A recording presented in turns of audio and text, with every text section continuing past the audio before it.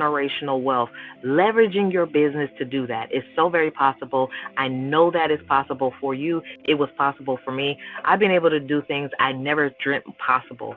And it's something that I always, my greatest desire is to impact black and brown communities with the knowledge of government contracting, where there's trillions of dollars that's being left on the table that's specifically set aside for black and women and minority small business owners. I want you to know how to grab some of that. You, in turn, can buy your block back when gentrification is happening in your community, build generational wealth, and of course, to change your family legacy and the things that we talk about. It's all about financial literacy. Each one teach one. We all uplift each other, but definitely living out your dreams and living life on purpose.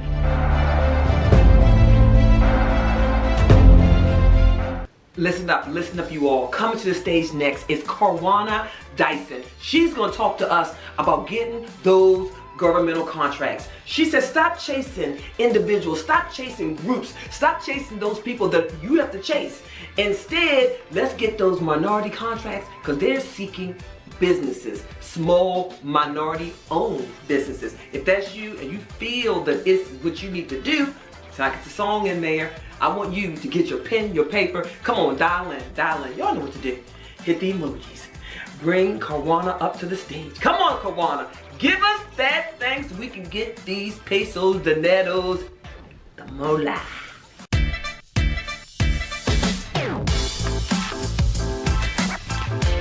How many of you are either a woman or a minority small business owner? You consider yourself a minority small business owner, and maybe you've been in business for a few years, you've been in business for several years, and you haven't still been able to get ahead. Did you know that the U.S. federal government spent just last year during the pandemic over $10 trillion on small business products and services? Okay, if you didn't know that, just know that at least 26% of that, which is a little more than 2.6 trillion, was obligated to be spent with minority small business owners, right? And so my question is, are you getting your piece of the pie? And if not, you definitely want to sit back and take notes of every single thing that I'm going to share with you today, because today I'm going to give you some information that the others don't share that's going to help you transform your business, okay? So I'm Karwana D. I'm a government contract strategist. I help minority small business owners learn how to grow their business with these government contracts. Now, if you think $2.6 trillion is a lot of money, just know that there's even more when we add the budget spend for the state level, as well as what's being spent on your city local level. They have money for you. And I like to show you exactly how you can go about getting some of that piece of the pie, okay? So today I want to empower you with this information. I want to first start with a little bit of how I got started. I am Karwana D. Again, I'm a government contract strategist who actually help people learn this step-by-step process and strategy, just like in the movie War Dog. So a little over 10 years ago, I actually was broke, busted, and disgusted. I was sitting in the very same seats that many of you are sitting in today, trying to figure out how to get ahead in my business, trying to figure out how I was going to pay my bills, have consistent, sustainable income, and never have to worry about going back to a traditional 9-to-5 ever again, right? So I had 2 kids to support at the time. Primarily, I was depending on my spouse, and we were in the middle of a divorce. So you already know what that looks like, right? So my stress brought me to actually considering going back to work, but my heart said no. I knew that I had a business that I have been working on for several years, and I knew that that was going to be my way to build generational wealth for myself and my family. So I asked the one question: how do I get consistent, sustainable income? How am I going to be able to take my broke business off the ground so I can stop chasing customers, so I can stop begging people to buy my stuff and trying to convince them, right? And the one thing that I learned from an actual billionaire, a Black billionaire, by the way, who was the first Black billionaire that I ever knew personally that built his business from the ground up.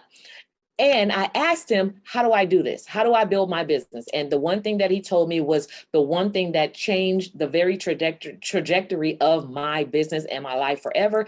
And it was that the same thing that you're selling to those people, those individual customers, right? Who you feel like you have to chase, and you feel like you have to consider, basically let them know over and over again what you sell and offer, and you basically have to, beg them to buy your services. Those same services and those same products the government buys. And guess what? They're not a customer who's running. They're a customer who's saying, I got this money. I got $2.6 trillion and more to spend with minority small business. Where you at?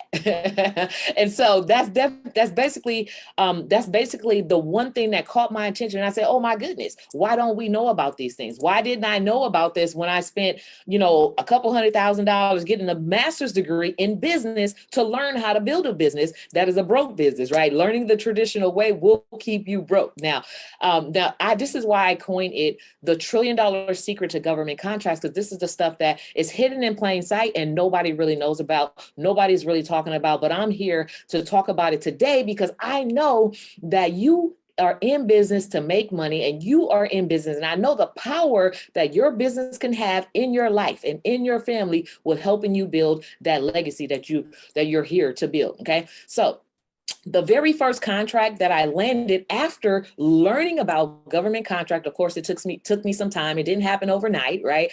It took me some time to really learn how to do it the right way. The very first contract that I landed was a $70,000 contract for, guess what? 28 days of work. Right. And this was actually shooting photography services. So when you think about it, I was actually on site for about 2 hours a day. So that's not even, when you calculate all the hours, not even 3 days of work, 3 8-hour days of work, where I was able to walk away with $70,000 in a contract for my very first client, government contracting client. Right. And so for most businesses, especially minority small business owners, that $70,000 is not even something that they maybe will ever make, in the first 2 to 5 years or whatever. For some, you haven't even gotten to the first 5. And for others, it'll probably take you like 1,000 customers in order to reach that type of thing. But that was just the one. But guess what? I'm here to tell you that one contract actually ended up duplicating and tripling and quadrupling. Before I knew it, I was actually landing multiple contracts simultaneously, and those contracts began to get larger and larger. And before I know it, I learned how to land multiple 6-figure contracts for very part-time work. And this is the stuff that I'm excited about. So if you're excited, leave a comment and let me know that you're excited. If you're one of the ones who said, I am a minority small business owner, especially if you're a woman minority small business owner, because that makes you a double minority, leave a comment, because this is the money that the government has for you. And my question again to you is, are you getting your piece of the pie? Okay. So why don't we know this? Why don't we know this stuff? I really can't tell you, but I do know that I'm here to tell you that it exists. And if you just really Google it, government contracts for small business, you will be amazed at the type of things that you can sell. And you can pretty much sell anything. And my test to that is, if you can sell it to a person, you can sell it to the government. Because guess what? The government is a body built up of persons, a bunch of people, right, that are inside the government. So here's the thing. What I want to share with you today is the 3 steps to actually getting started. Okay. And if you can master these 3 things, of course, there's going to be more. If you can master these 3 things, then you will be well on your way to actually getting started as a government contractor. Number 1, in order for you to do business with the government, you do have to have a business, right? And not just a freelance business, but an actual business where you've built a foundation, meaning that you have your checklist of items, right, that you're supposed to have, right? And those items include your business license or an articles of incorporation if you have an LLC or any other type of entity that you went above and beyond to build. You have to have an EIN, a Dun and Brad. You have to have at least 2 years of taxes. And as I caveat, not 2 years in business, but 2 years of taxes, whether it's business or personal. So do not disqualify yourself by thinking I have to be in business 2 years to sell to the government. Now, you can actually be in business today and sell to the government 30, 60, 90 days from now. So you can be very profitable. So it takes me back to what I learned in school was that, of course, it takes you 2 to 5 years to build a business, right? In order to be profitable, you have to wait that time period. But guess what? With government contracts, it's a game changer, because you can be in business today and be highly profitable in the next 30, 60, 90 days. And it changes the game. It changes the idea that we have to chase customers, because here's a customer who's actually already looking for you. Don't you want to know how to connect with them? Okay. So the second thing is, yes, they have contracts that are set aside for minorities. They have contracts that are set aside for women in business. They have contracts that are set aside for small businesses in general and disadvantaged small businesses. We're all at a disadvantage, because according to the Small Business Act, of course, any company that has under 500 employees is qualified as a small business concern, right? And if you're not even generating 30 million a year on average, then guess what? You are at a disadvantage, a huge disadvantage, and you want to actually take your golden ticket to knock on the door of the government and ask them for your contracts. Okay. So, and that's just literally how simple it is. Of course, I make it sound a lot easier than what it really is. There's some work involved. Okay. But it's not just enough to be those things. There's a certification process that has to take place to officially become a small minority woman disadvantaged small business. So there's a certification process. So that's the second step. The third step is, of course, once you've actually gotten your business foundation in order, and you've got actually officially certified yourself as a minority small business that's at a disadvantage, the third step is to submit proposals, right? So every single day, every single minute, there are thousands and upon thousands across every single agency, federal, state, and local opportunities that are put out there where the government is saying, we need this service, we need this product, we need this. And it's everything, including janitorial services, communications, photography, video production, of course, catering, restaurant, event planning, you name it. I've actually have a client who actually sells prosthetic wigs to the government. So do not think for one moment that you cannot sell to the government. So that third step is just basically looking for those opportunities that they're putting out there and responding to it. So if you can master those three things, right? Getting your business in order, getting certified as a small business so that you can actually go after those certified, set aside contracts for certified small businesses, and then responding to the opportunities, then you will actually have made yourself a legacy business, because you're not only are you able to land multiple contracts simultaneously, but these contracts are large in size. So now you're buying your time back from chasing those individual customers. So hopefully that information is resonating with you, and hopefully you are now aware that government contracting is something that can change your life, and you will begin to take action. And so now I said all that to say, and in closing, I want to say this, right? I want you to be like the little engine that could, that think they can, right? Because it all starts, your belief system, it all starts within you thinking that you can actually accomplish this, right? And then two, I know I can, right? Because there's the engine, just like, the engine, I don't know if you guys remember from childhood, the little engine that could, he was watching all of these other engines and trains, with their big choo-choos. And he's like, I think I can. He had a little tiny choo-choo, but he was trying to get to become that big choo-choo train. Just like a small business looking at all of these giant businesses and saying, I think I can grow into this giant business. But guess what? Those giant businesses, I bet you believe that they are doing business with the government. That is the secret. And guess what? This government contracting thing actually levels the playing ground to even the little train like you can do it. So you go from thinking to knowing to actually doing it, because it's going to take action in order to participate in this multiple $1 trillion spend that is there.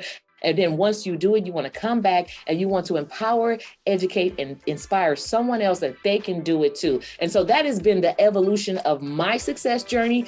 And that is the evolution that I want to see each and every one of you who raised your hands, who made the comment that you are a small business owner and that you are that minority small business who are looking to actually build a legacy business. So if you want to learn more, I want you to go to qualifyforgovernmentcontracts.com. Go to qualifyforgovernmentcontracts.com so that you can actually get my free checklist on how to qualify your business for government contracts with all the steps. And then also the free case study where we're going to talk more about how these three components work and can work for you.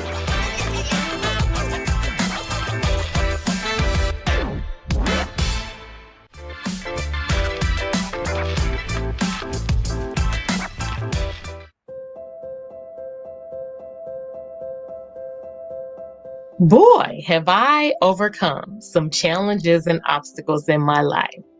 So, years ago, I was diagnosed with a major illness and I was absolutely devastated. I was prescribed medication, none of which I wanted to take because I knew the negative side effects on my body. One day I go to the doctor and my doctor's out, but his dad is also a doctor and he's there and he reviews my chart and he says, I don't want you to take those medications. I want to try something natural because you need to heal on a cellular level. Light bulb goes off for me. Natural ways of healing. I go to my gynecologist and she has a holistic approach to her practice. And she's teaching me natural ways to take care of the body. Light bulb goes off, natural ways of healing. And then out of nowhere, I gained 4 dress sizes. And I continued my quest for natural ways of healing. So I drastically changed my diet. I began eating foods that were medicinal. I began using only natural products on my body and within my home. And I saw a major difference. And I actually went into remission. I've been in remission for over 15 years without harmful medication. So my business actually changed during what I call the purposeful pause of 2020. I realized the condition of my people. I realized we were in unhealthy situations, whether relationships or careers.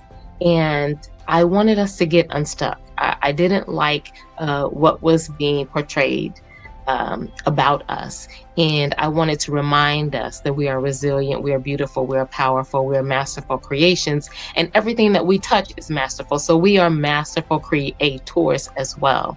Hello, I am Kimberly Shanks, and I hail from Cincinnati, Ohio. The name of my business is Strategize with Kimberly. I want you to realize your potential. I want you to tap into your strengths. I want you to hone those things and those skills that set you apart from everyone else.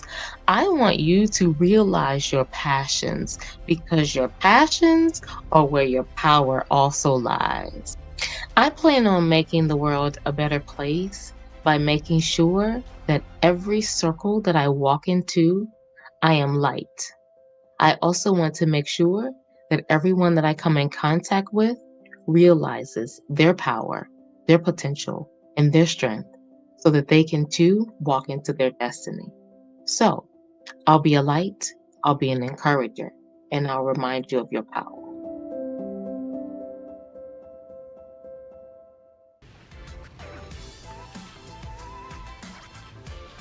Kimberly Shanks says, who are you? Who are you and what sets you apart from other folks? In this world of dog eat dog and everybody wants to be brilliant, everybody's fabulous, what sets you apart? Don't you want to know what sets you apart from the next person? That I know who I am. Do you know who you are? She kept asking you, who are you and what sets you apart, and do you know what it is? Do you know what it is? Let's get to it. Hit the emojis. Hit the emojis. You are brilliant. Hit the emojis. Let's go. Let's go. Let's go. Let's go.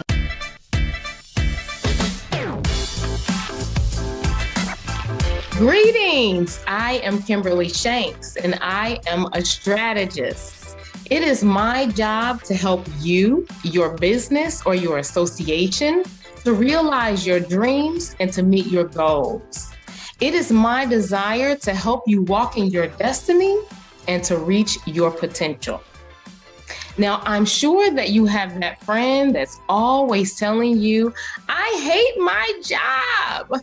Oh, I'm not paid enough. Things are not going well. They don't give me what I deserve. They don't respect my diversity. I hate it. Oh, wait, that's you. Oh, wait, that was me, just to be honest. So last year, during what I call the purposeful pause, everything came into perspective clearly for me. I decided that I would no longer assimilate into a system that did not value me, my diversity, my ideas, my worth, what I bring to the table, and even my hair. If I could not authentically show up, I decided I wanted no parts of that ball game. I don't even want those relationships anymore.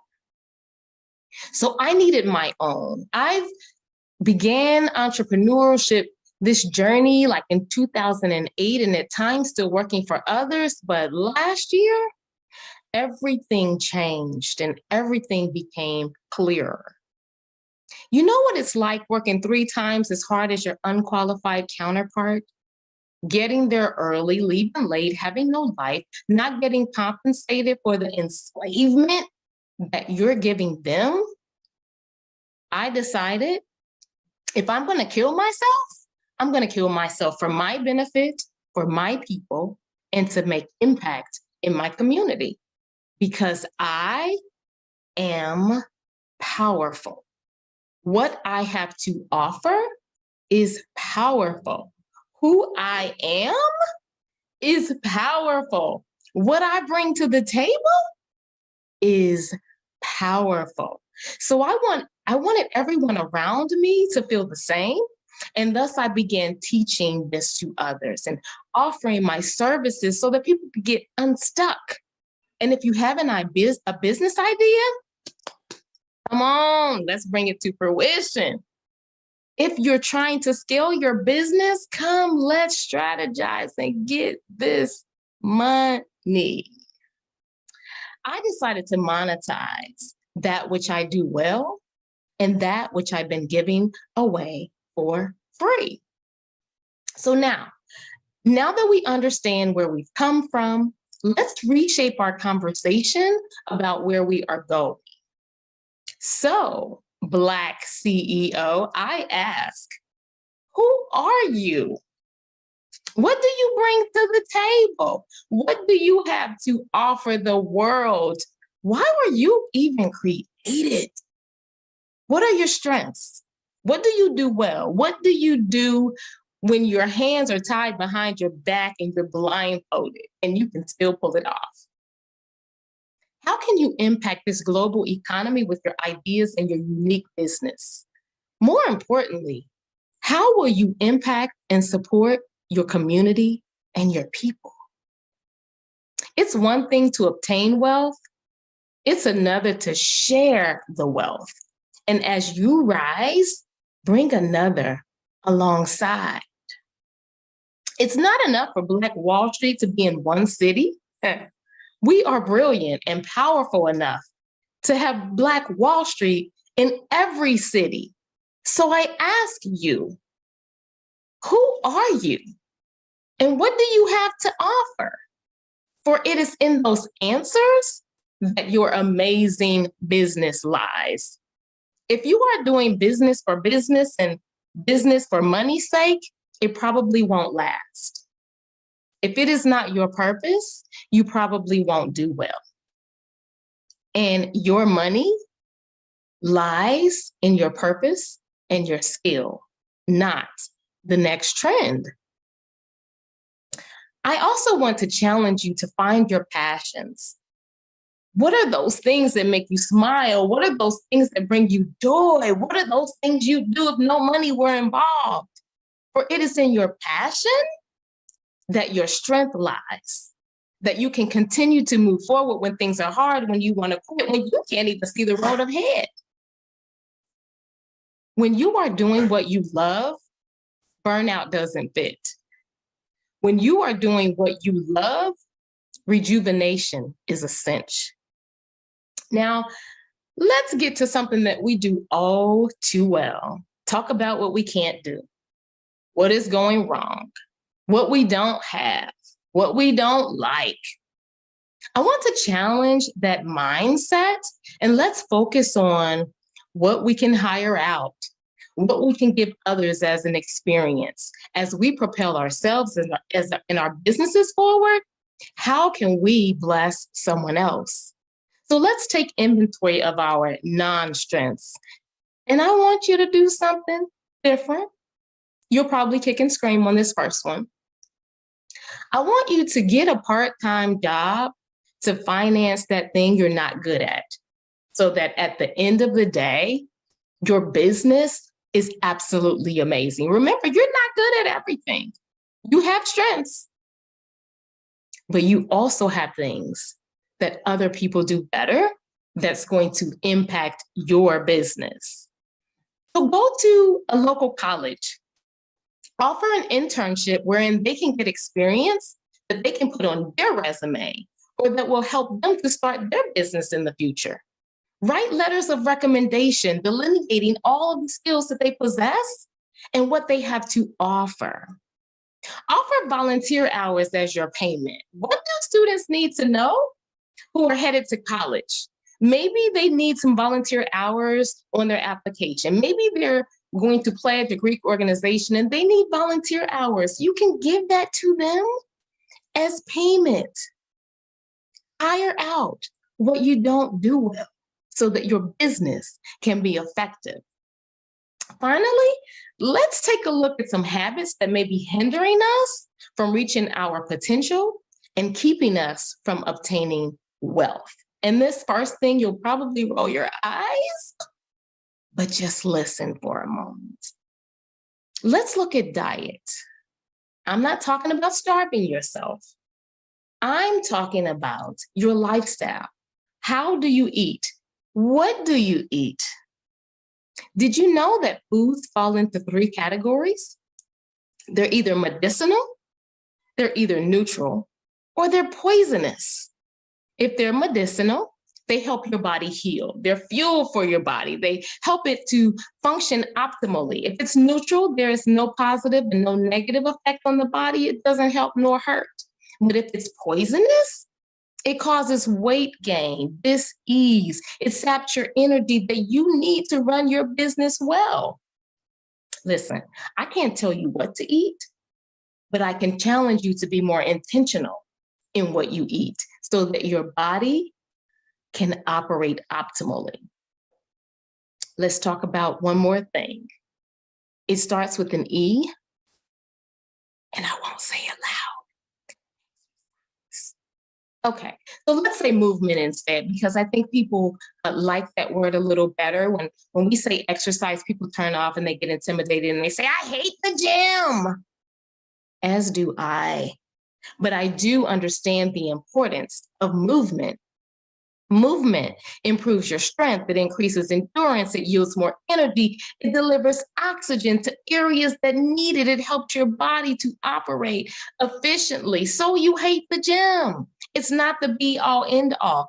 I bet there's an album that you love listening to and you can dance to that for 30 minutes.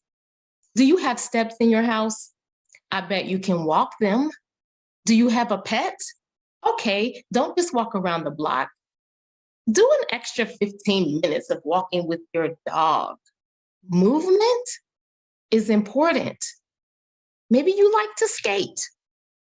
Do anything. And if you are of a certain age and things start going south, I know you need some resistance training as well. Put some weights on your ankles or your arms and clean the house. Why are we talking about movement? Because your body needs to perform optimally if you plan to run this business and get this money. If your body is broken down, I don't care how much money you have, you can't spend it. I don't care what impact you want to make, you can't make it.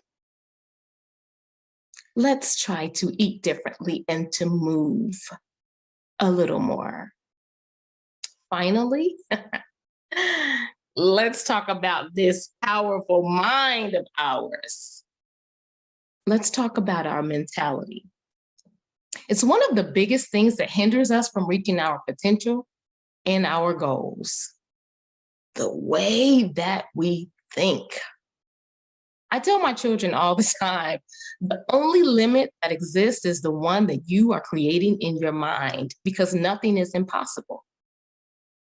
So the next time you want to give up or you think that you are unable to achieve your goal or to move forward, Mr. or Miss CEO, I want you to think of the resilience of your ancestors who laid in shackles, in feces, and were sick. just getting to America. I want you to think of the whips and the lashes that they took for not conforming. Tell me you're going through more than that to start and to scale your business. On a positive note, because we forget how great we are, and we have come to believe the narratives that tell us what we're not, remember where you come from. Remember the power of your forefathers and your foremothers. Don't believe the hype. Don't buy into that narrative.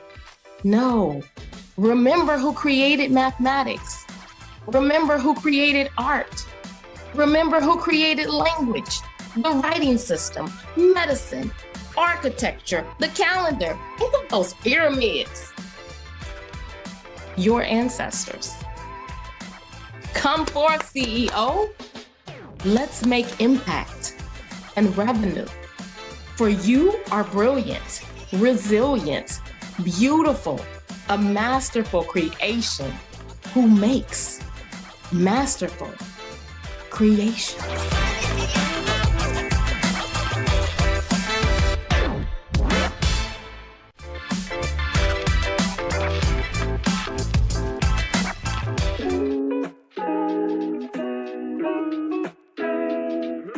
My main area of struggle was around finding my place. My entire childhood was spent going back and forth between two completely different households. I was an only child in one and number 3 of 5 in the other. I attended like 5 different elementary schools, and mostly because I did 25 years in the military, I called 25 to 30 living spaces my home. I never even had that one passion for what I wanted to be when I grew up either. When I was a kid, I was interested in teaching and anything related to the arts, dancing, singing, drawing, acting, all of it. I realized that what I love is getting curious about the way people think, what makes them behave the way they do. I love training people to accomplish tasks more effectively and efficiently. I remember seeing Ian Van Zandt and Marianne Williamson and others on Oprah and think, oh, I wish I could do that. And then I realized that my entire life had led me to becoming a transformational coach, helping people to create and manage the results they want in their lives by rightly applying spiritual principles, transforming themselves, their families, and their communities. See, the work I do is important to me because this is the legacy that I want to leave. When I lay my head down on the pillow for the last time, I want to have left a beneficial footprint for having walked this earth, that future generations will come to know their true nature and continue to work for peace, equality, and freedom for all people. I'm Denise Hanks, a life mastery consultant from Bridgeport, Connecticut. If you decide to work with me, I would be honored to serve and support you in creating a vision for your life that you're in love with, teach you lifelong skill sets to help you partner with the infinite and rise above whatever the conditions, situations, and circumstances, and become who you want to be, do what you want to do, have what you want to have, and give what you want to give. I believe the world can be a better place when we see that we can live a life we love, giving our time and energy to the things that matter without regard to conditions and perceived limitations. When we're able to express love freely without fear and inspire others to do the same. My plan is to help us master this kind of life by speaking, coaching, training, and being an example in my own life.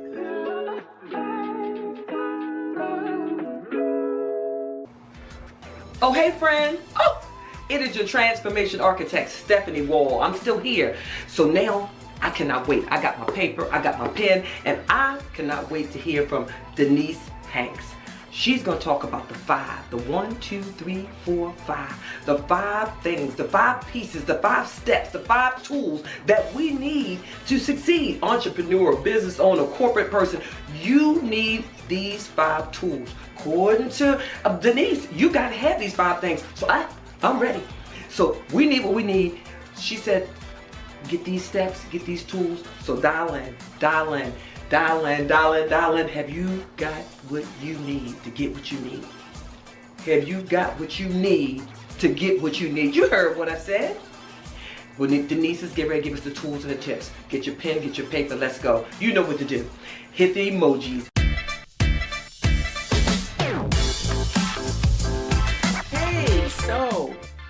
I have a question. What does it really take to succeed in business today? Maybe you are a CEO or an entrepreneur who's been trying some really, really great strategies in your business, but you're still not growing as much or as fast as you think you should be. Or maybe you're asking yourself, am I missing something? Well, I am going to share with you 5 principles that I've discovered to be that missing piece. Because don't you want to feel that spark again? Or maybe find clarity in the midst of chaos? Or just make decisions more confidently and quickly? Perfect, because today we're talking about what it really takes to be successful. Now, as a CEO or an entrepreneur, and trust me, I know it's really tempting, especially in today's day and age, to focus on surface level tactics. You see it being advertised all the time online, people talking about trainings and courses on things like how big is your following or increasing your social media. And what about that funnel? How big is your list, right? They say, make sure you have all these things dialed in. And while those business practices are important, yes, there is a time and place for all of that. But quite frankly, the most successful people I know, they've launched their businesses over the last decade or so, and they haven't focused at all on any of those surface level tactics. But they are really good at these 5 things, and they continually stay good at them. And once you have these 5 principles, then you can do the rest. Then you can put everything else together and thrive in your business. So let's dive into principle number 1. It's your willingness to befriend your fear. That's right. Now, listen, this is huge because as you step out and you do things that you've never done before, step out of your comfort zone, fear is going to come for you. It's going to try to scratch and claw to hold you back. But your ability to navigate your fear, befriend that fear, and move forward anyway is what separates those who never launch business or do anything big, who never make their impact, and then those who make tremendous impact. And the very first step in managing that fear is managing the voice of doubt. You know that voice, the one that says, who are you to launch a business? Who's ever going to follow you? You're not famous. You don't even have a big list. Who are you to do anything special in your life? Ha! You want to be a speaker? Your life ain't even perfect. And look at when you tell your friends and your family that you're going to start your own business, they're laughing at you. Yeah, all those voices of doubt and fear. Well, guess what? Everybody has those voices. Nobody is famous before they get a big name. Think about anybody famous. They all started at the same place, at the beginning, right? So every highly successful person has learned to navigate that voice of doubt and overcome fear as they're building their business. Number 2, you must be willing to let go of the Lone Ranger syndrome. Yeah. Now, the Lone Ranger syndrome is that voice that says you can do it all by yourself. Yeah. In fact, you shouldn't get any help from people because if you do, you wouldn't really have earned it yourself. Lies. Successful people get help from other people all the time. In fact, the most successful people hire some kind of a coach, right? Successful business people hire a business coach. People who want to see results quickly in their body image, they hire a fitness coach. People who want to be successful athletes, they hire a performance coach. And people who want to grow in personal development, they hire a life coach. They all have a mentor, and most of them are also plugged into some kind of a community. So listen, I've had the privilege of training and coaching hundreds of people, right? Over the last few years, and even seen it actually, I know I've seen it in myself. Okay, so it's this pattern of You reach a certain level of success and then you move into a slump, right? And then you get successful again, and then you move into a slump. And what happens is actually predictable. See, we get successful, and then there's this temptation to disconnect. We stop connecting to our community. We stop asking for help. We even stop getting our mentorship. And then slowly, we go into this downturn and into a slump. And then we're in this trough of struggle. And then what do? Yeah. Hey, help, I'm struggling. Things aren't going well. And then we reconnect to our mentorship, our network, and our community. So go ahead, just let go of that Lone Ranger syndrome and allow support into your life. Now, principle number 3 for creating successful business is resilience. Yes, you've got to be resilient. The most successful people I know are the ones who fail the fastest. What do I mean by that? They're the ones who try things out more often. And when it doesn't work, they get up, they try something else. They get up, they try something else. They're incredibly resilient. And you've got to have a thick skin, right? You've got to be resilient to grow your business. And if you're an entrepreneur, that comes with beautiful benefits. Unlimited income potential, the deep feeling of fulfillment that you're doing what you're meant to do. But you've got to have that courage and the resilience to move yourself forward, because there will be times when it may look like your efforts have failed. But part of resilience is you got to find the good that you can take from it and then move forward. Just shake the dust off, pick yourself up, and get back after it. And that skill of being resilient is essential for being successful in business and in life. All right, we're at number 4. And that is, you've really got to be a lifelong learner. I am a lifelong learner. I feel like I'm constantly learning. I'm always willing to do something, something new to help connect with my audience, with my clients, with you, right? To help serve and impact you. It's so inspiring to look at all the greats, right? The great speakers and coaches who are always learning, especially learning things you think they've already learned. So over the years, I've attended many conferences, live and virtual events. And what impresses me the most is seeing, the big name speakers taking notes and offering takeaways after someone else has presented. I mean, how inspiring is it to see these people who are at the top of their game with massive success, and they're sitting somewhere taking notes more than anybody else in the audience? The reason they're successful is because they're committed to being learners. Leaders are learners first. And in your business, there's going to be a whole bunch of stuff that you're going to have to learn. You're going to have to skill up in order to deliver your best work in the world. And in order to impact more people, to grow your business. But if you're willing to be a lifelong learner, then you're willing to learn new skills to impact people. And that mindset is going to serve you from day 1 until the end of your career. All right, we're at the 5th one.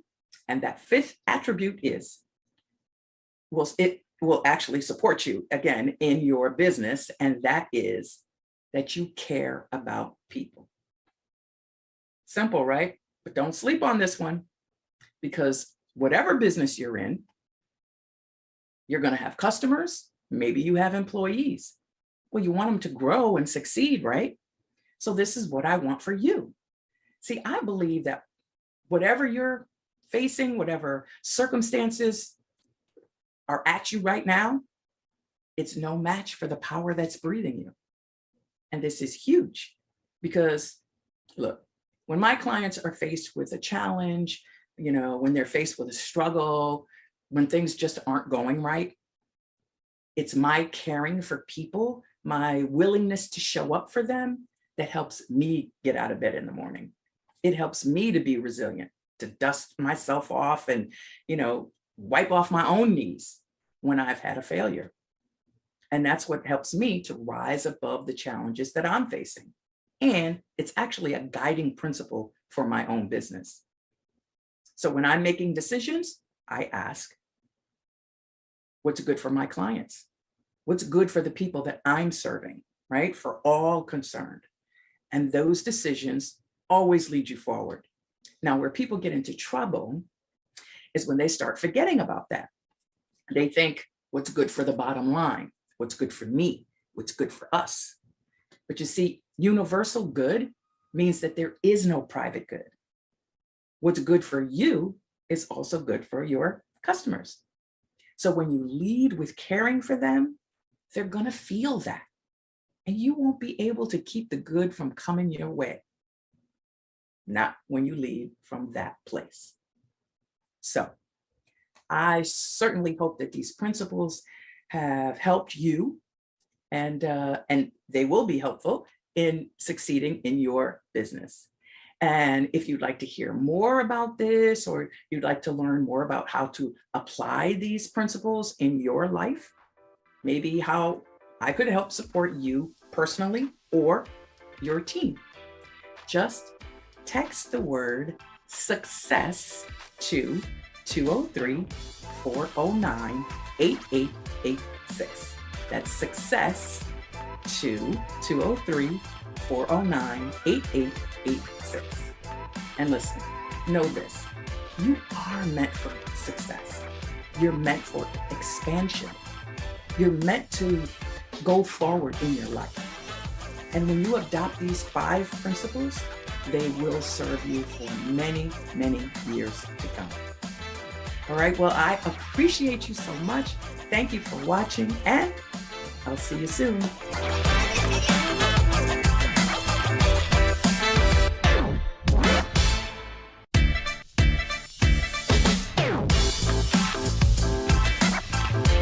If you want to get known, get connected, and get paid, you better learn how to network.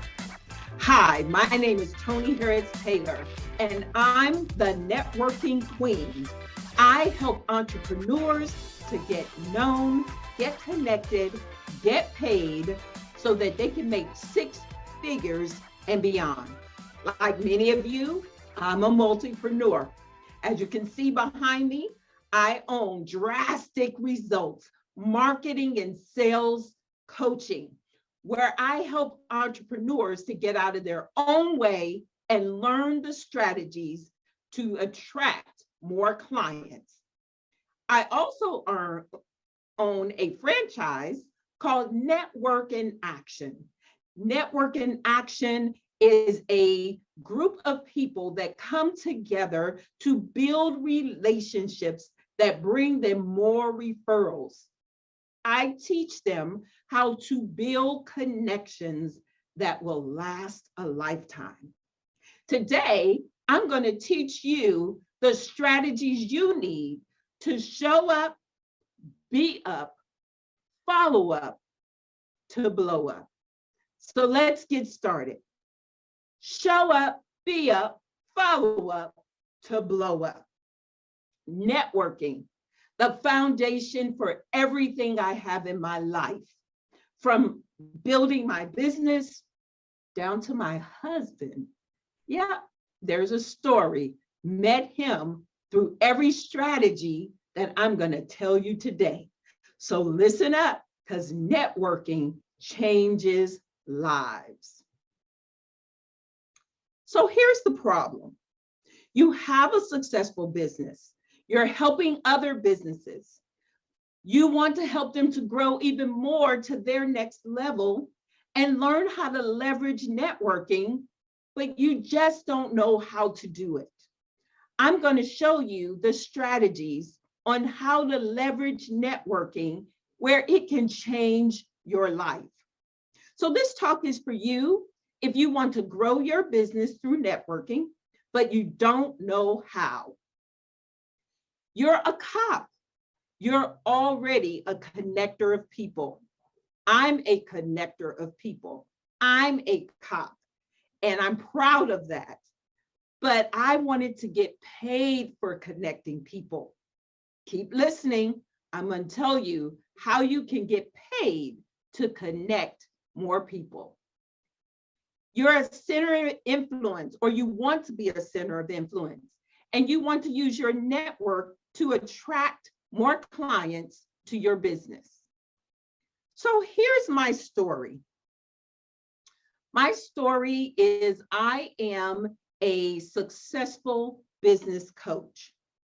I actually am passionate about helping my clients to get drastic, to get out of their own way so that they can grow their business using marketing and sales strategies.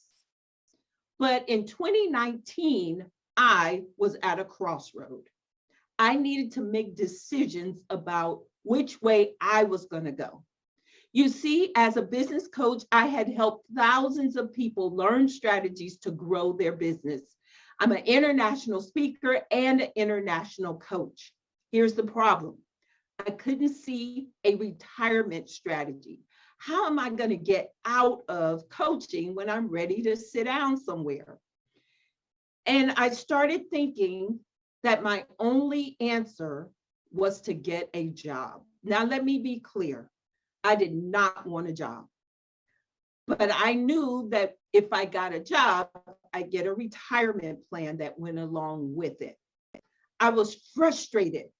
I was disappointed that I could not figure this out, and I was confused. Ever been there? I'm doing good, making six figures in my business, but I needed to go to my next level and didn't know what to do. So someone that I met networking, a money mindset coach named Carol, invited me to her house. While we're sitting by her pool, talking about my dilemma, she asked me a very poignant question.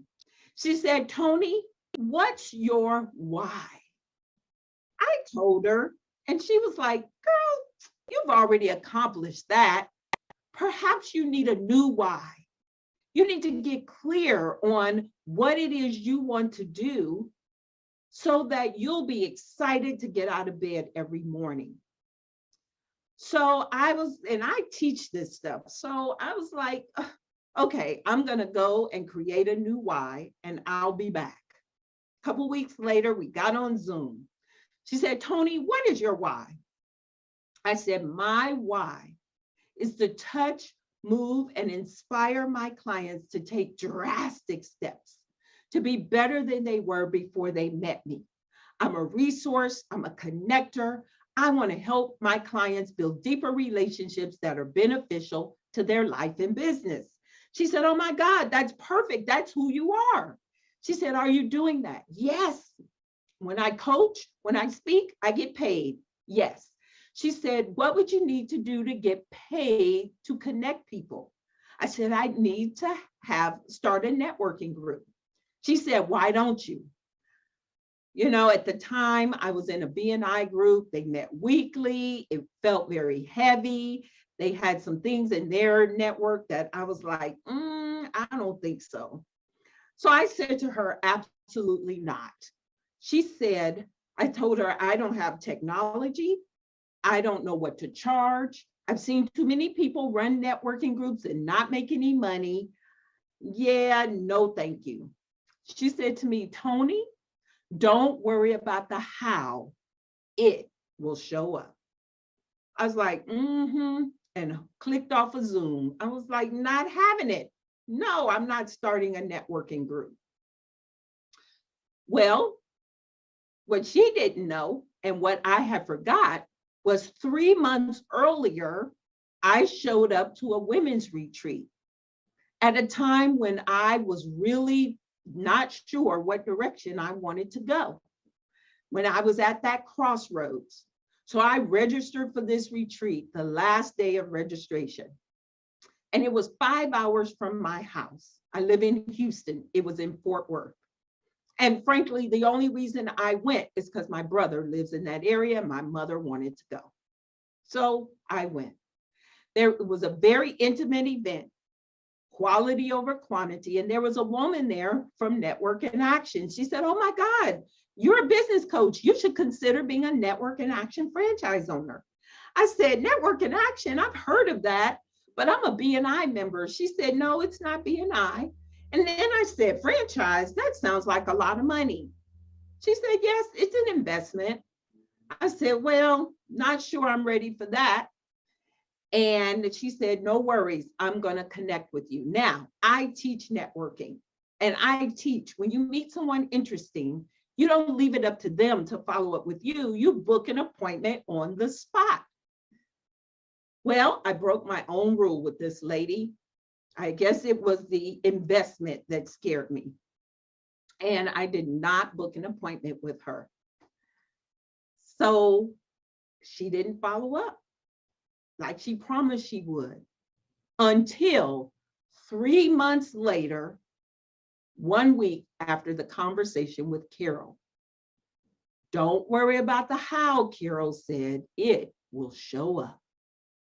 Tony, I haven't forgotten about you. I still think you should be a Network in Action franchise owner. Yeah, what was that investment again? She told me. I said, girl, I don't have it. She said, don't worry about the investment. I'm just going to make the connection. I said, okay, you can make the connection, but I don't want to waste his time. She made the connection. He came instant. We were like this instantly. When he showed me what Network in Action had, everything I said I didn't have, he already had laid out. All I had to do was plug and play. Now, 2 years in, I'm his fastest growing franchise owner.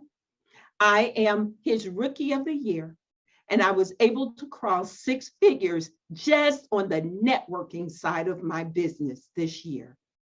Does networking work? Absolutely, if you work it. Now, I tell you this story because I want to weave the lessons that were learned in this conversation with you so you'll understand what's important. So I am going to give you my 3 steps to connect and be connected. Step number 1, you got to show up. You got to show up when you don't feel like it. You got to show up when you don't know who's on the other side. In my story, remember I told you I showed up when I was at a crossroad for making a decision to get a job. I registered on the last day. When I got there, I met someone who changed my life, and consequently, I'm now changing other people's lives. But while I was there, even though I was going through my own journey, I was tuning in to WCIDFY. What can I do for you? So when you show up, don't make it about you. Make it about how you can help someone else. And when you help other people, then you will receive help. Show up means put your best foot forward, even when you don't feel like it.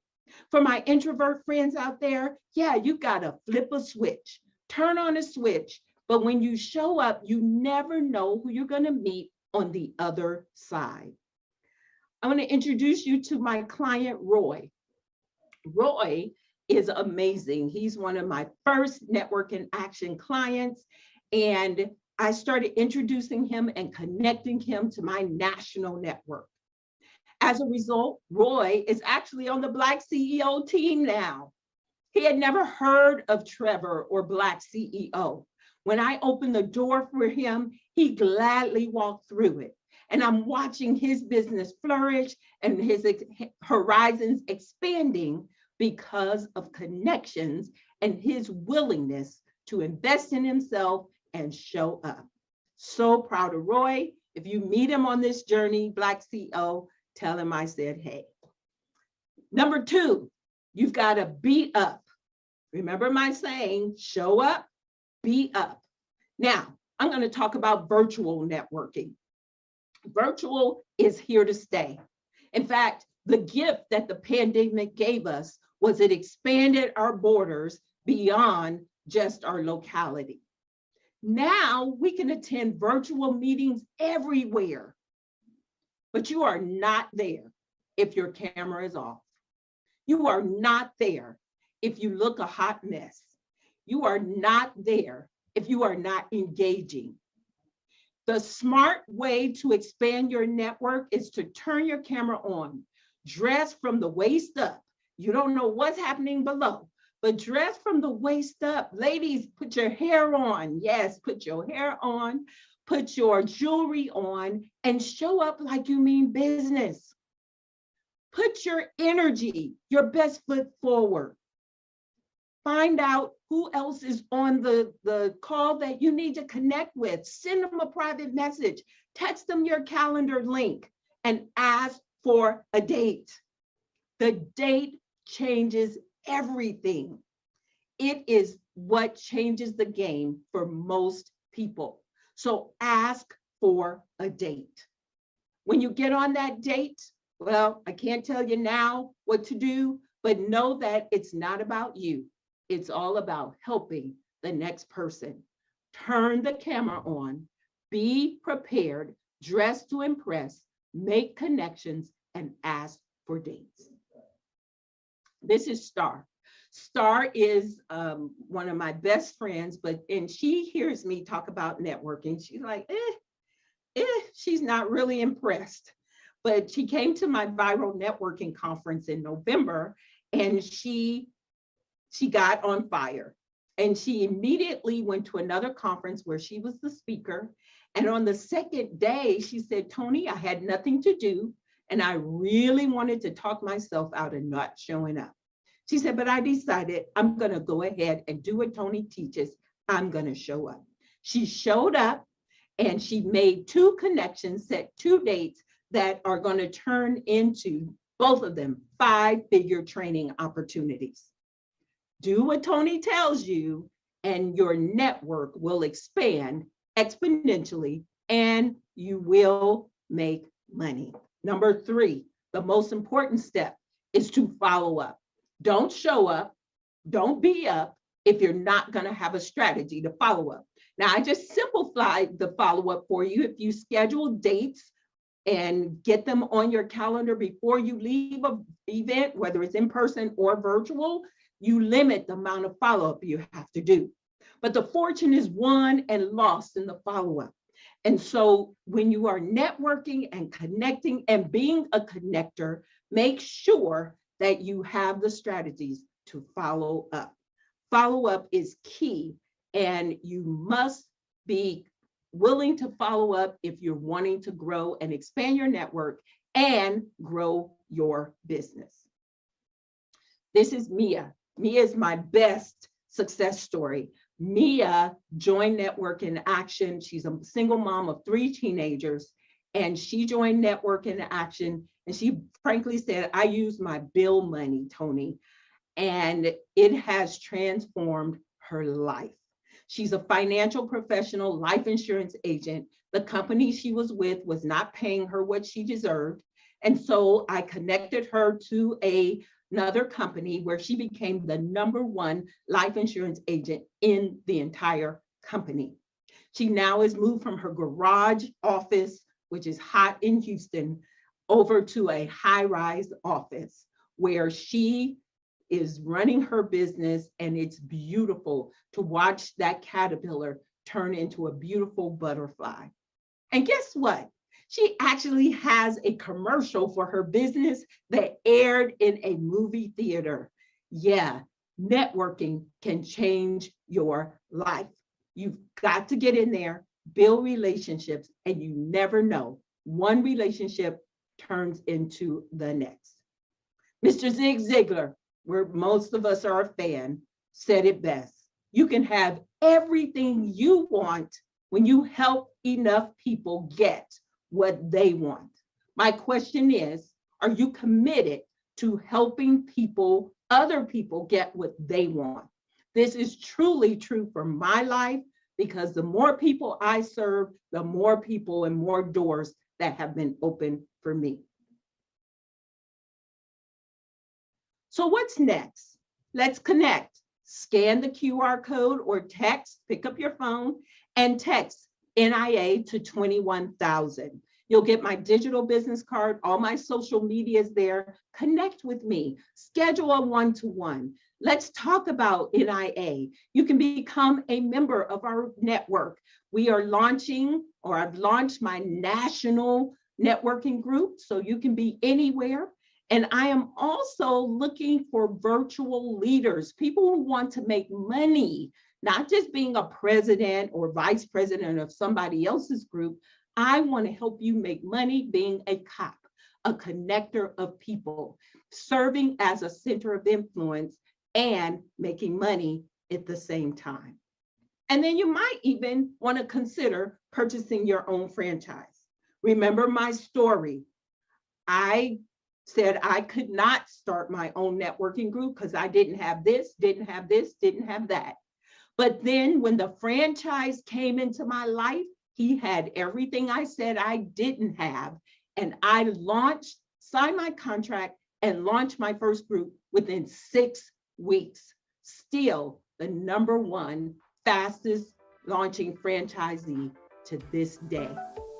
If you're passionate about helping other people to grow, you're a business coach, social media manager, website developer, other professions that help business owners to grow, let's talk. I know I can help you to grow too. And if nothing else, I'll share with you my connections. My name is Tony Harris Taylor, and I'm saying show up, be up, follow up, and you will blow up. And remember, take a drastic step today for a fantastic tomorrow. Let's connect. Talk to you soon.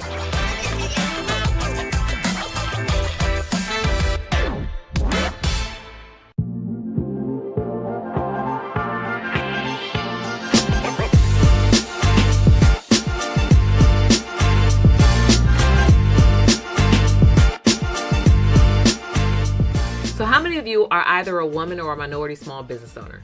Did you know that the U.S. federal government in the past year spent over $10 trillion on business products and services? And of that, they were obligated to spend merely upwards of 23% with small business owners who are women and minority. Now that's over $2.3 trillion that was on the table. Did you get your piece of the pie? I'm Karwana D, and I'm a government contract strategist. I help minority and women small business owners grow legacy businesses by teaching them how to do business with the government. Over the past 5 years, I've actually helped over 200 small business owners just like you generate a collective revenues of $3 million and growing. My question, are you getting your piece of that pie? Now, the $2.3 trillion that I share with you is only on the federal spending level alone.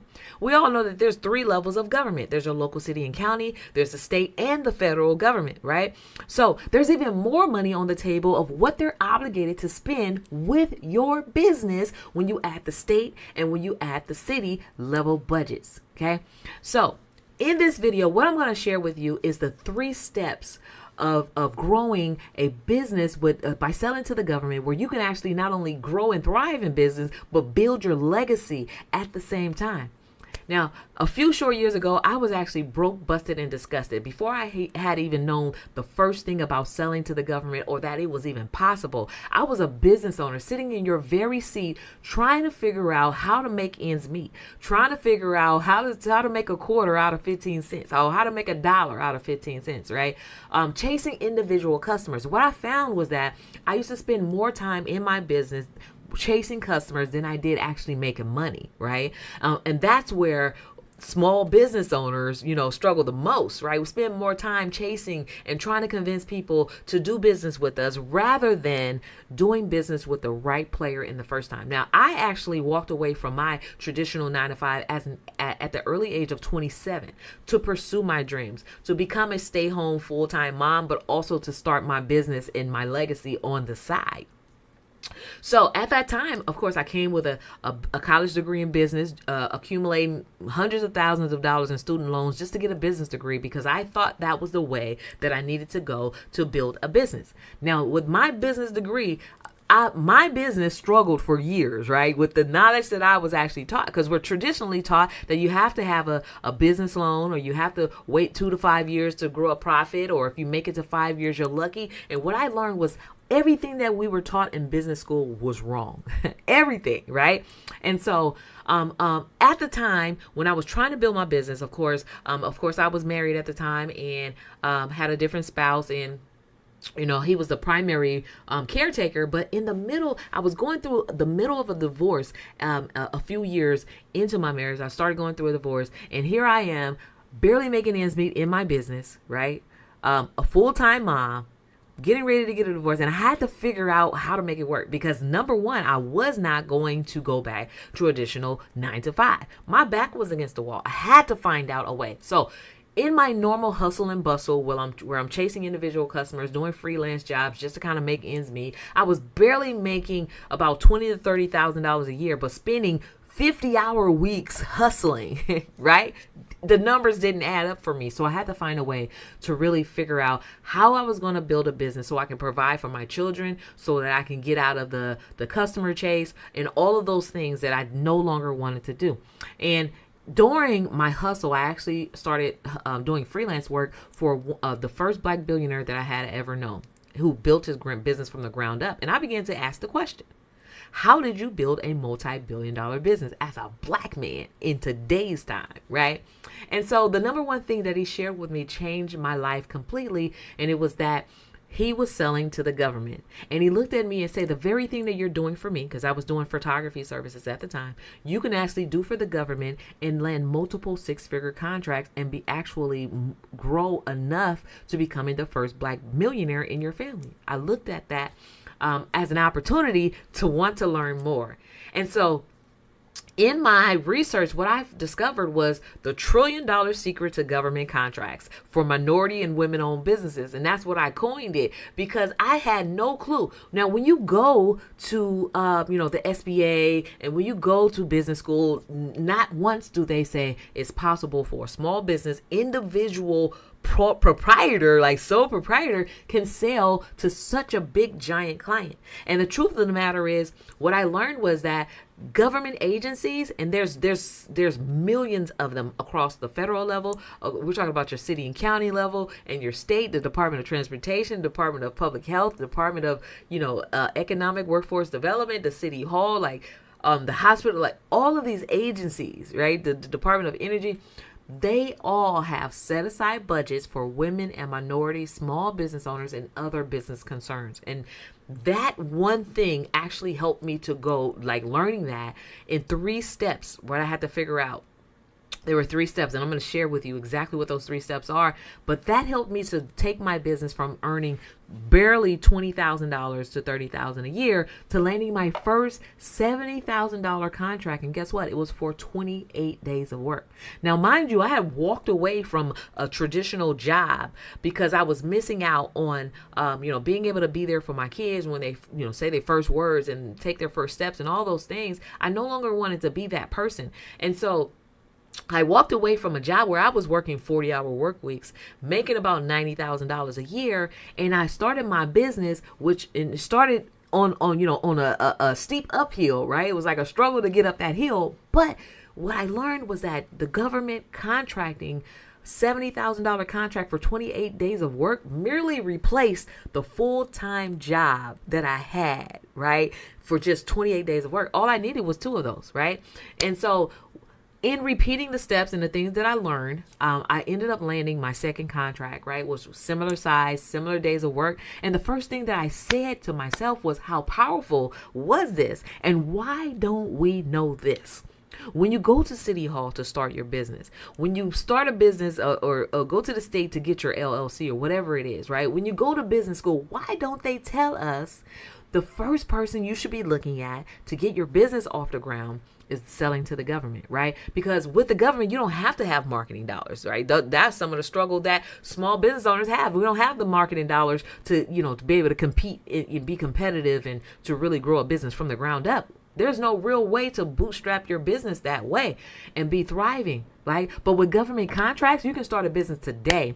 In the next 60, 90 days, you can be highly profitable, landing your first 6-figure contract, if not a 5-figure contract or multiple contracts. And the truth is, you can land contracts simultaneously. There's no limit to how much you can sell to the government. And so what I'm about to share with you in today's session is how I was not only able to build a multi-billion dollar, not billion, but $1 million business for myself, but to help my clients generate upwards of $3 million and more and growing by leveraging their business, which is a vehicle to generate wealth, government contracts as the fuel to help them get there and to get there faster. Because I don't know about you, but we don't have 20 years to learn how to figure out how to make some money in our business. We have today. We have within the next 6 to 12 months to learn how to make this thing work. And this is the key to making it work. So now I said all that to say, as a business owner, the $1 trillion secret that I learned was that there's more money out there than you can imagine. So just think about it as a stream of flowing water, a stream of flowing money that's flowing down your street every single day. And every single day that we're not doing this, because it costs us not to do it, whether it's costing us directly or indirectly, it costs us not to do it, because every single minority business can be at least generating $250,000 a year. Okay. Case in point, I have a client who actually was in my boat, barely making money in her business, maybe not even $5,000 for the year, right? Learned these 3 steps that I'm about to share with you, positioned herself and landed her first $250,000. That's $250,000 contract within her first 6 to 9 months of learning these 3 steps that I'm about to share with you. So step number 1, and I call this my 3-step BCP method. This is a method that I actually designed based off the experience and the research that I've done on what I had to do to get to where I am today, right? What helped me to go from 20K years to 250K quarters, right? This is the method right here. Number 1, you have to have a business. The B stands for business. You have to have a business in order to do business with the government. So we're not talking about an under the table business. We're talking about officially certifying your business as a legitimate business, whether you're a sole proprietor or an LLC or C Corp or however you want to structure your business. You do have to have one, right? And there's a list of items that you have to have in order to sell to the government. That is an EIN, a Dun and Brad number. You do have to have services that you actually want to sell to the government, like listing out those services. Because guess what? For every service, there's an industry code, and for every industry code, there's a specific budget of how they're going to spend in that code, right? So they have budgets. So for the more budgets or codes you can identify or services you can identify that you can sell to the government, the more multiple streams of income you can have in your one single business, right? For example, traditionally, we'll be thinking a daycare center. A daycare center, of course, you think they get paid for watching kids. But when it comes to the government, that same daycare center, when identifying the services that you offer, you watch kids during the day. Sometimes you have after school care. You feed the kids, right? Sometimes you do peer-to-peer counseling because the kids come from 2 separate households and maybe there's some drama there, right? So that's peer-to-peer counseling. We're talking about nutritional services. Sometimes you may even do photography services, once a year at your daycare, right? That's 5 different streams of income. Every single one of those services that I named, there's a specific industry code, and the government funds every single aspect. So you can either do business with the one individual person, right? Or you can do business with the government, who not only pays you and pays you well, but can pay you for every aspect of your business. Now we're talking about leaps and bounds growing your business, okay? Growing your business by leaps and bounds exponentially, right? To building a legacy business. And guess what? Your business is bigger than you, because it's not about what can we do for ourselves, but now when gentrification is happening in your community, you have the means to buy the block back. You have the means to build a legacy, to be the first time homeowner, to own land, right? To give back to your community, to be the philanthropist, all of those things. But it has to start with leveraging your business to generate revenue. And what more better person to do business with than the number one largest purchaser of services and products in the world?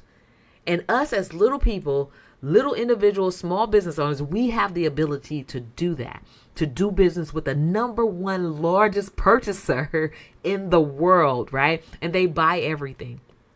Okay, so there's some more things. Of course, you have to have a part of your business 2 to 3 years of business taxes or taxes in general, personal taxes it could be, or a letter of explanation as to why you have not filed taxes. But these are legitimate documentation that you have to get started, right? And so there's a free checklist of all of these things. I have a free training where I go into even more depth. If you go to qualifyforgovernmentcontracts.com, qualifyforgovernmentcontracts.com, you can get access to that free checklist that I have, right? So step 2, once you've gone through step 1 and have accumulated all of those documents that you have to legitimately position your business to qualify for government contracts, now it's not enough just to have, just to be black and brown, or to be a minority, or to be a woman, or to be at a disadvantage, right? There's a certain certification process that officially recognizes your business as a small business concern. Whether you're a minority small business concern, a woman-owned small business concern, right? A certified a veteran small business concern, or a LGBT small business concern. There's a bunch of different small business concerns. There are socioeconomic disadvantages that you actually get to stand on and leverage to get access to the money. And so these are pools of income that are set aside specifically for these particular groups. But you have to officially fill out an application. This is called a certification in order to claim your piece of the pie. I don't know if you remember the story Willy Wonka and the Chocolate Factory, where everyone who had the golden ticket got to go inside the factory and eat up and get all the chocolate or whatever and candy that they wanted. Well, I want you to think about certifications, the process, although it's a lengthy, daunting process where you have to have all of your ducks in order, right? But it is your golden ticket to skipping the line to generating wealth, right? So just like if you go to an amusement park, they have a fast pass where you don't have to wait in line. You can get right to the front. Well, here's a golden ticket to skip the line to growing a thriving business, to growing it faster, to building a legacy, right? To accessing the funds that are specifically set aside for you. It's your golden ticket. I don't know about you, but I want my 40 acres and a mule. That golden ticket allows you to be able to generate enough revenues to get your own 40 acres and a mule. Okay, so get your certifications done. So that is the step. That's the second step, right? Understanding how to leverage your socioeconomic disadvantage statuses of groups that you've been a part of and have identified with that have traditionally been marginalized. They have money for you. Okay. And my question again to you is, are you getting your piece of that pie? The third step is proposals. BCP. That's my 3-step methodology that I use to help my clients generate millions and hundreds of thousands of dollars every single year in government contracts for their business. It's just selling to a giant client versus selling to a million little clients, right? And so the third step is every single day, multiple times a day, there are opportunities that are being poured out there. In fact, the government on every level, we're talking about every single agency, and there's millions of agencies across the U.S. They're putting out opportunities, purchasing opportunities of things that they're looking for. They're looking for paper clips, sticky notes. They're looking for accessories and clothes and uniforms. They're looking for janitorial services and real estate. They're looking for insurance and travel, right? They're looking for photography and videography. They're looking for communications and music and ministers of music services, all those things. In fact, one of my clients actually helped her position her business to learn how to sell prosthetic wigs to the government. So if you think they're buying wigs, don't you think your thing is worth it? Right? Accounting services. I have a client who landed her first $250,000 contract in the 6 to 9 month period selling, and she's in the travel industry, and she sold actually breast care exams, right, to the government by partnering with a Black business that actually does that service. And so the opportunities are limitless, and they're forecasting how much they're going to spend on these things every single year. They're setting aside a percentage of that forecast, the budgets that they're going to be spending specifically for women and minority small business owners, right? And your thing in this third step is to look at those proposal opportunities and to respond, to submit your proposals, to submit your quotes, right? You have to respond. So if you go through these 3 steps, get your business right, certify for these for your golden ticket, and then respond to the opportunities by submitting your proposals, then you too will have access to that $2.3 trillion spend annually and growing that is specifically set aside for you. What would that do for you? What would that do for your family? How would that position you in your community? How would you be able to contribute to your cause and the things that you want to do? A lot of nonprofits, people have non-profitable purposes and things that they want to do, but you have no money and no power in order to do it. Well, what if you leverage your for-profit business to get government contracts? Now you can fund your nonprofit purpose. Right? So it's all about strategy. It's all about understanding what's out there and how to take advantage of the opportunities that are out there. And so if you follow those 3 steps, I promise you will get to have contracting opportunities that are mind blowing. Okay. So right now, inaction and ignorance and lack of knowledge is keeping us from that. So every single year you're losing money, whether you're losing it directly or indirectly, simply because you didn't know. And this is why I coined it the $1 trillion secret, because most of us don't know, right? We did not know. But guess what? Once you know, I want to empower you to actually take action. Right? You want to take action. You want to be able to grow a business. If you're in business to make money, here's a giant client customer that's a guaranteed customer who's saying, I have money for you. I want to do business with you. Here's what I need. Can you serve me? Right? And don't disqualify yourself, because believe it or not, whatever it is that you sell, I can show you exactly the government is buying it. Okay.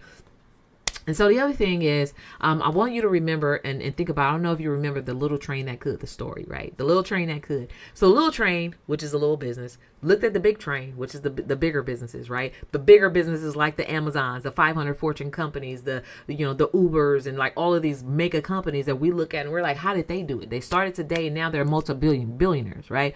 The secret is they understand this. And the secret that's going to be mind blowing to you is they too have government contracts. Do you think that they're doing more than just getting money from individual us, like customers? Yeah, they're doing more than that. They're actually selling services to the government. They're selling their services to the government. And guess what?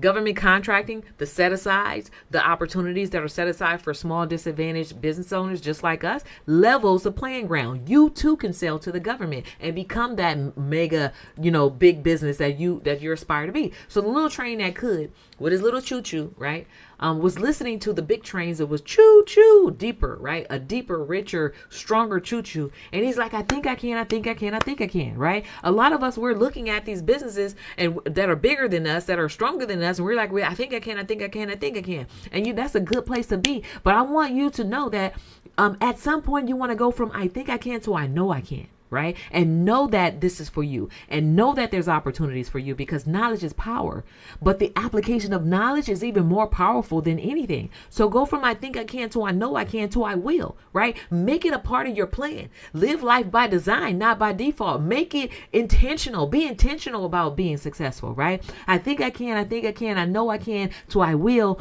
to I am doing it. Follow through. Do the work, right? Those who take action actually get the results. Do the work and know that you can do it, right? So that little train went from I think I can to I know I can to I will to I did it to now he's doing it. And then he goes back and shared that with the next little train exactly how he got there. This is merely the exact journey of success that I've had. I thought that I could.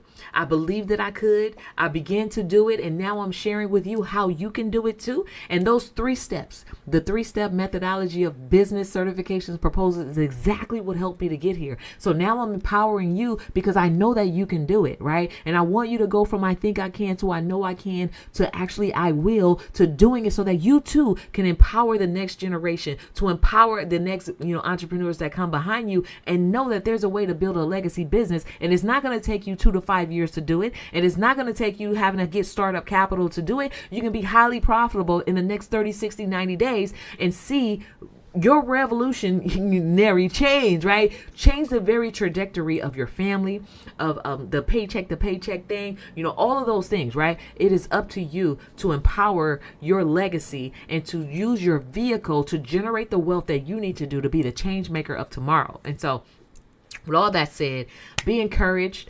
I hope that this was great for you, as good as it is for me. I love empowering entrepreneurs, but once I empower you with the information, it is your job and your duty to take action, right? And so today I'm calling you to take action. There's more training for you. I go into even more depth, and I also have another free gift. If you go to qualifyforgovernmentcontracts.com, you're going to get another free gift from me.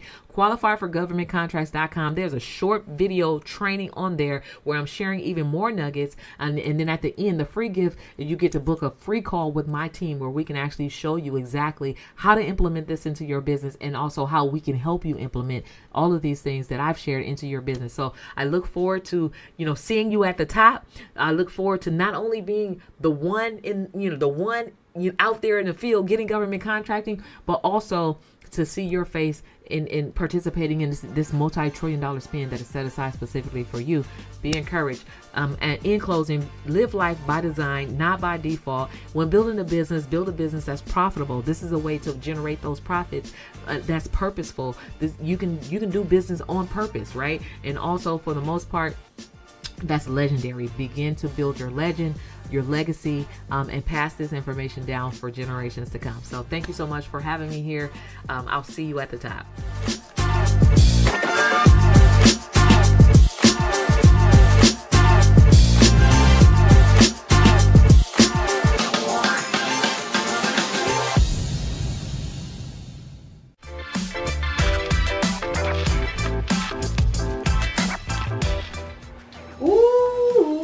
Fire all day. It's been fire all day. Y'all, look, I'm on a hustle. I'm on my way. But listen, our next speaker, oh my God, our next speaker, Diane Baldry. She said to stay hungry for the hustle. To stay hungry for the hustle to succeed. Now listen, the tools, stay hungry. Do not give up on you. Listen, this sister said that she always rolled with her BFFs. Gucci, BMW, and Louis V. That may be y'all best friend too, but she gotta tell y'all about how she had to cut them good girlfriends off. Them good girlfriends. So listen, tap in right now, because you want to hear from this speaker, Miss Diane Baldry. Tap in. Stay hungry, y'all. I'm hungry. I got to go. I'll be back. But y'all know who it is. It's the transformation architect. Gotta go, 'cause I got to transform, and I'm getting these tools, and I hope you're getting yours too. See y'all shortly. So, have you ever been in a position where you're working your 9 to 5 and you are rolling in the dough? Have you been in a position where you have your 9 to 5 and your side hustle, your own personal business, and you're rolling in the dough? That was me. I was able to buy whatever I wanted, so I felt, buy whatever I wanted, whenever I wanted, and live the life of my dreams. I was in hog heaven. I had my BFFs with me all the time. That was Gucci, Louis Vuitton, some of the others I can't forget. I keep forgetting that I get from Nordstrom's. These were my BFFs that I hung with on a daily basis. They would take a ride with me in my BMW with the drop top down, my freshly done hair blowing in the wind. It was quite the extravagant, happy life, or so I thought. And then it hit me. I got that dreadful call one day from my job at the 9 to 5. Now, mind you, everyone else around me was getting the dreadful call. But I just knew that that call that was ringing on my phone was not for me. That was to tell me that was going to be one of my employees that would have to get let go. And I was going to have to deliver the bad news. So when that phone rang, I stared at it and I looked at it a while. And I had the conversation playing out in my head with HR, how this was going to play out. But of course, it didn't go that way. I got the call and they called me to the office. And they gave me the message that, hey, we've had to do some restructuring. Unfortunately, this means that we're going to have to let you go. And I pretty much sat there in shock for a couple minutes. There were no words that could express how much I did not expect that message to come out their mouth. But I had to take it. So from there, I get laid off and the first month comes around. It's time to pay those bills. All of my best friends, Gucci, Louis Vuitton, the folks at Nordstrom's, they're all now starting to slip away from my hands. They're like, I don't see them anymore. The bill is due and I don't have the funds to pay. So what in the world am I going to do? Like, I'm just going to get a job. I'm just going to get a job. It'll be a matter of time. Well, the second month rolls around, third month rolls around, and now I'm like, this is not funny anymore. All right, God, this is just not funny. So what do? I go crazy. I go networking everywhere. I'm calling everybody I know. And I finally end up landing a job. And I'm like super sweet and happy about it. I get in this job, and tell me if you do this too. I get in this job and I'm like, yes, I'm making money. I'm going to do my thing. And you think I would have learned from the first time to not incorporate these same best friends into my life. You think I would have learned, but I didn't. What do? I start spending money here and there, living the good life again. I'm pulling out the BMW. I'm just like, money is going to keep coming until I die. How many of you have been in that position? So the dreadful day comes again. I get the call. I get told, hey, we're laying off everyone in the department. And we're so sorry. And here we go back on that same cycle. Money is full, and then I have none. I have plenty money, then I have none. After a while, that was getting tired. I mean, I went through 3 or 4 iterations, and you think by the first, second, third time for sure that I would have learned, but I didn't. Until finally, it got to the point where things were too hairy. And I said, let me do something different so that I could get different results. It was lonely. I felt like I was the only one. I felt like I would never get out of this financial yo-yo diet. But I'm here to tell you, I did my research. I went to New Wealth University and studied under Dr. Lynn Richardson. I worked with some of the best mentors and got my information together. And I have the key. There is a key. There is a recipe for each of us that we need in order to make sure that we maintain our financial freedom so that we don't have to live on this yo-yo diet with our money. We can be hungry for both the 9-to-5, the personal job, and then if either of those or both of those go away, we can still have our cake and eat it too. I'm here to tell you, it is possible. I am doing it. You too can do it. I would love to be able to show people. I feel compelled to show you. How can you have your cake and eat it too? How can you get the recipe for your financial freedom? Because we can live our best life, live our best dream, earn the money that we deserve to make, and then keep it so that it would last for generations to come. I am here to tell you, there are certain things that are key to everyone's recipe. One of them is so simple, but no one does it. and that is living below your means. We want to be able to stay hungry for the hustle, stay hungry to do everything that you want, but be smart about it. Be smart about it and have your money working for you, because there will come a time where you may not want to work this hard. And eventually there has to be a transition from you working hard to your money working hard. You have to get the recipe. This is what I want to have everyone do. If you can take out the time and write down your recipe, where is it that you want to go? What is it that you're trying to cook up? What is success taste like for you? And put together how you're going to get there. What are the ingredients that need to go into your recipe? Each one of us have something different, because each one of us have something different that we want to taste, that we want to eat. And you eat it and say, now this is good. This is where I want to be. So that is my advice to you. I'm going to summarize that up for you very quickly.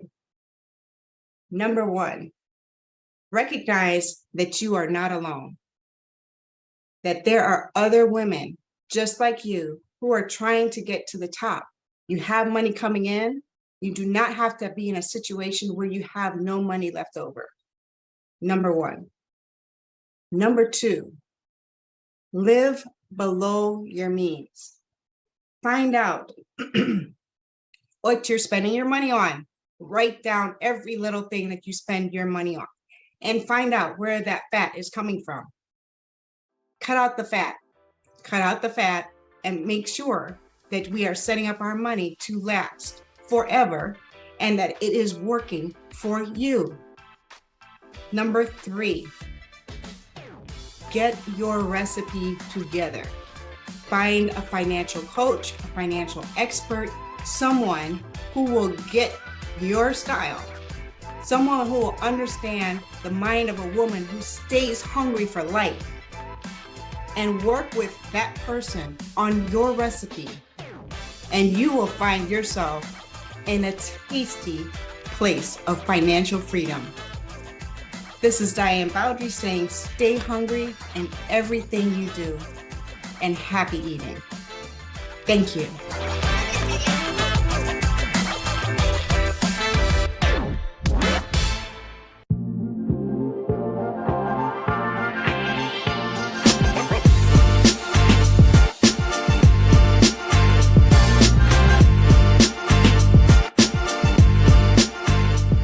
Hi, and welcome. My name is Denise Hanks, and I am a life mastery consultant. And I help professionals just like you who've maybe been applying some really great strategic advice and maybe some great tactical advice, but you're still not growing as much or as quickly as you thought. And you're thinking, am I missing something? Well, are you in for discovering what that missing piece is? So you can go beyond the current results in your business and you can have more life-giving experiences, just like they had. Not only related to your work, but also in all the areas of your life. Then stay tuned. But first, let me just celebrate you for making your way here and deciding for growth and taking that step to attend today. Now, if you're ready to experience a quantum leap in your business, you're in the right place and you're at the right time.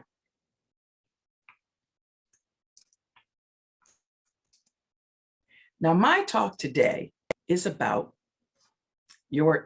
arousing your inner wisdom, 3 keys to accelerating your results.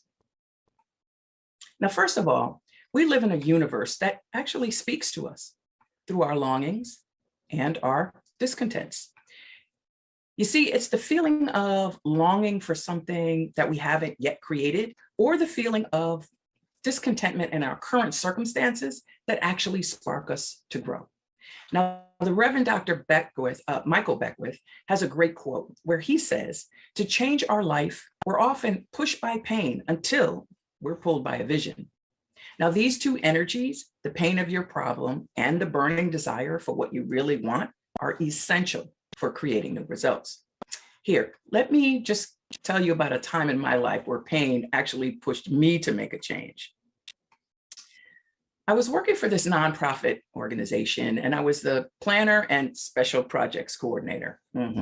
So besides coordinating the strategic planning and the grant reporting for the agency, I was also the data systems manager, the database trainer, and I was the trainer for 2 of their programs.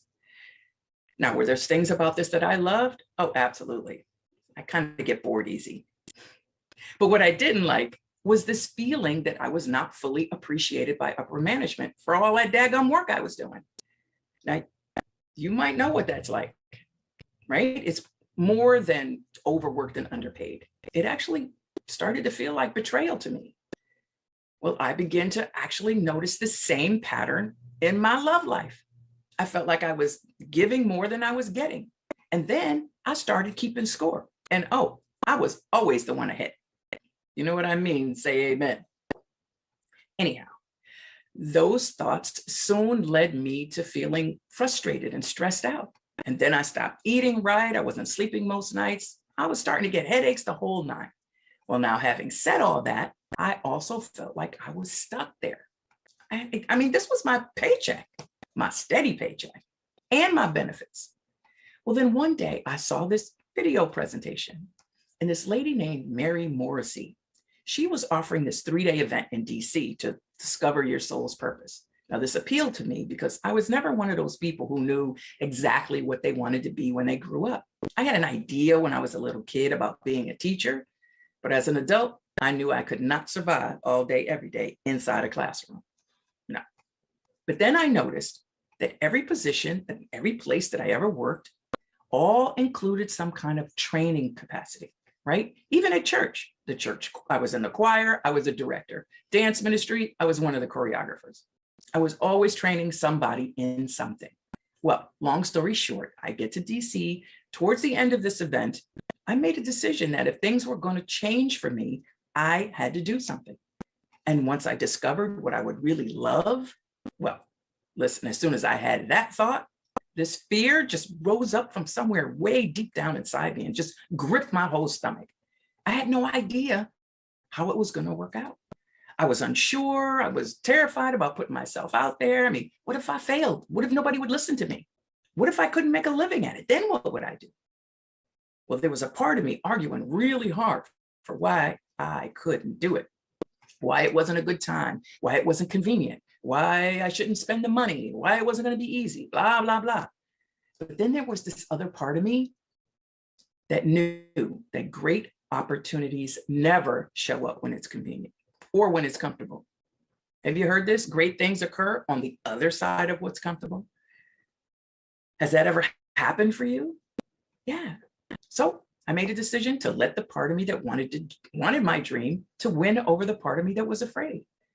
I mean, all I knew for sure was that I fell in love with what these folks were all about, which was empowering people to live a life that they love living by applying spiritual principles, which, by the way, I can talk about all day long. So I enrolled myself in the program, and I went through the training process to become a certified life coach. And I found that there's a repeatable, reliable system on how to turn your dreams into reality. And it's called Dream Builder, which is based on 50 years of study centered on researching the most successful people on the planet and how they used 10 success principles to turn the desires that they had in their hearts into the landscape of their reality. Now, I personally applied this proven system to my own life. And now I'm living my dream as a transformational life coach. Now I invest my time and my energy in a career that I love. And because I'm not stressed out and snappy all the time, I have deep, meaningful relationships. My health is better than ever, and I'm able to serve people, incredible people, just like you. Discover, design, and then live into their dream lives. And I absolutely love it. But I would not be here today without mastering these principles. So now let's focus on you. I promise to give you everything I can in the few minutes that we have left together. And then I'm going to give you a gift before I close. And I'm going to share with you a 3-phase process that combines art, science, and faith to transform your business. And as an added benefit, you can apply these same principles to any area of your life. because we're not one-dimensional. I mean, if your health is poor, it affects your level of financial freedom. In medical expenses and medications, the time you take off from work, it also affects the energy that you have to spend on your business and the time that you spend with your family and friends. Now, if you feel like your marriage or your relationship is on autopilot, it could be costing you focus at your job with distractions, not to mention the loss of precious years of life, not having those moments of connection and intimacy. If your time or money freedom is in the red, that could affect your physical and your mental health, costing you peace of mind because you haven't had a break and you're close to burnout. And then that could lead to higher costs in medical care, not to mention causing stress and difficulty at work. And guess what? If you're not thriving and firing on all cylinders in the area of your creative expression, your vocation, that thing that you've been called to do, it will eventually show up in your health and your well-being, in your relationships, in your time and money freedom. See what I mean? Yeah, they're all connected. You see, we're meant to express life in a way that's unique to us, based on our gifts and our talents, with a passion to bring them forth. And that's where I come in. Now, I'm going to introduce you to the 3 keys to accelerate your results in just a minute. But before I go there, I do want to give you a couple of important concepts, because these will support you in expanding your awareness in your business. Now, every one of us is having some kind of results in our business right now. And those results are a perfect reflection of your awareness in that area. So would you love to expand your awareness and then expand your results? Perfect. Then let's study the pattern that creates those results. Now, I call this pattern the results formula. And it begins like this. Your thoughts cause feelings, right? So your thoughts cause your feelings. And look, you know this already. The other day, I thought I lost my phone. Well, it wasn't where I usually put it. I was digging down in my purse, no phone.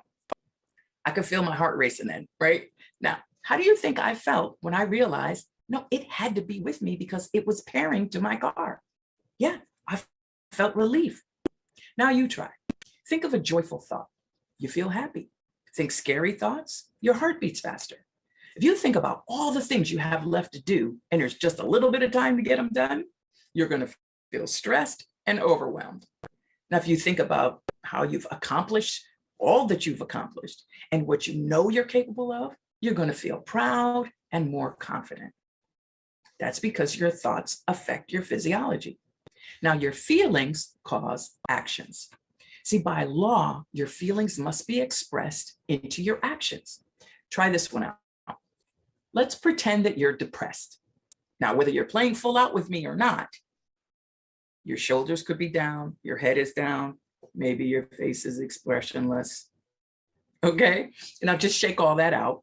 Now, pretend that you're confident and happy, and maybe you just had a major success. Interesting, right? Shoulders back, chest out and open. Maybe you even put your fist in the air like I did, because our feelings are expressed into our actions. And when we feel confident or when we feel energized, we take a different action than when we're feeling depressed or frustrated or sad. So your actions cause results. It's our actions or inactions that create our results. Your thoughts cause your feelings cause actions, and your actions cause your results.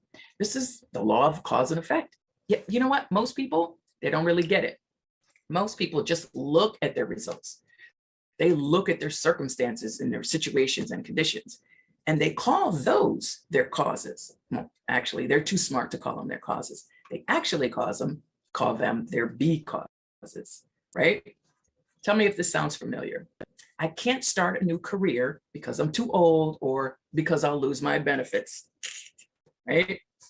I can't take time off of work because I don't have the money or because I don't have the time. I can't find the love of my life because I'm not whatever enough. There aren't any good ones out there, or maybe there's none where I live. I can't because. Now, the true cause of all of our results is right here, your thoughts. Your thoughts, your results are caused by what you have been thinking. This is the first cause. So if you want to know what you've been thinking, look at your results, because your results, they never lie. Now, if you want to create new results in your life, then we pay attention to our thoughts. How do we do that? We notice what we're noticing. Now, what does that mean? Try this with me. First, take a breath. If you can close your eyes, close your eyes. Now, notice where your feet are in your shoes. Are they touching the floor? Notice that you can feel your socks on your feet or the lack of socks. Notice that you can feel your body sitting in your seat. Notice that you can feel the air on your skin. Now, notice that you actually have the ability to notice these things. This is how you notice what you're noticing. You can do the same thing with your thoughts. You can notice what you're thinking, and you can notice how what you're thinking affects how you're feeling. So now, let's apply these two concepts of the results formula and then noticing what you're noticing into your business. So we're going to reverse engineer this, right? I'm going to present you with some ideas and give you an opportunity to consider your results. Then I'm going to invite you to notice how you're feeling about your business or your work in the world as you listen. Ready?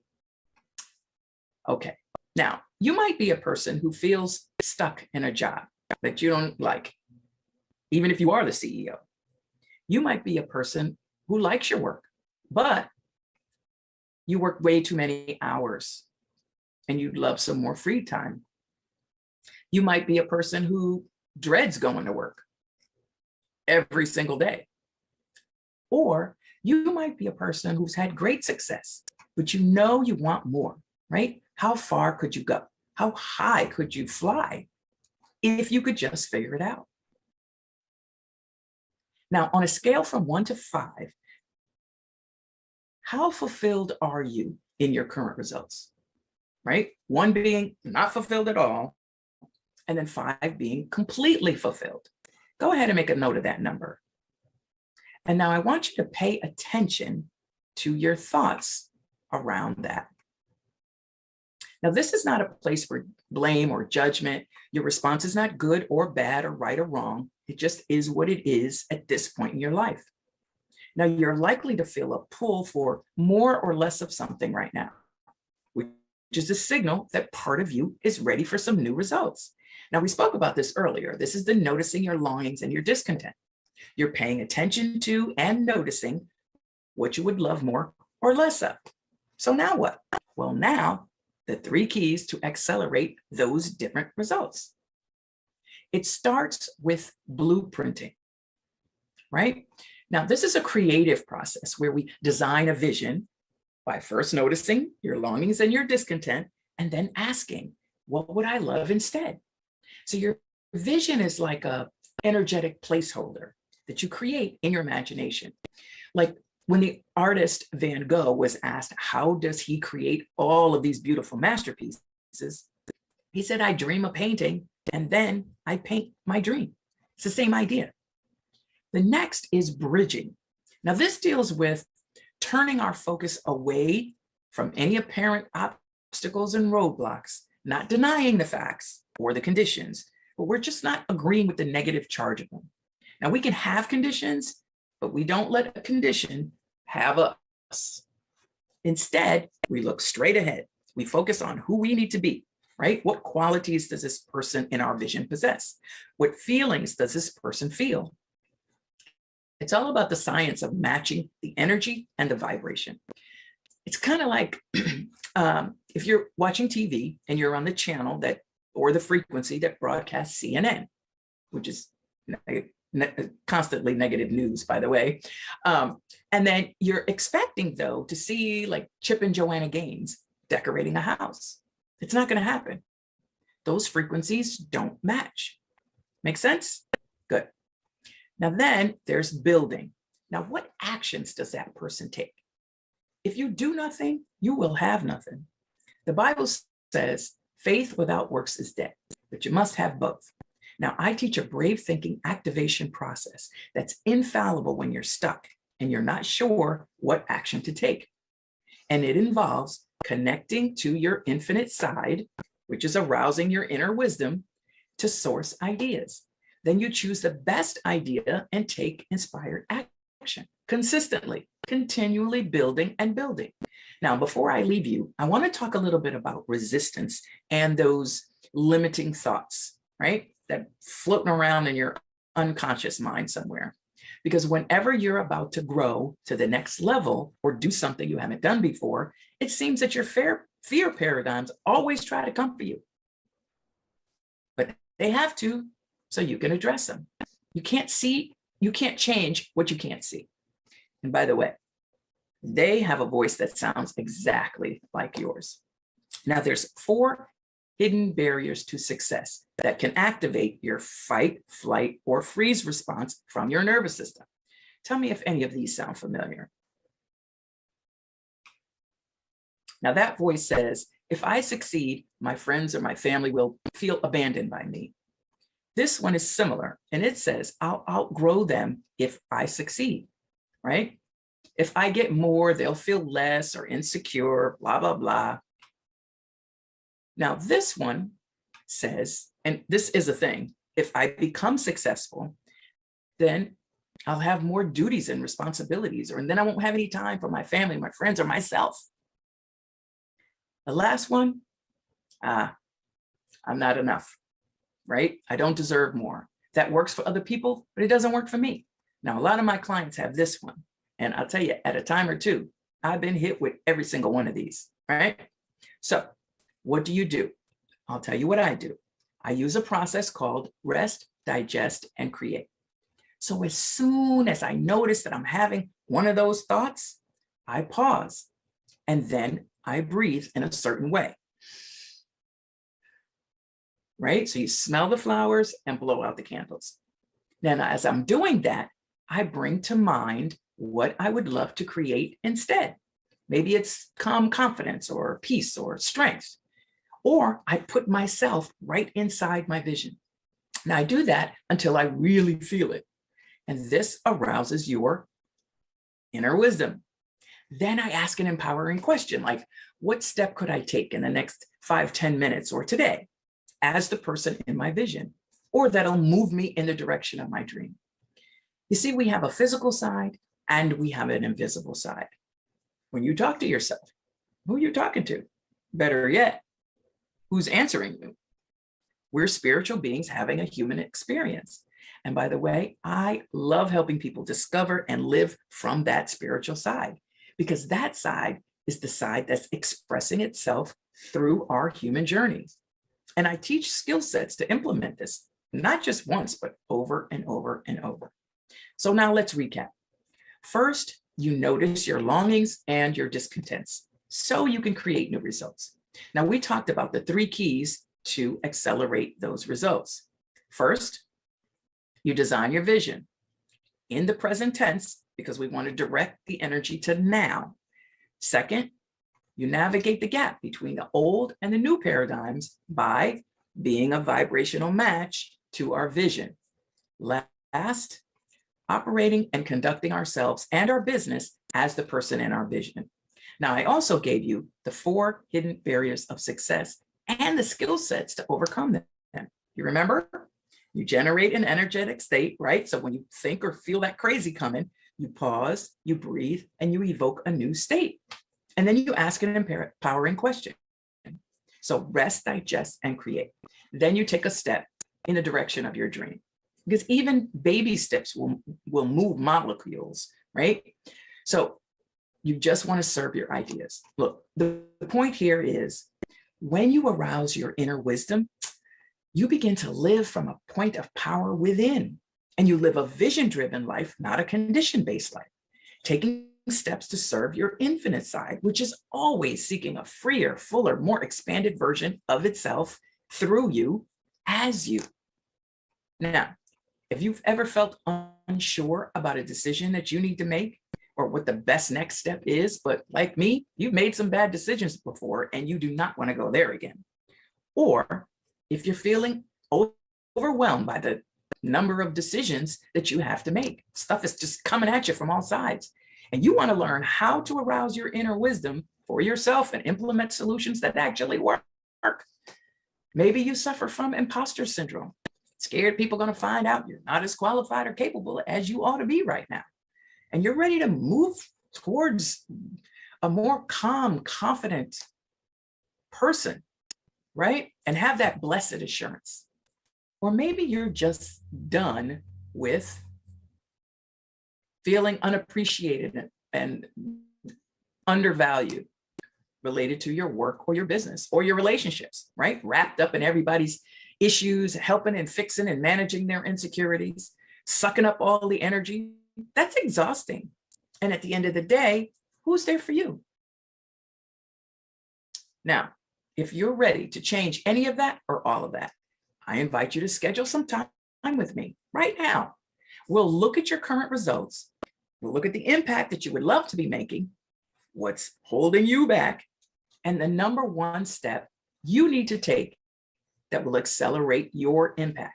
So schedule a time with me. We'll roll up our sleeves and develop a plan specifically for you and your business. And now here's my gift. My gift to you is that this is complimentary and that it is a no obligation process.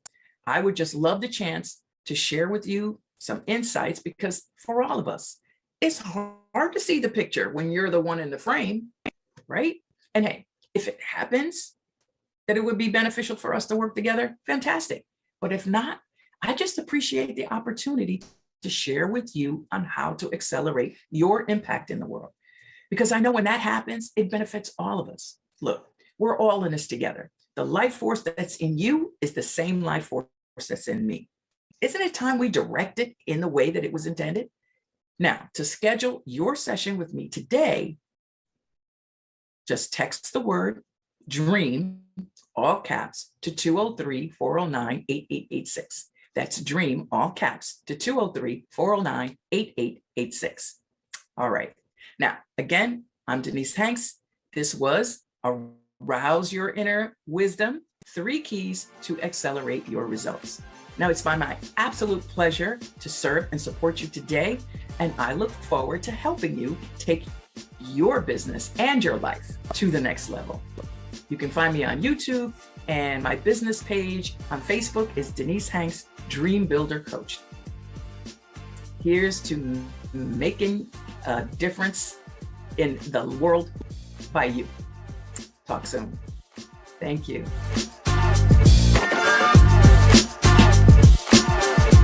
So excited that you have chosen to spend moments with me today.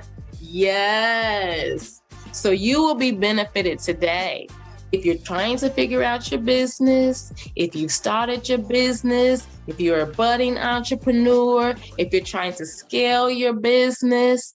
Yes, so we're going to do some introspection today so that we can walk into our destiny and reach our potential as Black CEOs. All right. So I am Kimberly Shanks, and I am most honored by your presence. Let's get to it. So let's get to it. So while I am sharing my screen, do me a favor and tell me who you are, where you are from, and what your business is. Come on, share it. What's your name? Where are you from? And what's your business? I see you, I see you, I see you. Thank you, thank you. Welcome, welcome, welcome. I am so honored that you are here. I see ya. Welcome, welcome, welcome. Thank you, thank you, thank you for joining. Welcome, I see you. Thank you. Thank you, thank you. I am so honored. I am honored to have your presence here today. So let's get the party started. Let's get it started. Let's get it started in here. Okay, so I am naturally an educator, so I must say, whenever I go to learn something, I look at how I can implement it in my life. I don't just take something for book knowledge, which is always great to learn new things, but I look how I can apply the learning to my life. So my favorite quote is by E.B. Du Bois, and it says, education must not simply teach work, it must teach life. Because listen, I don't want to learn stuff just to do stuff. I want to learn stuff so that I can positively impact the lives of others. So education must not simply teach work. I don't want to just be a robot. It must also teach life. Who am I? Who am I? What are my experiences and what am I bringing to the table today? Okay, so I am the proud mother of 2 lovely daughters, and I have this grandbaby. I didn't know that love was possible on a whole nother level, but there's a whole nother level of love that grandchildren bring out of you. Woo-wee, and I am enjoying every minute of my grandbaby.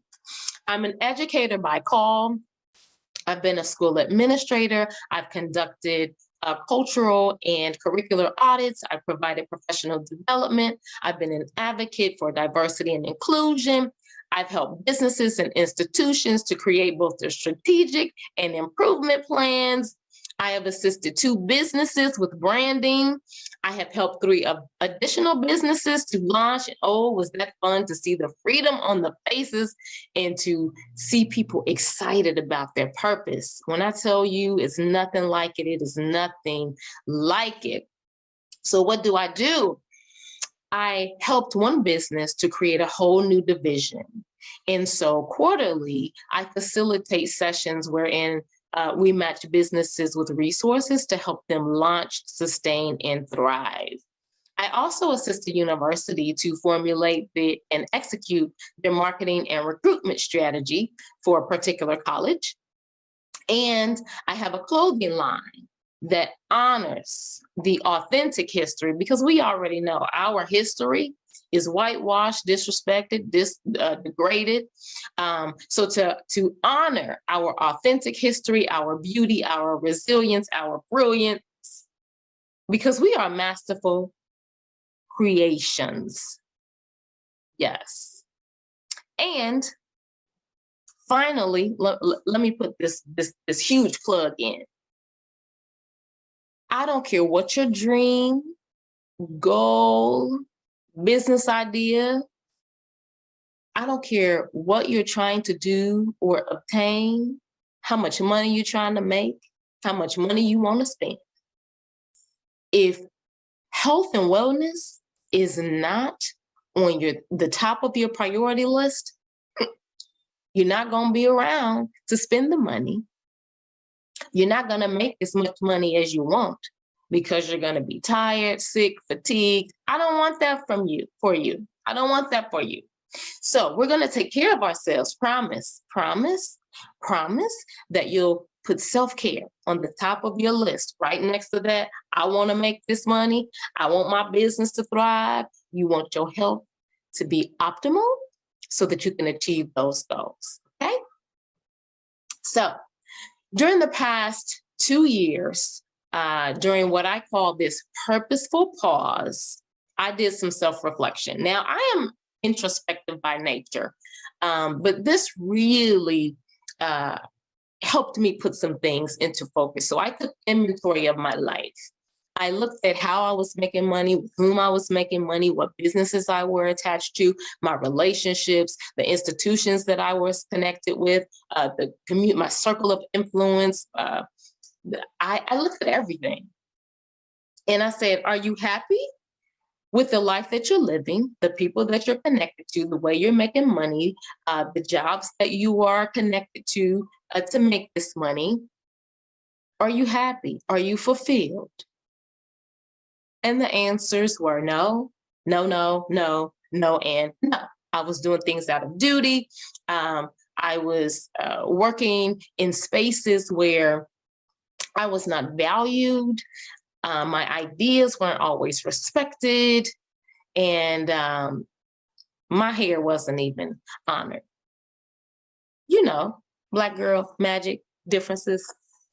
And so I decided to let go of things, people, institutions, and systems that no longer served me and were not beneficial.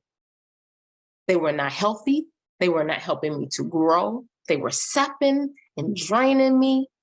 And I was feeling sick.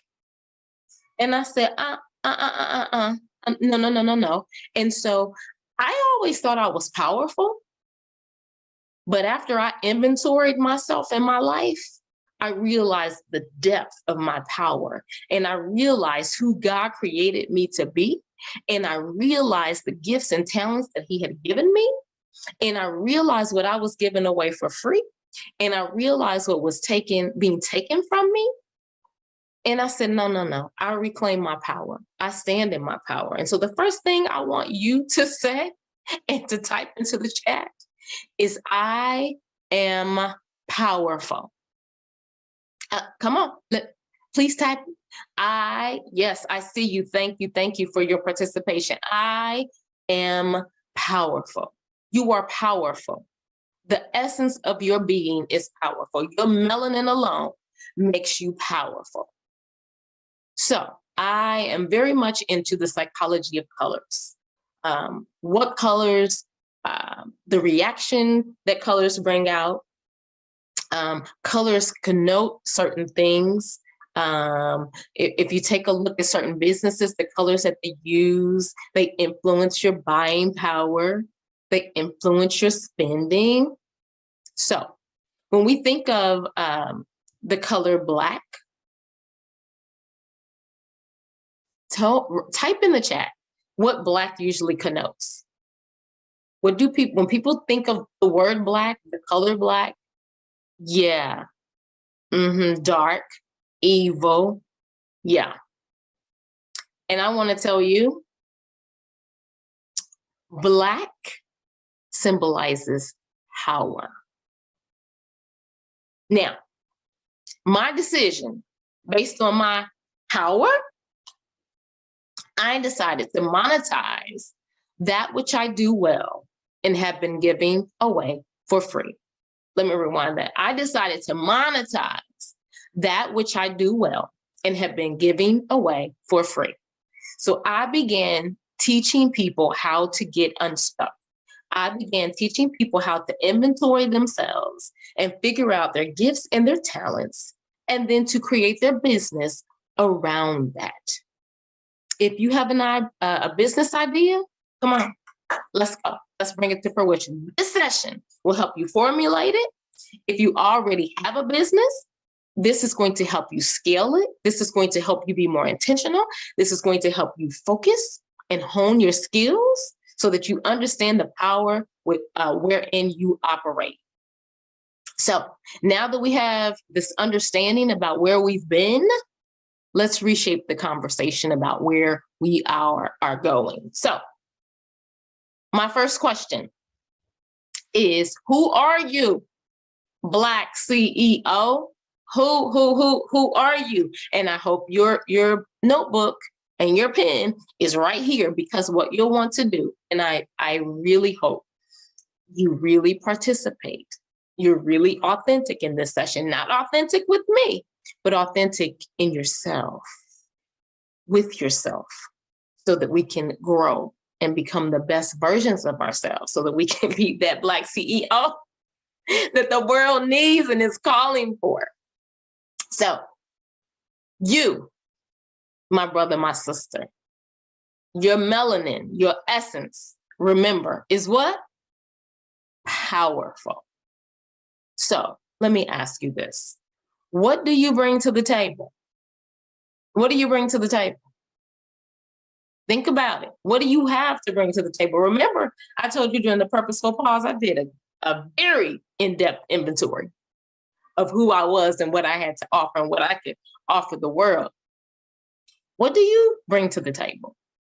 What do you have to offer the world? What are your gifts and talents? What have you been created to do? How will you impact the world? How will you impact this global and local economy? What makes you tick? What's your temperament like? Why did you want to become a CEO? So, what do I have to offer? What do I bring to the table? So I'm a problem solver by nature. So you bring me a problem, I'm going to research, find the answer, and I'm going to help you solve it. I'm a leader by nature.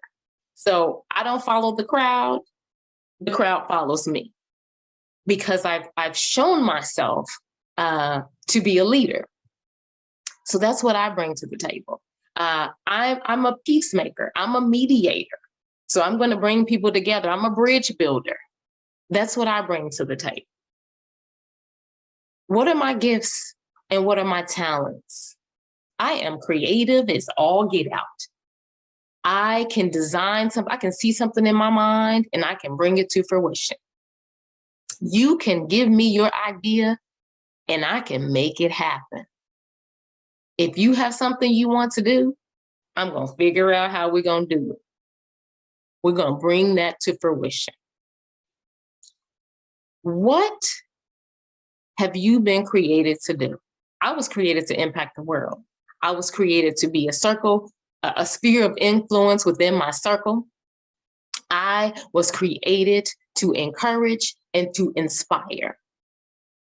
How will I impact the global and the local economy? Well, first of all, I'm going to scale my business so that I have employees within my community. How am I going to impact the global economy? Well, I'm going to make sure that my business is not only national, but global. So that means I need to scale it in a way that affects global economy. But what else? I need to make sure that as I spend my money, that our dollars circulate more than 8 hours in our community. That's how I'm going to impact the global economy. Now, what makes me tick? Doing those things that I love, honey, makes my adrenaline flow, or doing absolutely nothing at all when I get the chance. That's what makes me tick. Now, what's my temperament? I'm laid back. I'm an introvert who does extroverted activities because I have to. I am adaptable, so I can adapt to any situation. You can take me anywhere, and I am comfortable. I know how to carry myself. I can go into any situation, hostile or not, and bring the temperature down. Yeah, that's my temperament.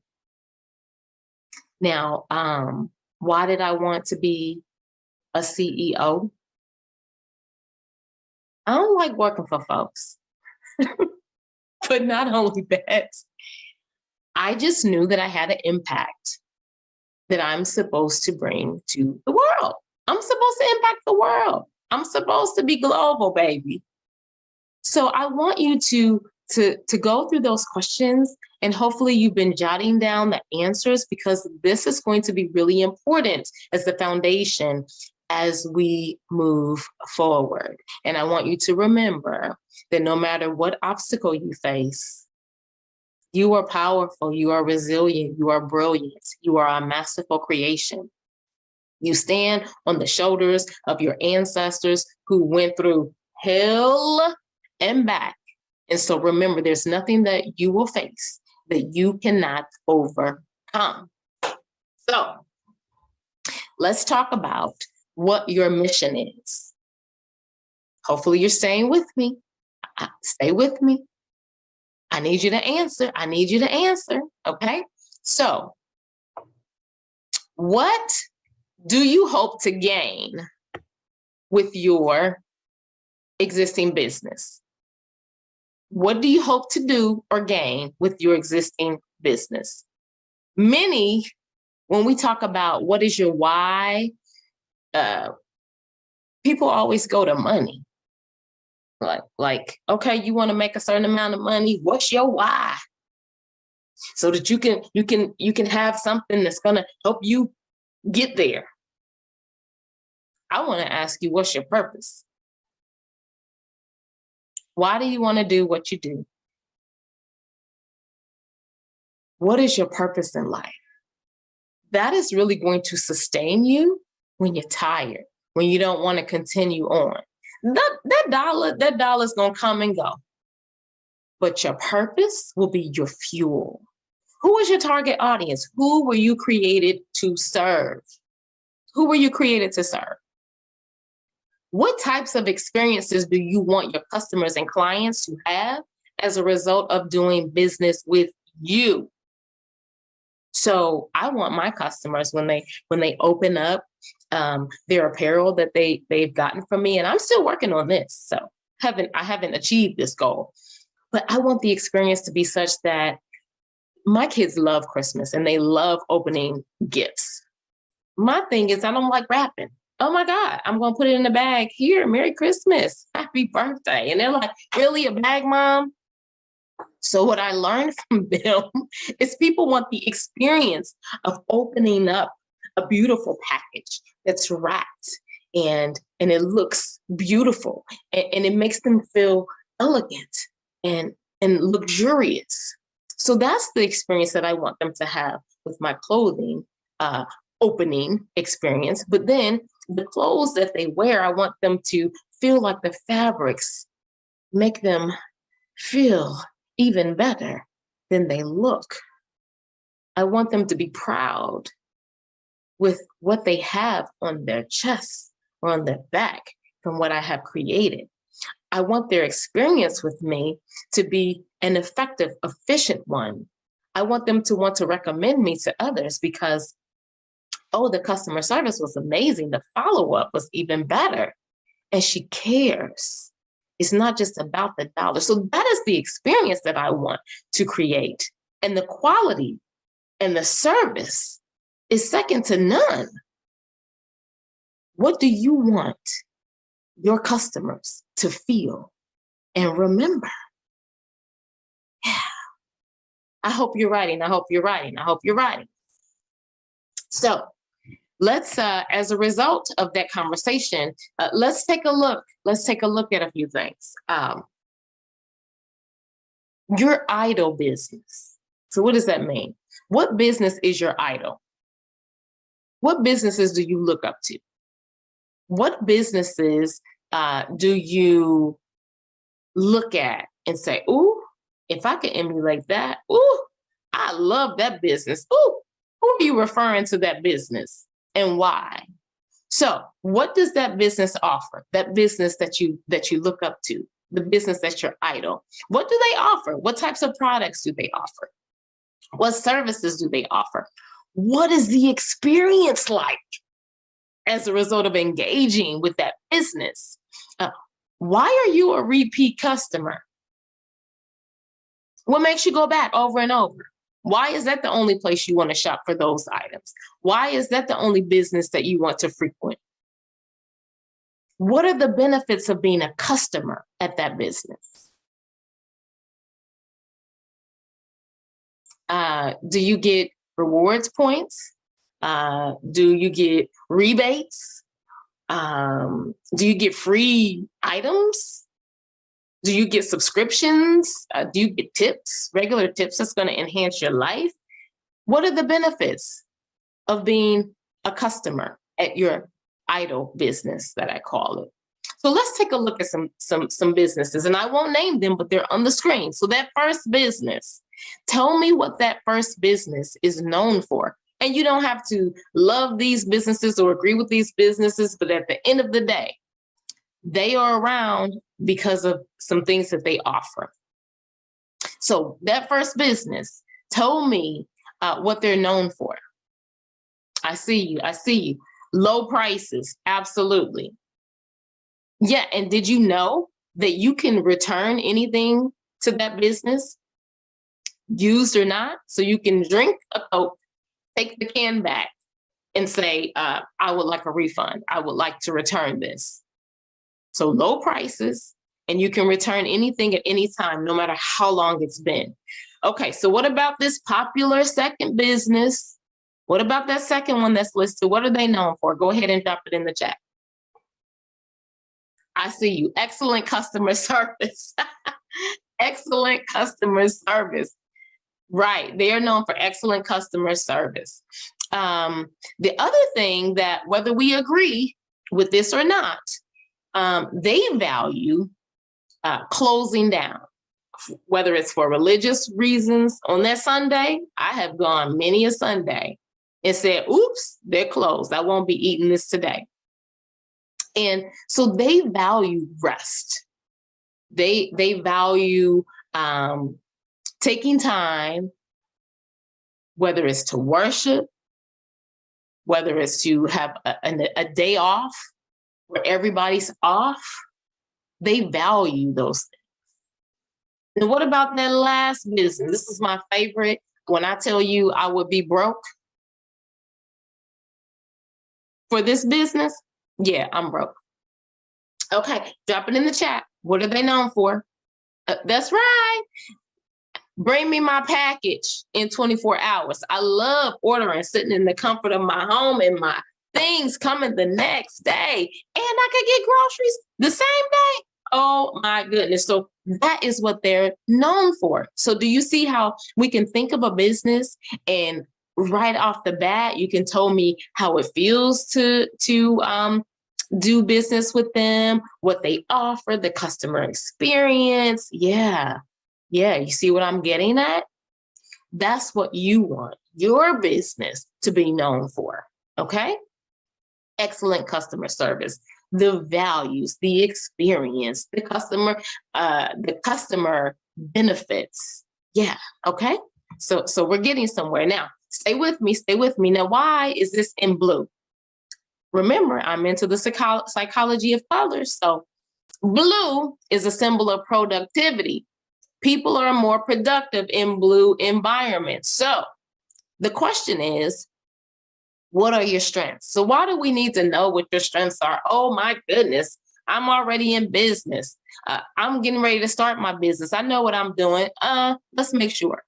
So what are your strengths? Why do you need to know your strengths? Because your strengths are what you do well. So your strengths, that's your blue environment. Those are your expertise. Your strengths are what people lean on you for. Your strengths are what you are a master at doing. It requires no training for you. Just your natural ability, your strengths. What can you do with your hands tied behind your back and blindfolded? Those are your strengths. So your strengths, in your business, as you're either formulating your business or you're trying to scale your business, if you pay attention to your strengths, those should be areas that should be operating efficiently and effectively. Pay attention to those areas. If those are your strengths, then those should be the strengths of your company as well. Okay? So for the established, profitable, and budding businesses and those still dreaming, tapping into and honing your strengths will help your business to excel. You'll understand what you're good at. You'll understand what you need some assistance at. But those areas of strengths, you don't necessarily need to hire out, but you'll need to manage and make sure that those areas are tight.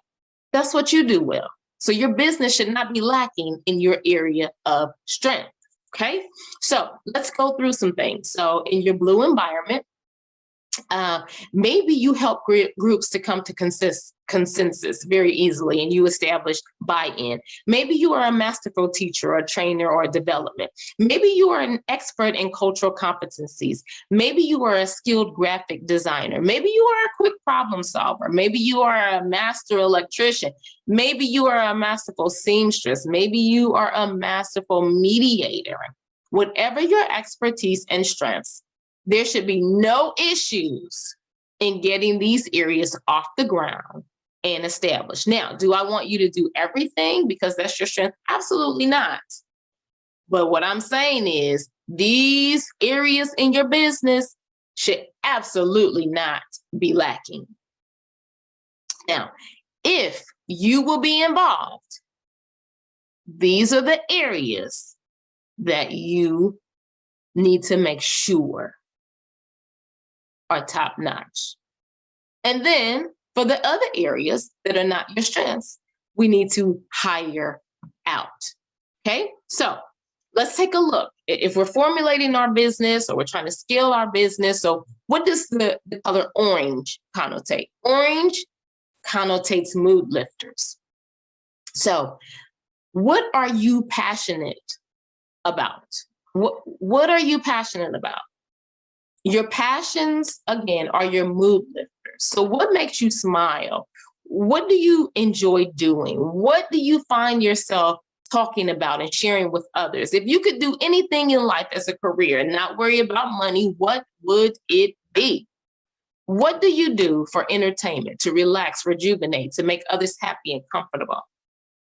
Again, if you're trying to formulate your business, you want to lean into your passions. If you already have an established business, you'll want to make sure that it's not business for business. You'll want to tap into your passions, okay? Because when you live in your passion, there is less chance of burnout, quitting, or being stagnant. You enjoy that space. So you are rejuvenated in that space. You thrive in that space. Use this place to launch your business if you're trying to figure it out, or if you're trying to scale. Make sure you are living in your passion. In your passion is where the money lies. Many think it's just in your skill set. It's not just in your skill set, because in your skill set, you can be drained and fatigued to the point of giving up. In your passion, you'll be tired, but you'll continue to be fueled. It won't be work. Oftentimes it can be play. In your passion lies your bag of money. Now, we know what our skills are. We know what our strengths are. What are your areas of opportunity? You're not going to be great at everything, okay? So green, psychology of color. Green promotes restfulness and calm. It improves efficiency and focus. So these are most likely areas of stress, restlessness, inefficiency, and heavy focus because you do not know how to do them. Okay? So these are your hire outs. These are not the things in the scope of your strength bag. These are not things you can do blindfolded. These are things you struggle with. Okay? So what are your areas of opportunity? What areas do you feel stuck in? You're like, I can't figure that out. Oh my gosh, I'm trying to scale this business, but this part I just don't get. I need help. Say it again. I need help. Say it again. I need help. I don't got it. Okay? So these are areas that you need to lean on someone else who has that expertise. Don't try to do it all. I promise you, you will not be efficient and effective if you try to do it all. And your business will lag in certain areas, okay? Because it's not your area of expertise, okay? So what areas are you clueless in? Oh my gosh. What areas do you have to lean on others or you need training, okay? Your business and relationships are as strong as the weakest link. So the areas of strength could be the booming areas of your business. But those areas that are not your strength, they will tank. They will cause your business to be stagnant, okay? So hire out. And you're like, I can't afford to hire anybody. Well, actually, you can. You might have to get a part-time job. Oh, let me say it again. I'm sorry. You might have to get a part-time job to fund your dream, to scale your business, because it's lots of things that go into it and lots of sometimes money that you may not have, but in order to get to the next level, you need more money. Now, you're like, I can't afford it. I'm not going to do that. So what else can you do? You can offer internships to college students or to other people who want to learn or are trying to learn. Maybe they're in school, mastering a skill that you need. Offer an internship. You're saying, I don't know how. I don't know how to put that together. I will help you. Offer an internship, offer volunteer opportunities. So I don't believe in getting to get. I believe when you give, you should pull someone else up with you. So internships are a great way for students and those who are apprentices who are new to the field or who are in the field but don't have enough work experience to get jobs in that area, for them to get experience so that they can go on and fulfill their dreams. So offer an internship, create an internship so that, one, you can get the work done that you need by someone who is an expert in the field, whether you can pay them or not. Give them an internship, because this will, in the long run, help them in starting their business or in getting the job that they are trying to get. Offer volunteer opportunities for those who already know how to do it, and they just need volunteer hours. Like my daughter is a college student, and she needed volunteer hours because she needed to get into the college of her choice, and that was one of the criteria. Okay, so you can't get a part-time job. You can't hire out. You can definitely offer an internship and volunteer opportunities, and I can help you with those letters of recommendations and even how to formulate those internships, okay? So that's how you're gonna take care of your areas of opportunity. You're gonna hire out, you're gonna offer internships and volunteer opportunities. Now, let's talk about those areas of opportunity. So maybe you need help figuring out your target audience. Maybe you need help securing government contracts. Maybe you need help with social media marketing. Maybe you need help with funnel creation. Maybe you need help with website design. Maybe you need help with grant writing. Your business and relationships, remember, are as strong as the weakest link. So the areas of strength could be booming or they could tank. So hire out, internship, volunteer opportunities. So we've talked about your strengths. We've talked about your passions. We've talked about your areas of opportunity. We've talked about giving internships. We've talked about giving volunteer opportunities. We're going to write letters of recommendation. Let's talk about how your lifestyle impacts your business. We always want to focus on the money. We'll never want to focus on our health and our wellness, and how you being in optimal health helps you get to the goal. So, psychology of color. Orange is a mood lifter. I know that looks yellow, but I promise they told me that color was orange. So orange is a mood lifter. So when we talk about lifestyle, we want to sit in our mood lifters, because we don't want to get caught up in and bask in those things that go wrong.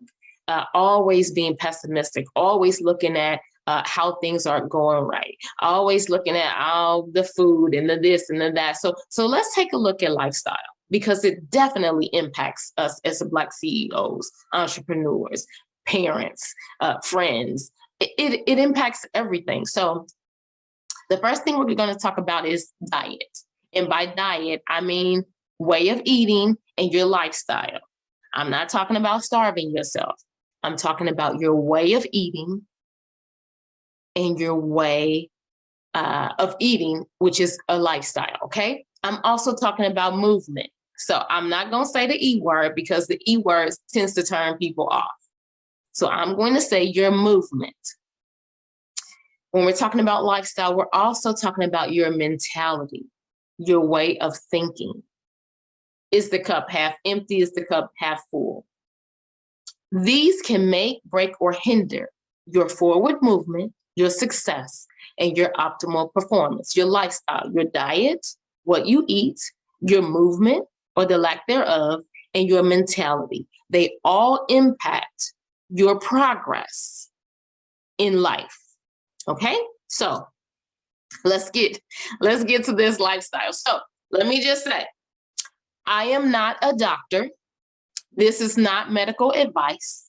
Please consult your doctor before changing your diet and eating certain foods, okay? Now, let's talk about this diet, this way of eating. I am not here to tell you what to eat. However, what you eat determines the following: your health, your weight, how and on what or for how long you get to spend your money.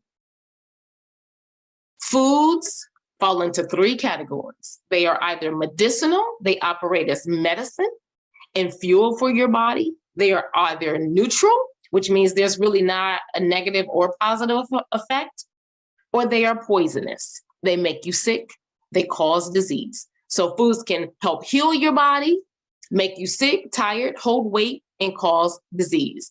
These can make, break, or hinder your forward movement, your success, and your optimal performance. Okay, so we're still in the orange. Orange means what? Mood lifter. Let's talk about movement. Keeping your body in shape and performing optimally. Exercise, that word hangs folks up. So let's replace that word with movement, okay? Movement improves your strength, increases endurance, yields more energy, delivers oxygen and nutrients to needed areas, and it helps your body operate efficiently. It's very important that movement is a part of your lifestyle just as much as food, okay? Now, let's talk about movement options, because I'm the first one that's going to tell you I absolutely hate going to the gym. I hate going to the gym. So I've had to find alternatives. Now, I personally love to skate. I love skating. So I've tried to incorporate that into my lifestyle routine of wellness once a week. And when I skip it, I try to make sure I do something else at home that week. But skating works well for me. Walking. Now, I don't always like to walk outside. It's cold or it's hot. So you know what I started doing? I started walking up and down my steps. And I do like 10 sets of those. That's movement. Music. Now, baby, I can live without the TV. I cannot live without music. So you know what I started doing? I put on my favorite CD, or I put shuffle on my iPad, and I dance. Oh, baby, I dance. Oh, did I say I dance?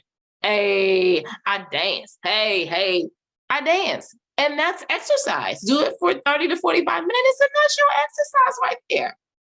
Or if you have a dog or a cat, let's engage in some activity. Take the dog on a long walk, not just up the street to pee and poop, okay? Make it a whole exercise routine with your pet. If you are of a certain age, as I am, things start to go south. My gynecologist was the one that told me. She said, okay, now you've hit this age, so now you need to do some resistance training. And so I started putting weights on my arms and legs, and I just walk around the house and I dance and I move. And that's my resistance training. Now, based on your blood type, certain movements and exercises can sap your energy, while others rejuvenate and yield optimal performance. So I won't get into all of this, but I will tell you that I am able to help and make recommendations based on your blood type that can actually be beneficial to you. And certain exercises that I do based on my blood type that are absolutely draining and do not yield optimal performance and energy. It's sapping. Okay. And so I make recommendations based on your blood type for certain movements that can be beneficial and help you operate optimally. So check with your doctor again before doing any activities. And this, again, is not medical advice. Still in the orange mood lifter, let's talk about your mentality. Oh my gosh, what you eat is important. Oh my gosh, your movement or the lack thereof is important for optimal performance. But I tell you, your mentality, how you think, woo, is so important. And we really don't focus on this enough. How you think and your thoughts really do determine your altitude. If you don't think you can, you can't. If you don't think you will, you won't. If you're sure that you can't make it, you absolutely will not make it. You'll stay where you are. If you're sure you're going to reach your goal, you absolutely will. Listen, this is my mentality. And I have done it so many times. My family look at me and they laugh, but they respect me at the same time. If I have an idea or if there's something I want to do, I'm going to jump off the bridge. Okay, well, that's probably the bad connotation. I'm going to jump out the airplane. And guess what? My parachute will open. There is nothing that I have a dream or a goal about that won't come to fruition, because if God gave me the dream, he's absolutely going to help me to bring it to fruition. I believe there's nothing I can't do. I believe whatever I set my mind and heart to will come to pass. So your thoughts determine your altitude, your resilience, your determination, your belief, and whether you achieve your goals, walk in your destiny, and reach your potential. So do me a favor and jot down those things that make you happy. I'm going to wait on this one. Write down those things that make you happy. Why? These need to be incorporated into your lifestyle regularly, not just when you have time. No, your mindset is important. Your mentality is important. What makes you smile? Write those things down. This is important. It may not seem to be, but it's really important. Your perspective on life, your perspective on work, your perspective on achievement, your perspective on achieving your goals, your outlook. What warms your heart? What brings you peace? What are you grateful for? Do me a favor. Close your eyes and think about what really brings you joy. Think about the things. What brings me joy? Doing those things that I love. What brings me joy? Being around people who I can be my authentic self with. What brings me joy? Experiencing love, unconditional love from those who accept me just as I am. What brings me joy? Doing absolutely nothing and enjoying that and not feeling guilty. What brings me joy? Walking in my destiny. What brings me joy? My grandbaby. So when things get tough, when life gets hard, I need you to think on those things. Think on those things that make you happy. Think on those things and stay in that place until your mind changes, until your spirit is uplifted. Go into that grateful space. Think of those things that make you happy.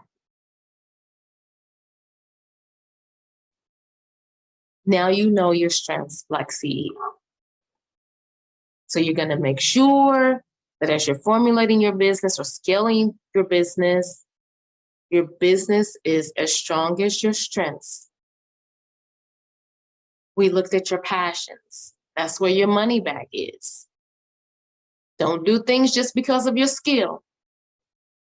Do things based on your passion, because it will not be work. It will be pleasure, and the money will come. We took a look at your areas of opportunity.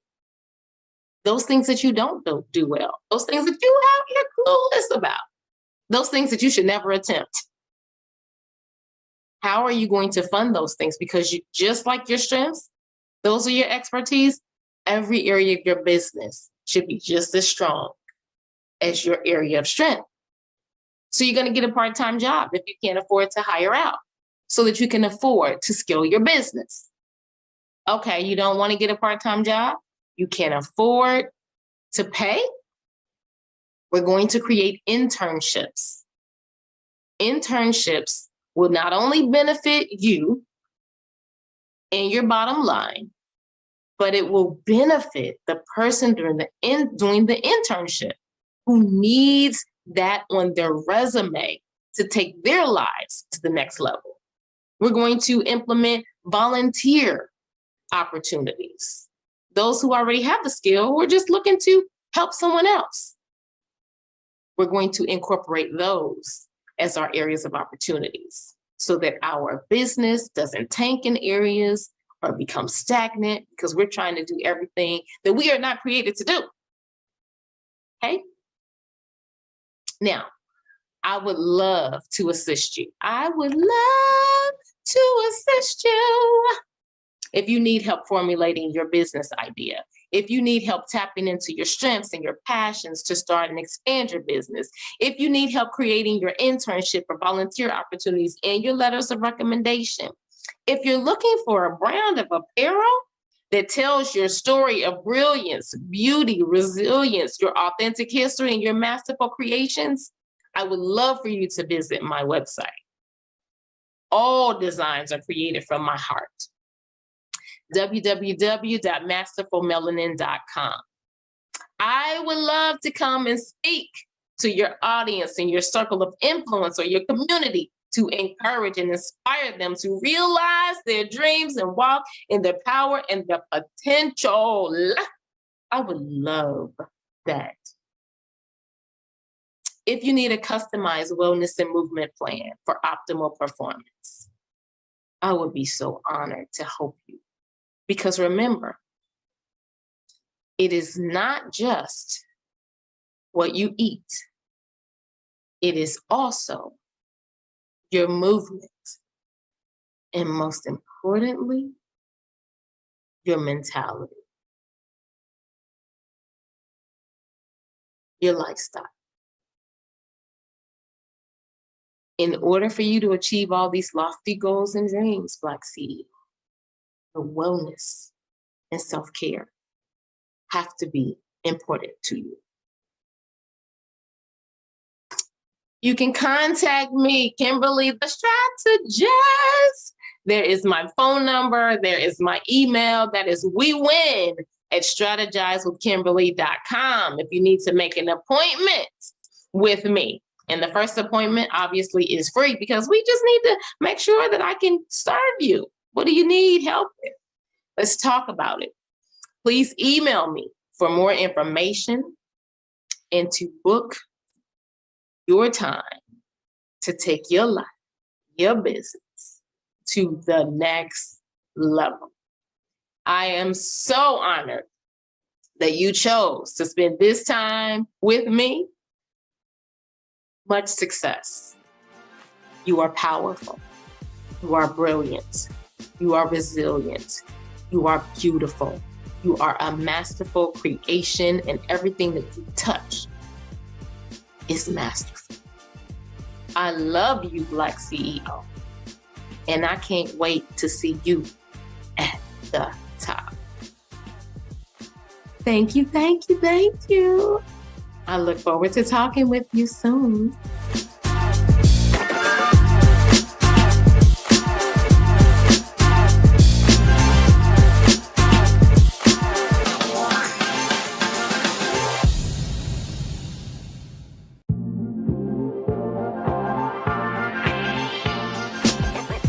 Good morning, good evening, or good afternoon, wherever you are in the world.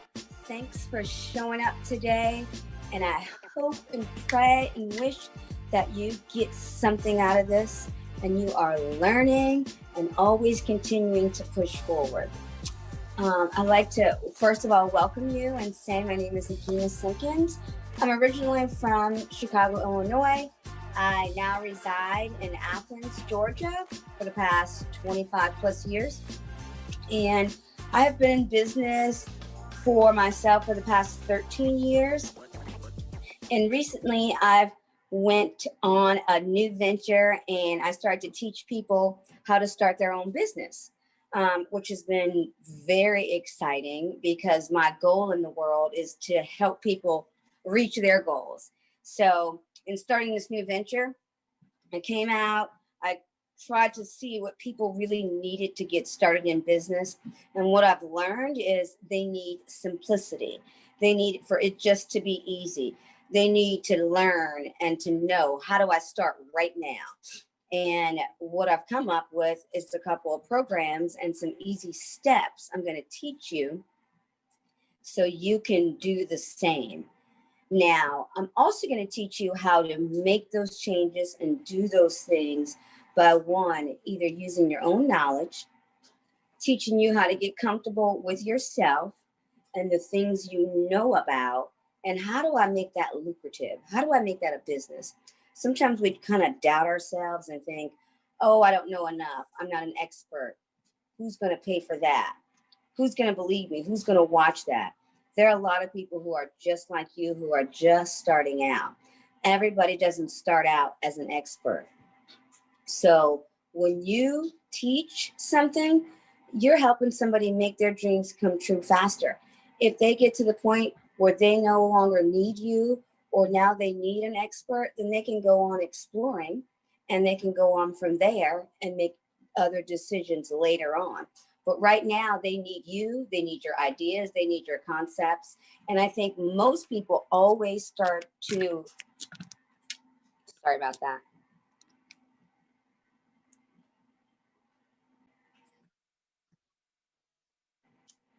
So sorry about the interruption, but just going on to say about how people need you, they want you, they're there for you, and you teaching them how to start their own businesses are giving them a new life. That's giving people the attitude, the strength, the know-how to spend their time the way they want to spend it, instead of clocking in and clocking out for people. So in this brief explanation, I'm going to show you a couple of easy tricks, really, and tools that you need to get started right away and without complication. All right, so we're going to jump right into it. I'll give you a short story about how I started my own business. I was a gymnast. I actually went to the University of Georgia. I was in business school, graduated with my master's, and then later went on to work for someone else in the business world. Didn't really like that too much. And then I went back to doing what my love was, which was gymnastics. And I worked for somebody in a gym for approximately 15 years.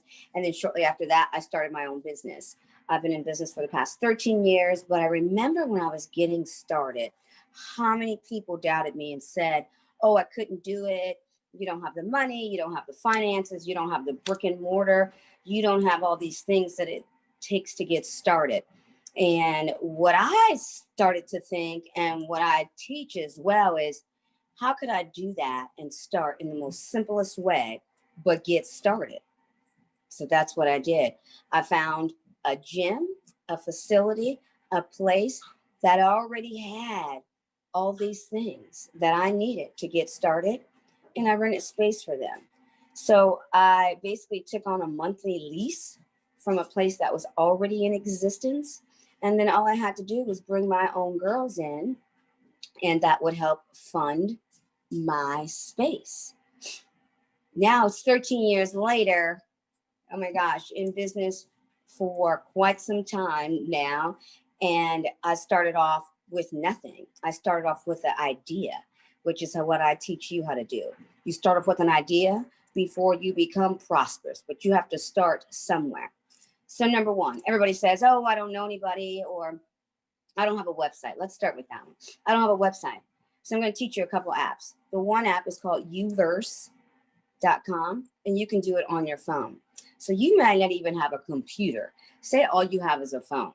You can go under the apps and put in uverse, and it'll show up this little app, and it'll say free website hosting. Once you get in there, it gives you a website, a name, a domain that you can actually send people to so that they can see that you have a website. And it probably takes about 5 minutes to put up, and you can do it all on your phone. If that's hard for you and you think you cannot do that, which you really can, it's a couple drag and drops, and you just take a picture, and then they actually already have like templates that you can actually use to see if you like it or not like it before you put anything out there. So keep that in mind. You can play with that site for a little bit, even if you're not really super duper savvy with technique or technical issues or implementing anything. It's about really using a picture and then typing what you want underneath that picture. Everything is really easy and self-explanatory, and you can also get help. If you also go under the app, there are a couple other hosting sites where you can get free domains, free website hosting, and you can just go under there and look under the app. I'll give you more later on. If you go later on, we have a workshop where I can go a little bit more in detail. I'm trying to just give you some things that you can walk away with today and get started. So my next thing is the people. Like, oh, I don't have people. I don't know anybody. I don't know anybody who would do this with me. I don't want to ask my family. I don't want to ask anybody else. Okay, totally understand. And sometimes you don't even want to really tell people until you really get into the groove of doing things. So a couple ways: Facebook, Instagram, YouTube, all those things are free. You can start off really simple. This is probably the simplest way I tell people to do it, especially if you don't want to be a big presence yet. You just want to know people who are doing what you're doing, who are liking what you're doing, who are already into it. Just go on, friend them, make some comments, actually give a little feedback about your knowledge. And then eventually you're making friends, and then you can say, hey, I can send you to this website. And then you send them a link to the website when you feel like that's comfortable enough to do. And then people will start talking about you, and then other people are going to see your website, and then they're going to automatically start to go over there. That's probably the easiest way. Jump on somebody else's ideas and what they're already doing, and show good response. And you have to show that you're concerned and you really are an avid person in this field, and you really want to learn, and you really are here to teach, and you really are concerned about their needs as well. They will follow. They will enjoy. If they're getting messages and knowledge and they're learning from you, they're going to keep following you and talking to you. So that's one of the things I wanted to teach you. And the last but not least is I'm going to tell you, and I'm going to teach you how to take action. We always commit to something, and then we don't really commit to it. We always say, we're going to do this, I'm going to do it this time, and then we don't do it. So I'm going to teach you how to commit, because you have the courage, you are capable, and you are competent. I'm going to teach you how to stay committed to the simple. That's how you stay committed. Don't make it so complicated that you do not know where to go next. Do not get information overload and get stuck in doing nothing. So I'm going to teach you how to start really easy by getting you a little website, getting you a couple followers, and then getting a product, a niche, something you really like, that you can just first start teaching people only information. So let them learn from your knowledge first. Don't worry about a product right away. Do not get stuck on products, okay? So in the end of this video, you can later on watch me. I will have a workshop where you can dig deeper and find out more about how I do what I do and how I teach people to do the same thing in easy steps. And there's a lot more websites and hosting programs that I get really a little bit more specific in. I give you free email list. I give you lots of things that you can get started in your program. So there's like the no excuse startup. Okay. So keep that in mind. It's not about the money. It's about an idea, reaching people and selling that idea, selling your knowledge, and then going from there. The sky is the limit. Do not get stuck in your head with just the idea. Keep going, implement, commit, and watch. You'll change the world with just your knowledge. And the more you know, the more somebody else is going to know. The more you teach, the more people are going to come your way because they're going to see you're real. You're helping them really succeed. I want you to do the same. So check me out. I'm going to have a workshop. Thanks for coming. I hope you enjoy today, tonight, whenever you're tuning in. And come see me later, AginaSimpkins@gmail.com. And you can get on my Calendly. It's going to be at the bottom. I'm going to be a coach later on. And so look me up. It was nice talking to you, and I hope to see you on the other side. Stay committed. Have the courage. Do what you're supposed to do. Don't let anybody tell you what you cannot do. Do it for yourself and watch all the people come running. Have a great evening. It's nice enjoying talking to each and every one of you. Stay committed to your dreams. Talk to you later.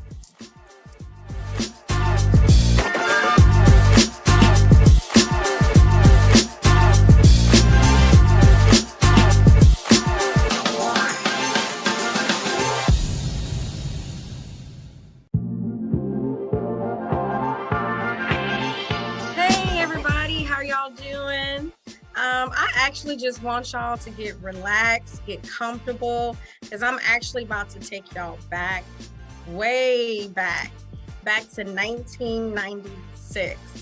Now, imagine getting a phone call from your dad.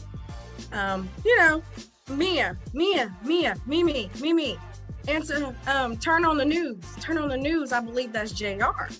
So I turned on the news, looking at, from the news, from helicopter view, a car being pulled out from a ditch. And the moment that I saw that car, I knew exactly that that was JR's car. I got quiet. All I could hear was my dad saying, Mimi, I think JR's dead. You need to call your mom and let her know. Didn't know what to say. I'm like, okay, praying. So I picked up the phone and called my mom. I could hear the phone ringing. Walgreens Pharmacy, this is Shantae. How can I help you? I said, Mom. She heard it in my voice. What, Mia? I said, Mom, I need for you to sit down. What, Mia? Mom, please sit down. Mia, just tell me. Mom, JR's dead. Phone just drops. All I can just hear is screaming, oh, Lord Jesus, why? Lord Jesus, why? Everything just changed within that moment. My mom, my dad, they didn't know anything about life insurance. That burden actually fell down on me. And I told myself, when I get older and I have kids, I want to make sure, if heaven forbid, if something was to happen to me, that it wouldn't be that same situation. So that is why I'm so passionate when it comes to life insurance and educating people to understand what life insurance is about. So my why is the picture right here in the corner at the top. That is Glenn White, AKA JR, my brother, who I love and who I miss still to this day. Under that are my kids. The one in the middle, his name is Glenn White. Yes, my oldest. I named him after my brother. Next after that is Jonathan Risher, and my little mini me, Mia. So this is why I do what I do when it comes to life insurance. So let's bring back the life and life insurance. And just to educate you, for you to understand what life insurance is truly about.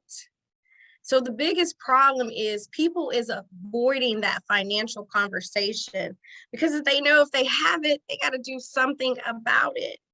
So let's just might as well go ahead and have that so we can do something about it.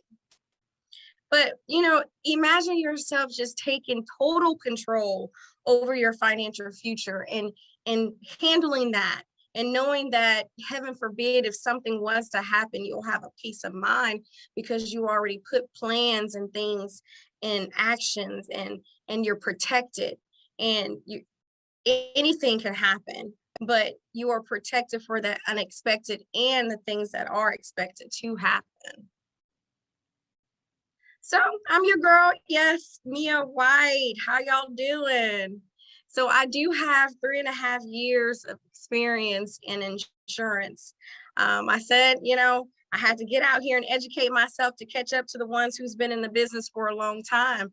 I've helped over 100 educators professional with their retirement planning. I have almost over $1 million in assets under my management that I take care of. And I have placed 1.4 million in life insurance. So in 2019, I was the top agent at American Income Life Insurance. 2020 and 21, yes, I still hold the title. I'm excited about that. And also I am an author. I did write a book, and guess what that book is? The book on life insurance. How much do you value your life? Our life is very important. Understand that GoFundMe and fish fry is not life insurance. We need to take care of our business while we're here. We don't buy life insurance, because we're going to die. We're going to buy life insurance because our loved ones are still here living. So here's the problem. The problem is, you think if you talk about it that you're going to die. Oh no, let's not talk about it. You jinxing me, I'm going to die. No. And most of everybody just have life insurance on their job. Understand that that's not life insurance. It's group insurance. You don't own it. Your job owns it. So heaven forbid, if your job say you're fired, guess what is fired? Your paycheck is fired, but not only your paycheck, your benefit is fired too. So if there's like an underlying condition, you might not be qualifying for life insurance ever again because you already have an underlying condition. And why are we leaving burdens behind? Come on now, that burden fell on me. I'm trying to prevent it from falling on anyone else because it don't feel good. And we don't understand the real value of life insurance. So this talk is going to be for you, okay? And we're going to talk about that life insurance is not just death. Life insurance is life insurance while we are living. So this talk is gonna be for you if you're trying to avoid paying Uncle Sam. Who wants to avoid paying Uncle Sam? Because I do. Well, you can hide your money in the life insurance. Tax-free. Uncle Sam can't touch that. That's one of the vehicles that he cannot touch while your money is accumulating and growing. So we are going to learn that life insurance is what it is, life insurance and not death. So there are 3 different types of life insurance. We have term policy, we have traditional whole life, and we have universal life. Term is like car insurance. So say if you bought a 30-year term, heaven forbid, if something was to happen to you within those 30 years, we'll speak on death first. If death was to happen within those 30 years, guess what? Your beneficiary will reap that policy. Or if life was to happen, you're able to pull money out of that policy. Okay, so on the 31st year, if you don't reapply or convert, that policy is over and you have to do it all over again. The traditional whole life is the moment you started, long as you're paying those premiums to the rest of your entire whole life. you're covered. And then it also builds cash value. Universal life, there's 3 different types of universal life. You have the fixed universal life, variable universal life, and an index universal life. The index is my favorite. That's how you can accumulate your money tax-free and use it as your own banking. Can't get into it, but we will sooner or later. All right, so you have the old gym versus the new gym. The old gym is like the little flip phone versus the smartphone. It comes with death benefits, cash value, retirement opportunities, AD&D, accidental death and dismemberment, comes with the cancer, terminal illness versus the new gym. The smartphone, it comes with life protection where you can max out your cash value. You can create a retirement opportunity. It comes with the AD&D, accidental death and dismemberment, critical injury, critical illness, chronic illness, terminal illness. Heaven forbid if you were to develop coronavirus and it's really severe and you're hospitalized, guess what? You're able to pull your money out of your policy if you have the right policy. And it comes with death protection. So, another thing, life insurance has been the best kept secret of the wealthy for over 100 years. Did y'all not know that there has been tax code that has been grandfathered in for 107 years?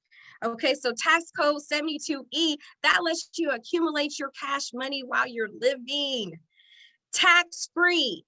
And then tax code 7702, that one lets you access your money while you're living. You can go in there and pull your cash money out tax-free without Uncle Sam touching it. And then heaven forbid if life was to happen, tax code 101A lets you transfer over and it blossom once you pass away. Your money blossom and transfer over to your heirs tax-free. Who wants Uncle Sam out of their pockets? I know I do. What about you? Well, it's in the life insurance. Like I said, it has been a best kept secret for over 107 years. This is how the rich has been getting richer. So what's the next step? Well, first of all, you need to know what you have. If you don't know what you have, how does your family know what you have? And then you have to make sure you have the right policy. Make sure your policy comes with living benefits as well as death benefits. There's a lot of agents out here that's only feeding you death benefits. So if you cannot pull your money out, if life was to happen and you can't pull that money out, you have the wrong policy. So make sure you have the right policy. Sit down with a professional who can help you sort it out, the things that you have and the things that you need. And let's create a tax-free strategy because that's what it's here for. You can also schedule an appointment with me. You go ahead and scan that QR code right there and get with me. I cannot wait to talk to you. I know I'm only giving you a little about what I can, but I appreciate y'all time.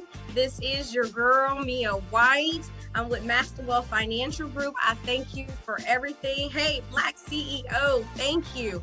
Thank you for the opportunity to let me be able to get on this platform and share a little bit of what I know.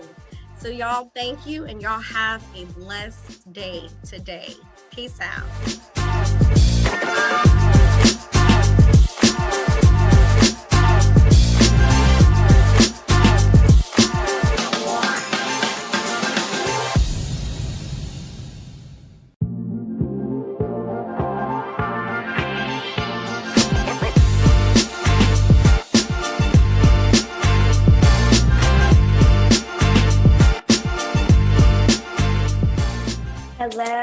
Hello, everyone.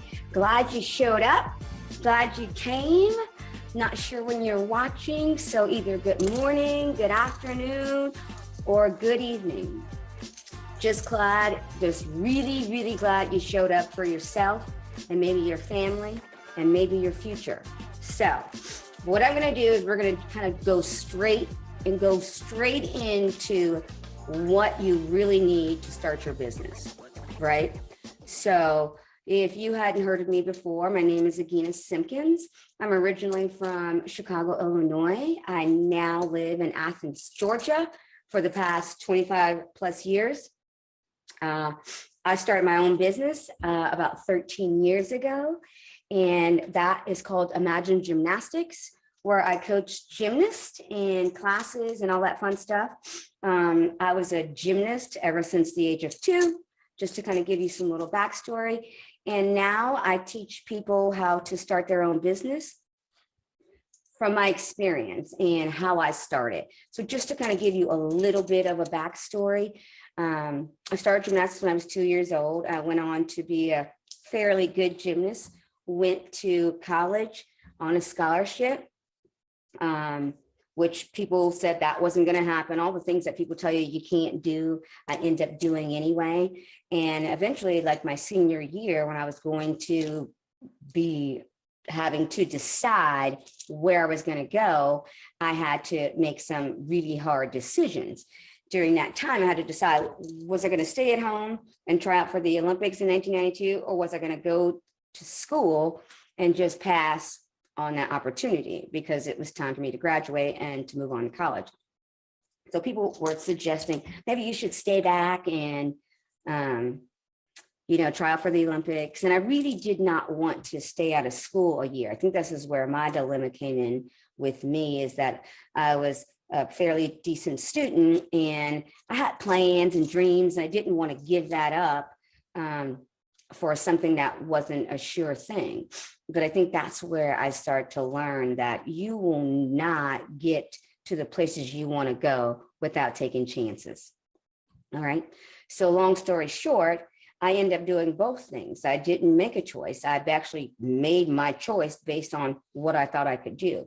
So I went to the University of Georgia and I competed for them for their season. And then when it was time to compete for the United States of America, I went back to my gym and trained with my coach for a couple of weeks. And then I had to basically all go through the system. And I tried out. I had to go to all these meets to qualify over and over and over again. And in fact, I really made it to Olympic trials in 1992. Now at Olympic trials, that's a different story. It didn't come out so well. And I just didn't do what I thought I would do there, but I have no regrets because I tried it.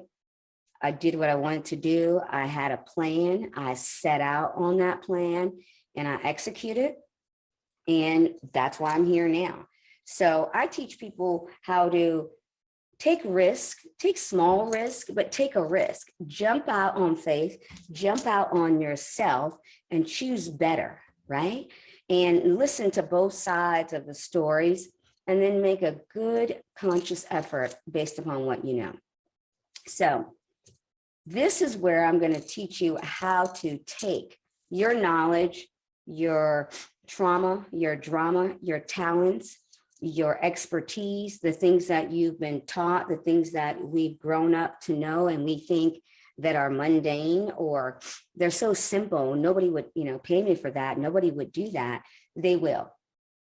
Everything that you know, somebody is only one step ahead of you or behind you.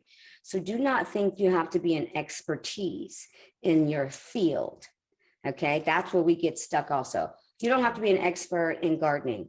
You don't have to be an expert in teaching people how to screw something in the wall. You don't have to be an expert in furniture making. You don't have to be an expert in a product. You just have to know what you know is valuable and that you're teaching somebody and they're learning from what you are putting out as content. So let's start with, what is my product? What am I selling? What do I have that people want to learn from me? Now, some of you might already have a project or a product or an ebook or a course, anything like that, that is awesome. And you can still listen and make better changes based upon what you know and what you hear and how to expand your business as well. So let's start with the people who have nothing. So say you know how to garden really well, and people walk past your neighborhood all the time and tell you, oh my God, your yard looks awesome. And you're thinking, thank you so much. And then they start giving you, asking you questions and giving you great compliments every day. And a lot of people are doing it, not just one or two. Bingo. Okay, there's a business. Have you ever gone up and down your street and looked at other people's yard and you thought, oh, I wish I could help them? You can. You really can. Now, to start out with, maybe you should start by giving your services for free or helping friends or family, and then showing those people's responses, their outcomes about what you've given to them. And it doesn't have to be paid for, but they can just say, Becky Simmons is the best gardener in the whole world. And it could have started in your own backyard. It could have started with 3 houses up and down the road. It could have started with your family. You go to everybody's house every year and start their garden. And now they have this great garden because nobody has a green thumb in the family except you, right? So these are things and testimonies that you can use later on. So I'm just going to start to tell you how to start to make your moves. So let's think about it. So say you don't have a product, or you feel like you don't have something that's tangible and you like, I don't have anything to sell. Okay, so what do you know that's really good and you could really talk a long time about that? That's a great subject to start off in your business. What's something you can tell somebody and you don't have to think about? You could just start telling them a story and they're like, oh my God, that's so awesome. How'd you learn that? Those are opportunities to realize that's a business.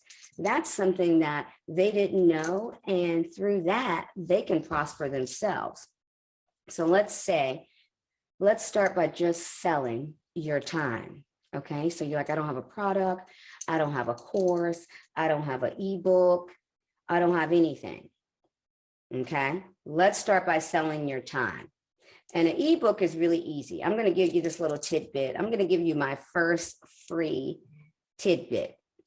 Okay, if you can talk about something for at least 15 to 20 minutes, if not longer, into a microphone, into a speaker, into anything you can actually kind of think of that can record you, your phone, anything.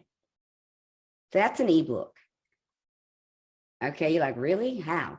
So you send that to somebody, or you can take your recording. I'm going to give you a little tip. Everybody listen in. You can take that recording and download it to YouTube, and they will give you a transcript of what you just said. That transcript is basically an ebook. And then I'll show you how to put a cover on that. And you can send that to Amazon. You can do a lot more things with that recording than ever imaginable. You can put that as one of your purchases on your site. And I'm jumping ahead a little bit, but I just want to give you an idea how easy it is to write a book. You don't have to really write a book. You can talk a book. Okay, I'll give you a couple more sites that do it other than YouTube for free. So you can basically speak into a microphone, anything that records, send it off. Somebody will send you back the transcripts for free. And there's your book. Okay, that's one. So now let's say, I don't know if I can do that either. I just don't know. Find something you like to do, okay? Choose a topic, a subject. If I always ask people, how would you spend your days if you didn't have to have a job? If you did not have to go into work, how would you spend your days? Oh, I just love vacationing. Perfect. So now you need to look up and find vacation spots, vacation destinations. Go to these places and find out how they can do it, how they can do it for a cheaper price, how they can use you as an affiliate, which means you told them about the place. If you don't know what affiliate marketing is yet, you told someone about the place, and through your reference, they get a cheaper price and you also get paid on the flip side of it. So that's something that maybe you haven't even thought about. You don't even have to have a project or a product, something tangible. You can always sell your time and your knowledge immediately. And this is why it's kind of easier than people think. So we're going to start by choosing that thing that you love to do, you have good knowledge about, you know you could talk about it with somebody without getting bored, and you can speak to people who know less than you, right? Because you think you have to be an expert. You do not have to be an expert, okay? A doctor didn't come out of high school and he was a doctor. He eventually had to go through all those people to make him a doctor. So you're just one of those people. When you go to school and you went to college, or say you went to a technical school and you have 23 to 30, 40 students sitting in that classroom, those kids are paying a regular person who just knows knowledge. And they sometimes are paying $20,000 a year for a semester, or maybe just that class itself is $1,500.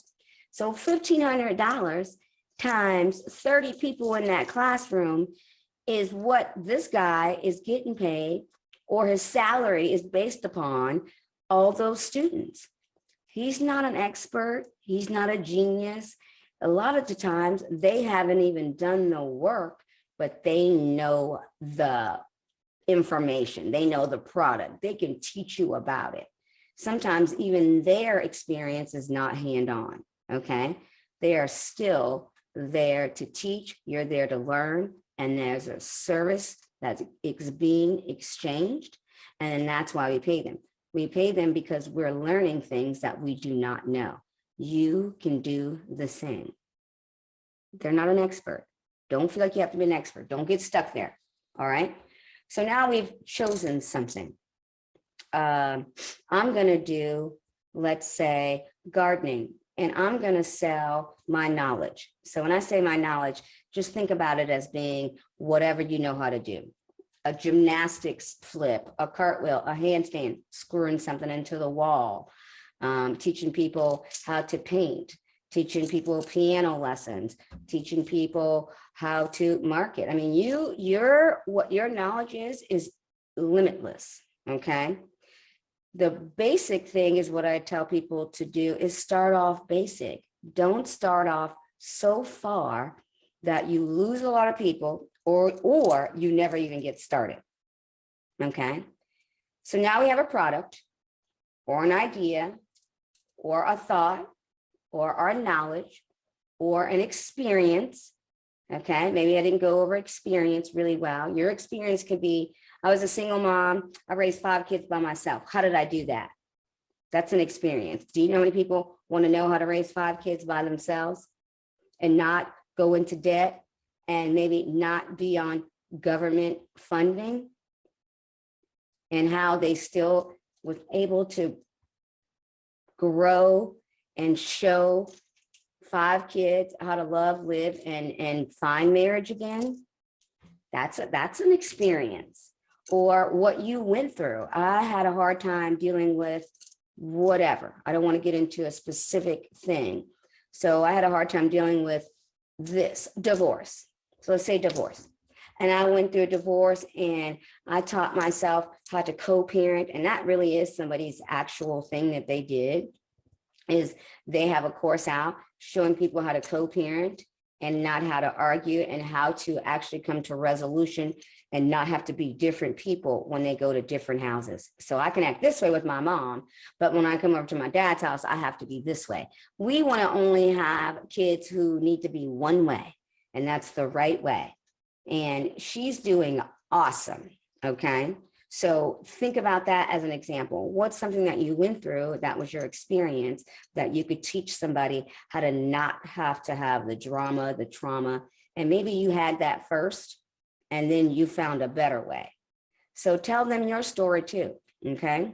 Tell them your story, how you made it through, how you are here now today prospering, and how your kids are doing well and loving life and married or not married, just happy, right? And they don't have any guilt associated with the divorce, okay? So your experience, right? All right, now here we go. Step 2. I need a website. I don't have any place to send anybody. I don't know anybody. I don't want to ask my friends and family. I don't want to be a nag. I don't want to do all these things that we have to do something, but these are the normal processes that stop us from doing anything. Okay. So we're going to get out of that rut really quick. We're going to start by, I'm going to tell you about this one site, and you can do it on your phone. It's called Uverse, and you can make a website. And you can actually, if you don't even have a computer, you can actually do it on your phone. It's actually made better for your phone. And all you do is go to the site, and it's an app, and it's Uverse, like Uverse, and you can download it to your phone. And then you just say the title of your business, whatever you like. Gardening by Becky Simmons. And that's your title. You can actually make it a domain as well. You can do everything on this one site. I think they may charge you maybe a price for or domain, but you can actually have a website that says your name in it, and it has like little Uverse at the end or whatever, but it has your name in it. So it's actually kind of good. And, you know, a couple extra letters, whatever they add on to websites. And then you could actually take that link and turn it into another URL. You can go to tiny URL and make that link whatever you want. Or you can actually go to GoDaddy.com and buy a domain name and connect it to this website, which is free. Okay, so you get the free website, and you can say whatever you want on it. You can add pictures, you can drop and drag, you can use pictures from your phone, you can use pictures from the internet, you can put a lot on your site. You can even at the bottom scroll down and have a place where people can purchase from that site, which is really awesome. Okay, so that's number one. And I can give you a couple free hosting places, but this is probably the easiest one, the best one. It's the quickest. It's on your phone. You can use pictures from your phone, and you don't have to be really, really super tech savvy. It's like a little template, and you can just drag and drop stuff in. And they also have generic pictures that you can use. So don't think, oh, I got to have, where am I going to find pictures and things like that? They have generic pictures that you can use too, and you don't have to have a lot of pictures. You just have to be able to type in some stuff and tell people what you're selling, what you're about, you know, a normal website, okay? But it's free. Now, part two is, this is another way to not have to bug family members, friends, things like that. How do I get people? How do I know people? How do I know people are interested in what I do? So this is where I tell you the easiest thing is Facebook, right? There's Twitter, there's Instagram, there's all these social media things out there, but I still think Facebook is the easiest to navigate and look through. Now, Facebook has gotten harder with doing other things, but you can still keep Facebook simple in the beginning. Let's keep it simple. We're trying to go simple. So if you do not have a fan book, or I'm saying, let's start over, a Facebook page, start off with a Facebook page, and that's just yourself, your name, you know, where you live, the vicinity. You don't have to be exact. And what you do is always good to know. And, you know, a couple pictures of, you know, whatever. If you don't like putting up yourself, put up still shots of people, family, friends, whatever you like.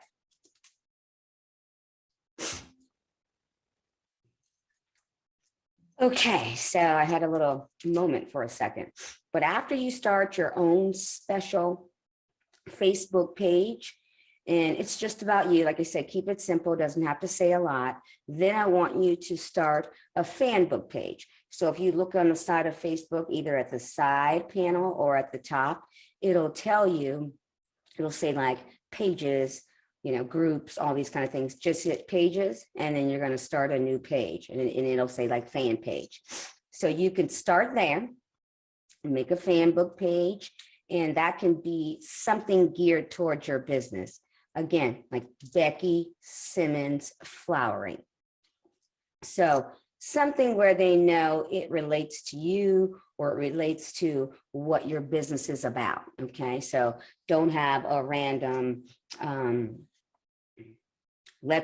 well, I don't know, that would be good. Something that's just random and I don't know what it is just from the title if I'm scrolling. If people are scrolling and looking for things about gardening or working out or tennis or gymnastics or business or entrepreneurships, you want to make sure you come up in that search. So use a name that will show up when people are looking for the type of business you're in. So don't make it so random that I don't know what's going on, okay? So you're starting with the Uverse, right? You're gonna start like a website so that you can send somebody places. And then you're gonna start with the Facebook. And the website really is just to kind of see, you know, what you do. It's a better explanation. They believe you're a real business. And then even at the bottom of the website, you can have them purchase something or send them somewhere so that they can purchase something. Or you don't have a place to send them, okay? So that's the next, I don't have a place to send anybody. Okay, have them call you, have them email you. That's a place to send somebody, okay? Don't get stuck there because that's the next thing we do. Oh, I don't have anything else, okay? So you made a free website and you have an email, and if you don't, go to Google and set up an email account, and you basically have a phone. So if you can have an email and a phone, you have a place to send somebody, but you also have a website where they can see that you're kind of a legitimate business.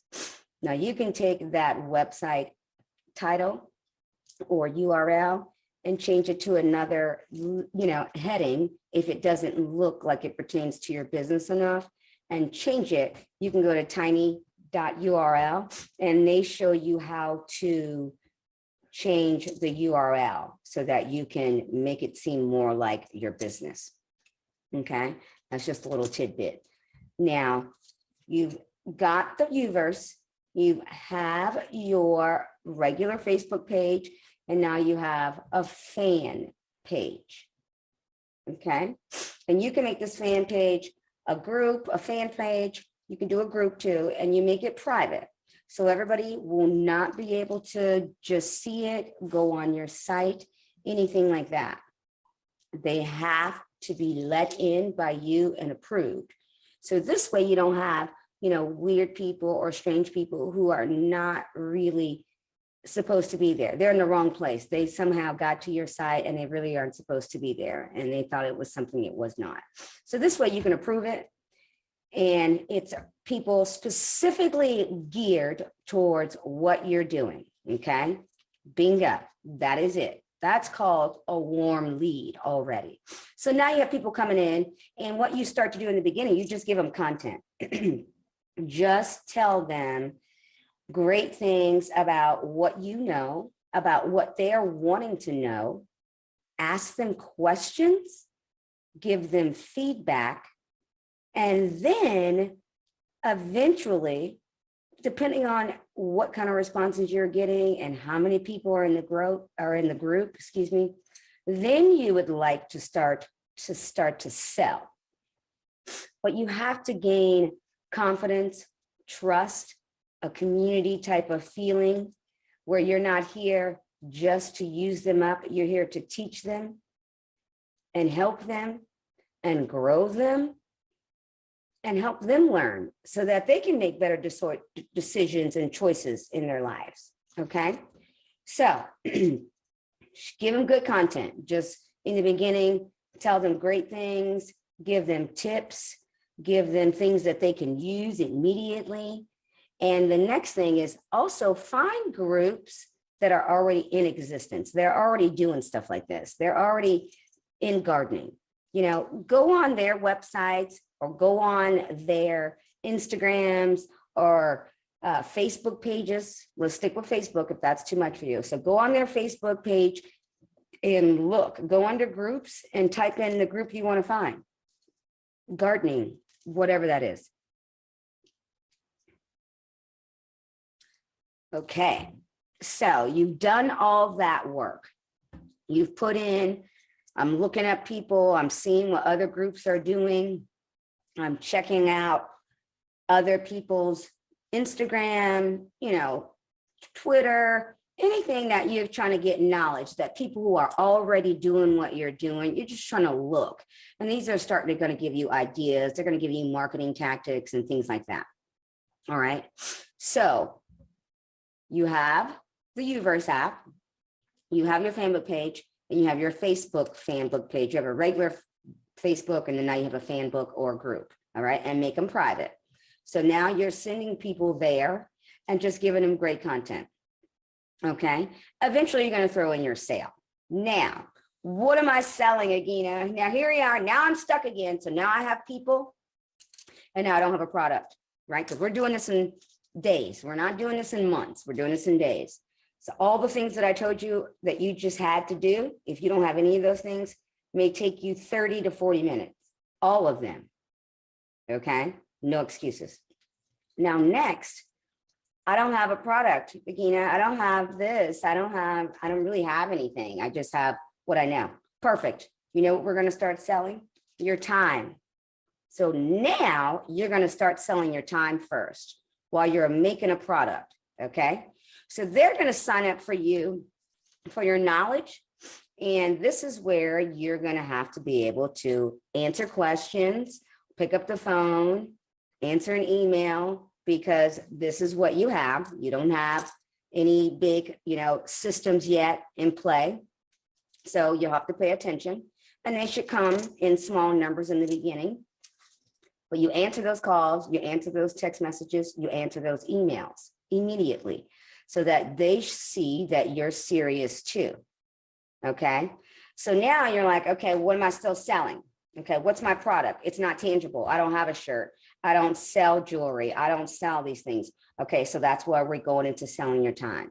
So you're selling your time, but now what are you selling? I'm going to stick with gardening to keep it easy. I'm going to teach you how to build a garden, how to start, when to plant, when to seed, when to prune, when to do all these things. Okay. So now you're selling. So you're selling your knowledge. You tell them, I'm going to go on. You can go into your Facebook fan page or group, and now you go live there. And that's where you give your content. So if you don't even have Zoom, now Zoom is free, and you can have a Zoom account, which is free, I think, for the first 40 minutes. And then you have to make sure you stay in those 40 minutes because they will cut you off. So make sure not to go over those 40 minutes. If you're starting up brand new and you want a free hosting where you can talk like this, and if you use Zoom, you can use Zoom because you can say whatever you want on Zoom. Facebook fan page and Facebook in general, you can still say a lot, but sometimes they edit some of your advertisings out. Sometimes, if you're just given a number or a text or a feed or something at the bottom, that's usually pretty much still okay. They'll let you know when they block anything. So you'll know if they block anything. Always, if you're using Facebook, I always try to sell before or after, not during that meeting or that live demonstration. You could also say, here's the link, and then they can just click on the link and go from there. Okay. But on Zoom, if you're using Zoom, you can say whatever you want. You can have them use you, email you, text you. This is where, if you don't have any kind of merchant services, this is where you can maybe use Cash App or Venmo. I don't necessarily suggest that because it's not as professional as the rest. But if you have to use something where people can send you money, I feel like that's the easiest. Venmo is usually rated a little bit higher than Cash App, but whatever people have and they want to send it to you, that's a good way to get started. Okay. You can also go to calendly.com and sign up for a free scheduling, where people come in and they can go to you, call you, text you, sign up for your time, and you can put your time. Now, Calendly is pretty savvy too.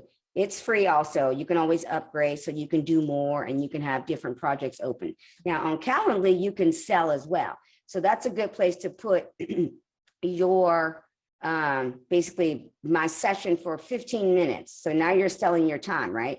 So my session for 15 minutes is $15. My session for 30 minutes is $25. My session for an hour is $45 to $60, right? So you're giving them all the content they can take within 15 minutes, 30 minutes to an hour. And you can say 45 if you like to, but you're giving everybody the increments that you believe they can afford or they can pay for. And since you don't have a product, you're just selling your time. So you have to make those scheduled calls. And that's why they go to Calendly, because now you're sending them to a place, it's free, and they can sign up for your time. So that's what you're selling in the beginning, is just your time. So now, yay, I have a product. It's you. You're your product, you're your brand right now, and you can get started. So they go to Calendly. You have to make little boxes of what you would like them to be able to sign up for. I would start off simple, maybe 1, 2, or 3 options. And then in those options, you set a price. So even before they go to the Zoom meeting or your Facebook page or fan page or wherever you're going live, they've already paid for the purchase. So you don't have to say anything about money during those recordings, okay? You can always add something at the end. If you want further knowledge or if you want more information, go back to my Calendly and schedule an appointment with me so we can talk about what's next for you, okay? Start with just giving them a place to go after they've learned what you've first offered, okay? You always want to say, what's next, what's next, what's next? And you make what's next based on what they're asking you.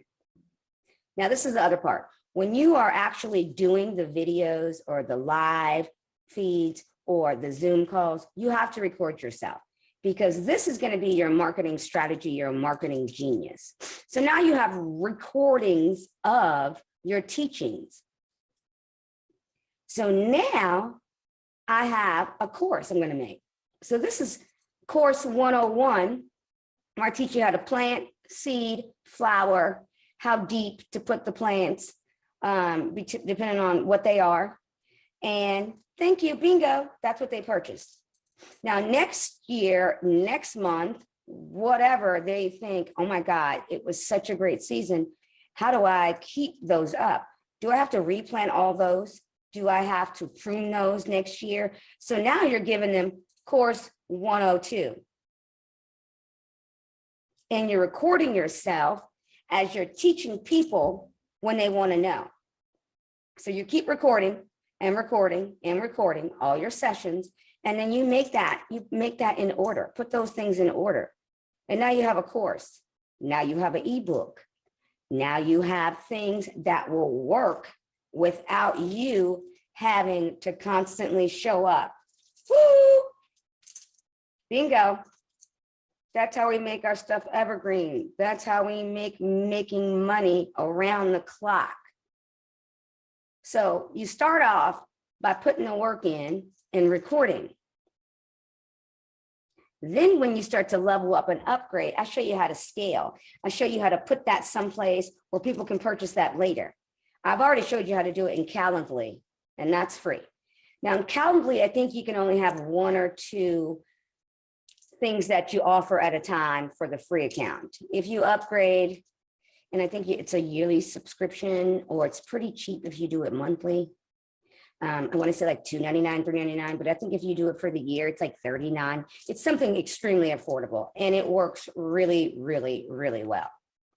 And you can put pictures up on there.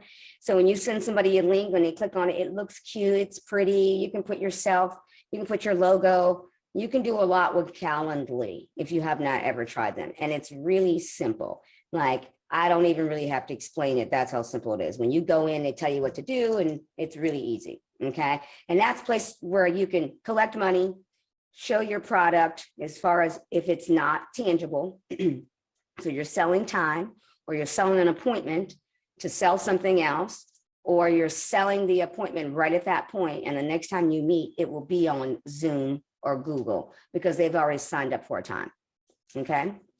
So you have all these things that people say, oh, I can't do, right? And you can attach Stripe, if you have Stripe, or if you have merchant services other than Cash App or Venmo, you can connect that to both Uverse, which was the place that I told you to go on your phone to start a website. And then you can also connect it to Calendly. So there they can pay before they show up on your sites, on your Zoom, on your Calendly. And then you can also make things for free. Once people are in the group or in the fan group page, or they're in your group and you just want to go live and give content and information for free, that's fine. Especially if you're doing a subscription, they've already paid for the month. So when you're giving free content, they appreciate that all month. And then next month, it's only for the people who are in the group already, and they've already paid you because they're on a monthly subscription. Now you can either keep that like that all the time, or when they drop out, you can remove them from the group. If it's a free group, keep it a free group, but then I would also have a private group where people are paying and you also offer a little bit more, okay? And you can have more than one fan group page, okay? So some people think, oh, she only wanted my money. No, you keep giving those people the content, and you can keep one for free, and you can keep one that's paid. And that's a good way to level up, okay? So they can like, hey, you're on this great site, and it's my fan book page, but then we have a private group for people who want to level up faster. And that's only $17, $18 a month. Okay, do the math. When you have 20 and 30 and 40 people and 100 and 200, that's good money. Okay, and I'll break that math down later. Okay, so what I want you guys to do is start by doing those 3 simple tasks: website, fan book, regular Facebook, fan book or group page. And then I want you to start to Google and go into Google or Facebook and start to look up groups who are already doing what you're doing and who are already in the field, and they have, thousands and thousands of followers. Go there, say good comments, say things there that are encouraging, give content, invite them to your page eventually in a nice way, or to an email. Oh, email me if you want more information about, maybe they asked a question and you can say, oh, I went through the same thing. I don't know if I want to share all my business right here, but if you email me, I'll tell you how I did it. I'll tell you how I got out of that rut. And now you have their email, and then you can send them to your site, because you don't want to look like you're stealing people from other people's sites. You don't want to be blocked in certain groups. So say nice things, comment. Doesn't always have to be nice, but comment, give real comments and good content in their group. And then when somebody responds back to you, you can say, oh my God, that is so awesome, or what have you. And then invite them to either your page, an email, and then after the email, they can then you can send them, where you want to send them. But start off by just comments, okay? So now you're getting people who know you, and you know what they start to do? They start to look you up, and they become your Facebook fan page follower, or Facebook, they look up your name. That's why I say get a Facebook page also. And then they've reached out to you, and now it seems totally normal. Now they're trying to friend you. It seems totally normal when you start interacting with them and giving them good content and information, and you send them someplace else. It seems like they reached out to you, and you responded so nicely and so graciously as to help them even more. So you look like a savior, okay? So keep that in mind. Look up other people's faces, fan book pages, Facebook, Twitter, Instagram, and see all the followers, make comments. Look at their ads, if they're having any ads or anything like that. I'll show you a good place. This is another little tidbit. Write this one down, where you can show or find how people are advertising. You can go to Facebook ads in Google, library. And then you're going to get to a little screen, and then you can type in whatever your subject is or your niche or what you're looking at to start to do, or, you know, anything you like, your talents. Like I said, your trauma, your drama. It could be, you know, divorce. It could be a lost child, like people who lose children. I know that's a hard subject to deal with. And you put those things in, and then you see their ads and advertisements and who are at the top of that list. And then you kind of mimic those, or you get those ideas from those ads that are already in existence and are converting. Okay. So those are things you can do, right? What I want you to do now is take action. I want you to do those 3 things. And if you already have a Facebook page, a website, a hosting, you're already in business, I want you to start to go look up ads. So look up the ads in Google, Facebook ads library, so that you can start to advertise. If you're not making any sales, or you're not making the sales you want to make, this is what I suggest you do. Start looking up ads. And then if you would like, you can text me or call me or email me or go to my Calendly. I have a Calendly set up as well. And if you use Calendly, it's calendly.com/Agina Simpkins. So it's basically my name, and my name should be on the bottom of this. But my Calendly is Agina Simpkins, and it's actually calendly.com/Agina Simpkins. You can go there, and that's probably the easiest place to go first, and sign up for a free consultation. And I'll talk to you, and I'll see where you are. Are you already in business? Are you trying to expand your business? Or do you need more followers? Do you need more people? Do you have nothing and you want to like start, you know, immediately? And there's all different places that we are in this process. Or you have a lot of information and you don't know what to do with it. So I've been there, done that. So what I'm going to do, I'll send you that link, and you'll see the link at the bottom of the page. Or you can just email me. Again, my name is Agina Simpkins, and it's at gmail.com. And it's AGINASIMPKINS at gmail.com. Those are the 2 easiest ways so that we can see where you're starting, where you're coming from, and where you're trying to go. Okay. And then we'll go from there. On my Calendly, you'll see other options. If you want to jump in instantly at someplace else, you're welcome to do that as well. If you want to have a free consultation, you can do that as well before you get started. But I'm so glad you showed up. I want everybody to get up and tell yourself that this year you are doing what you say you're going to do. You are not giving up anymore. You're not changing your mind. You're not going to let somebody talk you out of it. Okay? You're not going to listen to the people who tell you what you can't do. We're done. We're not doing that anymore. We're going to trust ourselves and our knowledge, have the courage, have the commitment to do more.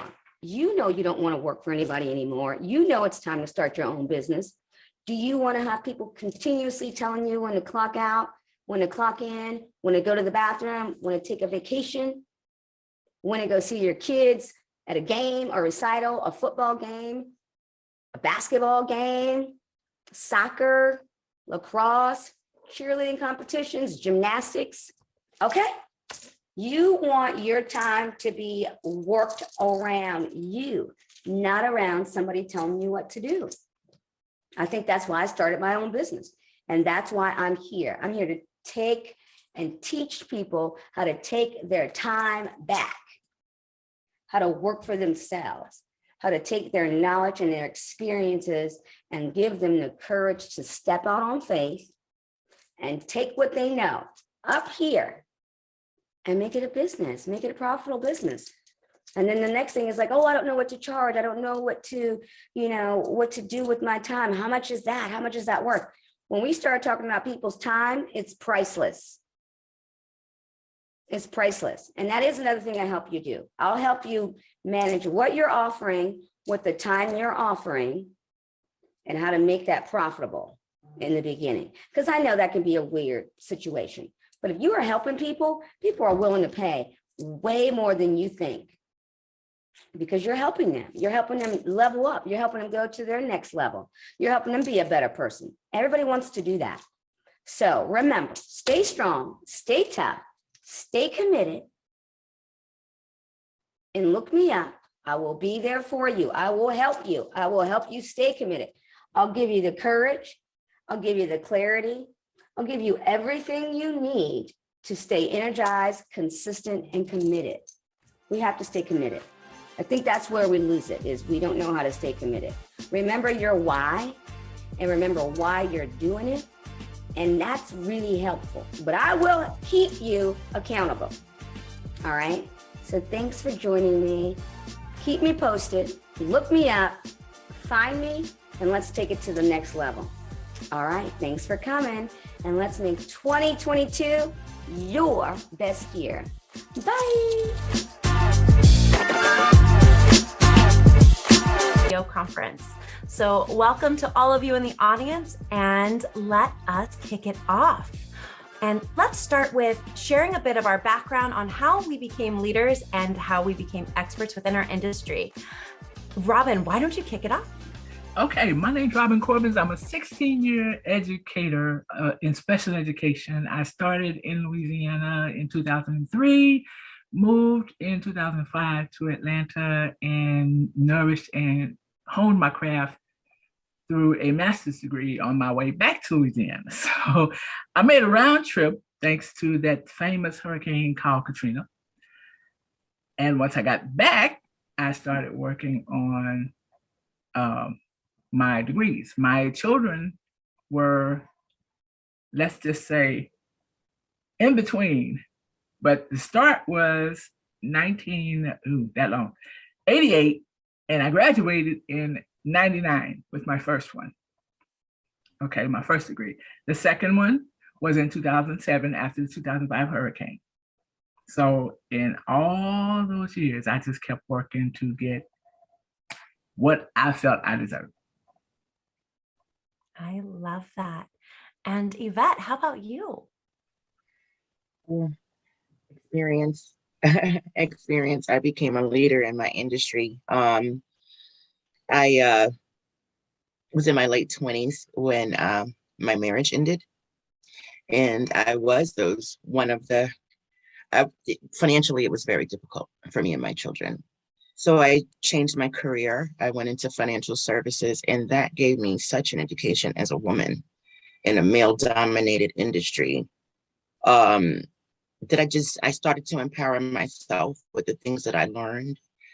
And I've always cared about women, especially women with children who'd been through adversity. And my most enjoyable clients seem to be the ones who are going through the roughest time. So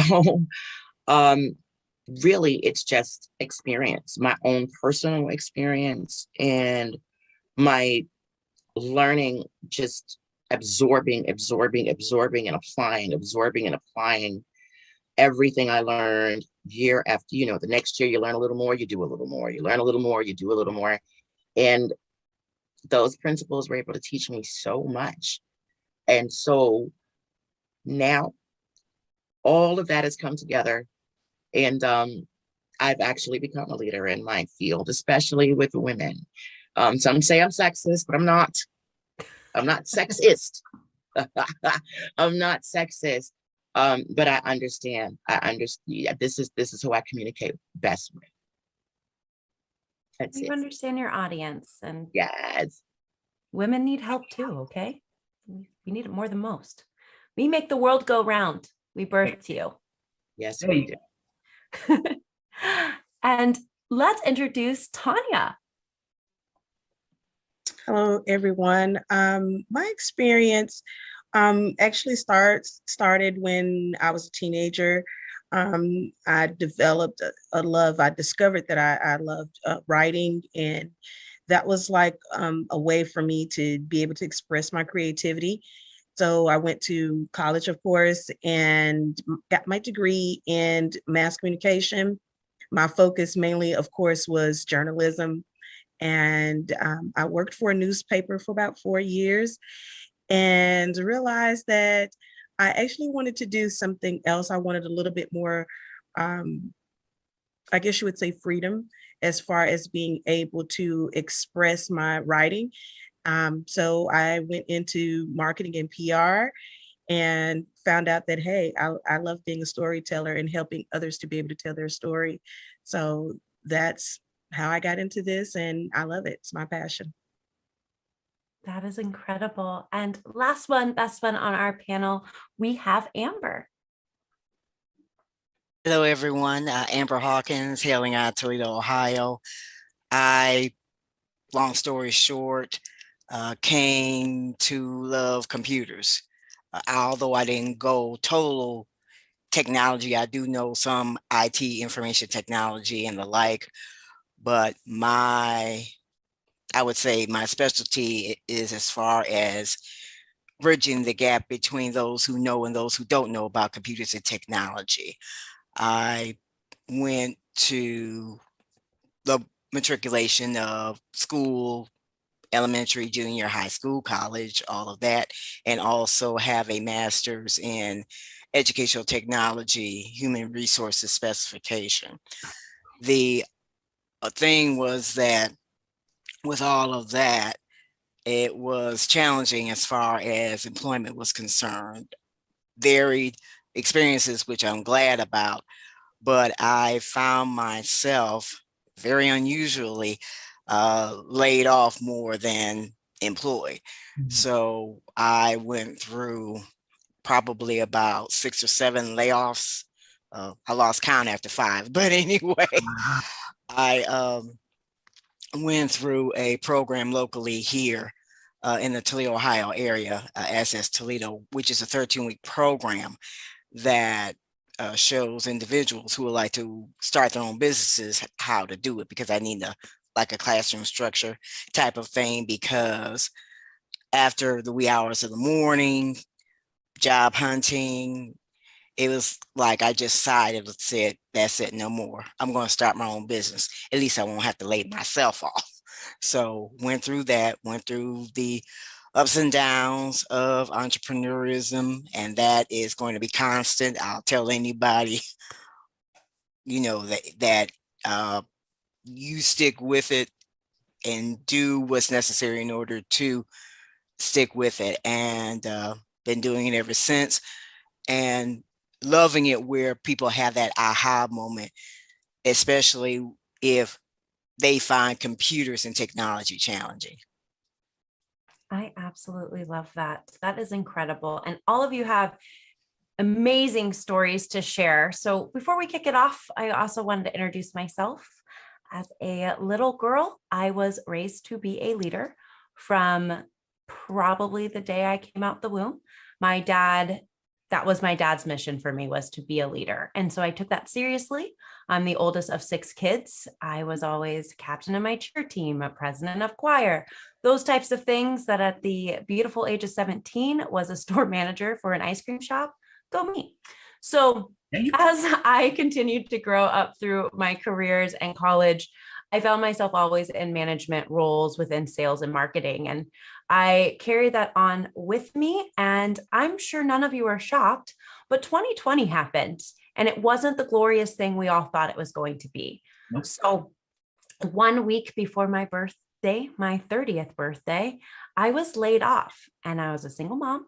I was devastated. I was going into a new decade of life jobless, and I didn't know what to do. And like everybody else and their dog, was calling unemployment and on hold for about 1 trillion years. So that wasn't going to work for me. I don't sit still very well. We will notice that in this panel. I will be moving everywhere. So I was looking at Grayson, watching him play, watching Disney Plus, wondering how Disney Plus was going to stay on. And in that moment, was also scrolling through Instagram, and it dawned on me that I could really teach people how to use social media and turn it into a scroll stopping moneymaker, because I was an award-winning salesperson and always top in my departments for being the queen of social media. So I merged those skill sets, created Gray Digital Marketing, and since then have done some incredible things, like be listed as one of the top 50 marketers on the rise for the African American Marketing Association. So incredible stuff since 2020. And super grateful that I get to moderate this panel with such incredible women to share our secrets to success. And what I want everybody to know is success looks different for every single person. And how we got there is more important than where we've arrived. And so as you hear our stories, from the ones we just told to the ones we're going to share here in a few moments, look for those gold nuggets that resonate with you, because all 5 of us come from different backgrounds and all 5 of us have different stories to tell. But the success is in the details, and we've got to where we have gotten to because of hard work, effort, and for many of us, because we have children to feed. So we are so excited to share this moment with you. And we're all going to go around and share how we define success, because everyone defines it differently based on their own personal experience. And we're going to start with Robin, but how do you define success? For me, success is if someone learns something from me today. Success is not always about money to me. Yes, people need money. Yes, you have to pay bills. But being the type of person that I am, success for me is if somebody meets me and they learn something from me today, I've been successful today. Tomorrow, you're not promised anything. But today, you start at between 12:01 a.m. and 12 midnight. If someone's learned something from me today, that is a successful day for me. Now, everything else is what we call in Louisiana lagniappe. That means extra. Okay, so whatever I can teach someone and they've learned it, it's success for me. That is beautiful. You teach them how to fish and they can eat for life. How about you, Tanya? So I define success where the things that you love to do meets what you were destined to do. That to me is considered as success. A lot of times, just like Robin was saying, you know, success isn't always defined by the bottom dollar. And I think that especially in my particular industry and helping small businesses to be able to tell their story, a lot of times they are so stressed and so focused on the money aspect. Yep. And it's not even about that if you are doing what you are destined to do, what you love to do, the money's going to follow. It's going to come. So that's my definition. It's simple, straight to the point. You know, it's all about what you're passionate about doing. And if it meets right there at that critical point of what you're destined to do, you've become successful. Beautiful, like absolutely beautiful. I love how the two just like merge together and you're like, no, this is what you love and what you're destined for. Incredible. Right. Yvette. Well, when I was homeschooling my adult children, one of the things I would tell them is that if you can find what you love to do and find a way to make money doing it, you'll never work a day in your life. And that's cliche. I'm sure we've heard that before. But to me, that is success. Doing something for a living that is something you would love to do. Me counseling, talking to women, helping with finances and things like that. That's something for many clients I was doing for free anyway. So the people who couldn't afford me that I cared about. So success to me is that and being in the best physical condition I can be in, being in the best mental condition I can be in, being in the best emotional condition that I can be in, and close family relationships with my friends. So relationships are serious. Success also, I guess, is multifaceted. For me, is being debt-free, retiring comfortably, having a plan for as I age. There's a lot of longevity in my family. My grandmother's like 102 when she passed. Everybody's like 90s, 100s, 80s, you know. And I don't want to be a burden on my children. So knowing that I've made the plans that need to be made, that while they're raising their children, they don't have to worry about mom. They can come see me and not see about me. So I guess that's success all wrapped up for me. That's success for a lifetime. That is incredible. Amber, how about you? With what all the ladies mentioned, I will say as far as the financial part, because you have to admit a lot of people are concerned about that. At least in that aspect of it, be financially literate. I would say that for me, actually back around 2019, 2020, that was the time frame I decided in my mind, because along with what I was going through, I came to the realization I was not financially literate as I thought. And that was very important to me. And it's actually very important as far as our livelihoods.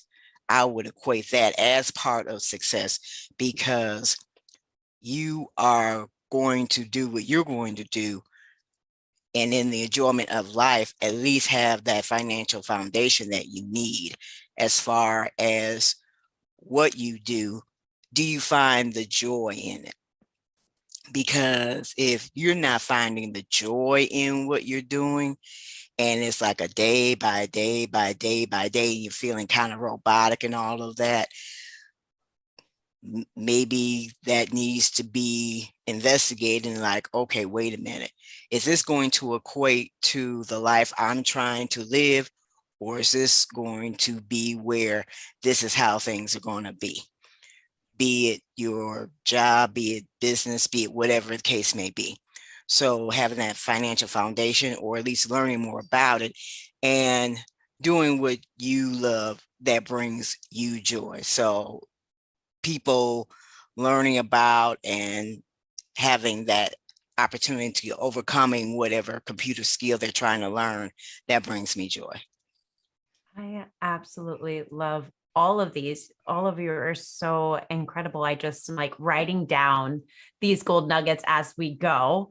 And I think for me personally, I would really define success a couple ways. One way that is not your typical way, but that is by learning how to be comfortable with the uncomfortable.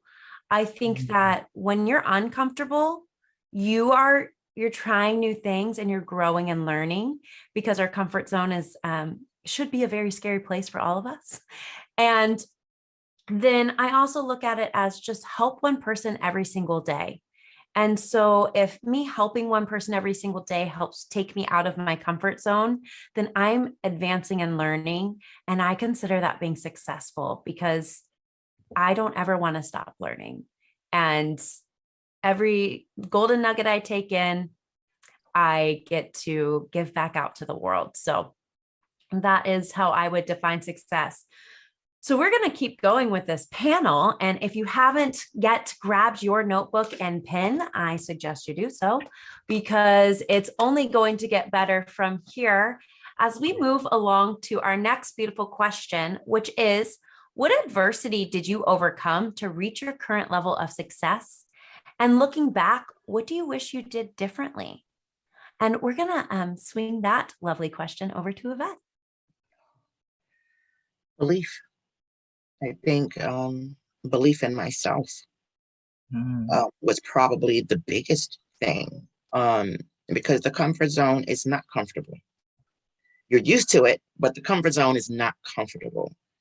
And the belief that I could take it to the next level, the next level, the next level, was something that was very challenging for me, because everything I wanted to do and the ways I wanted to advance were things I didn't know yet. I had to learn, and things I had to implement that I just was not used to doing.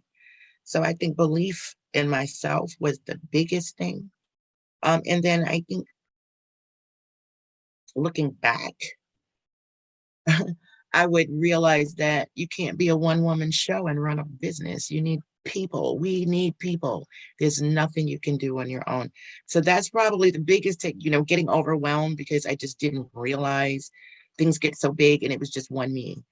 Wearing 20 hats, the marketer, the newsletter, the content writer, the this, the that, the person taking the appointments. I was doing everything. So that's the biggest thing, is just always knowing that you need people. You cannot do it alone, and believing in myself. That is, I literally just told somebody thank you for that exact thing. Like, I can't do this alone. It's too hard. Full stop. Makes you go a little crazy. Yeah. Oh, yeah. Robin, how about you? I would say the one thing I would have done differently would have been started a little bit earlier. In case you can't tell, I'm not 17. 18 and a half. I think I would have started a little bit earlier. In my particular situation, I come from a small town where I was raised by my grandparents in a village. Well, my grandmother in a village. So college was not in the card for me earlier. By the time I went to college, I was almost 25 years old. Most people at 25 have 2 jobs, the picket fence, the house, all of that. At 25, I was a single parent, divorced, and signing up to go to school. And I started at 18. Yes, it would have been different. But because my journey started late, I believe that what I went through from 25 to the age that I actually finished my first college degree was a benefit, because now I'm strong enough to teach my children. Because at 18, no matter 18, 17, like I said earlier, you have other things that you're interested in. But by 25, you have an idea what you want.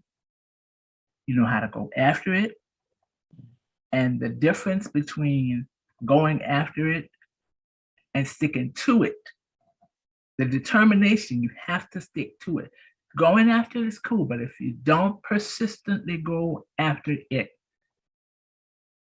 then all of the plans were for nothing. Persistence and the fact that I didn't start earlier, like I said, because of my situation, but where I did start, the persistence carried me the rest of the way. I think my biggest takeaway from that is that persistence carried you the rest of the way. I think too many of us quit right at that point where greatness is about to happen. Yep. And if you can just keep on and want it just 51% instead of 50, right. Like that persistence is going to be what takes it all the way. And it's really the difference between those who win and those who haven't yet. Yeah, I teach that to I taught that to my 4 kids, and I teach that to people, that just the kids that are trying to get to college. My thing is persistence. If you see that you really want to be in a university or just a 2-year college, persistence will get you there. You stop now, okay, you went to high school and you didn't stop at 11th grade, you went to 12th grade. Okay. And you're excited because now you're a senior and you're graduating and all that. Then you get to college and you're like, okay, new world. But why stop there? You started, finish. Persistence. I love that. Tanya, how about you? How about you wrap this question and send it home? I think for me, being in the position of being divorced, losing my job, being homeless with my kids, Wow. I think that put me in a position to where it was like, you've got to fight for this. And I think that's when I discovered the light bulb went on and said, this is what you're destined to do. Because in the midst of that, I mean, I was hosting webinars and collaborating with other business women, and I didn't even have a roof over my head. Wow.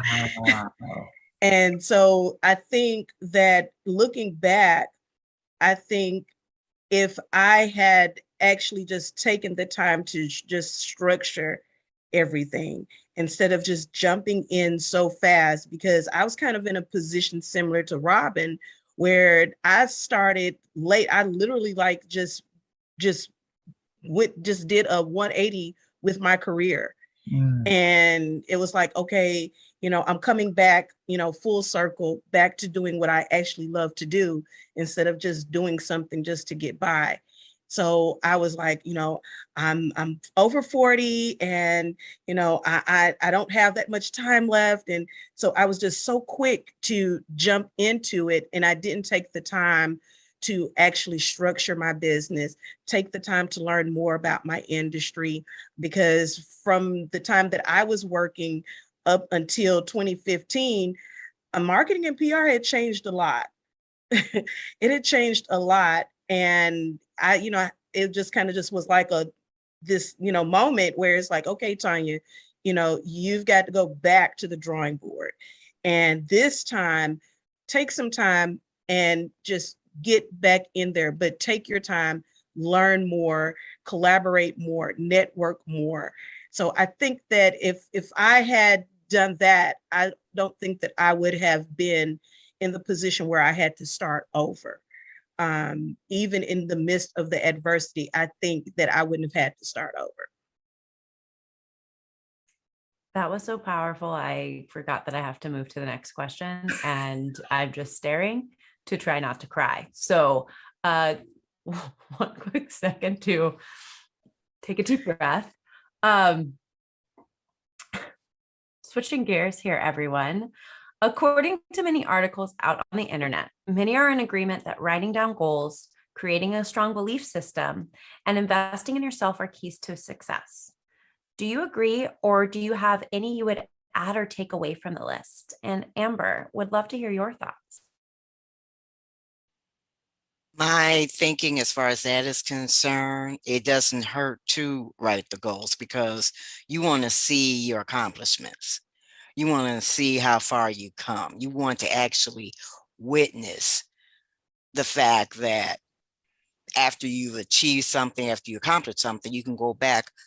I remember when I wrote this down, and it was probably easy to attain. It probably was. I had to go through this, go through that, jump through this hurdle, jump through that hurdle. There was a time I did not think I was going to make it, period, to accomplish this goal, because this happened, that happened, whatever. But I accomplished it.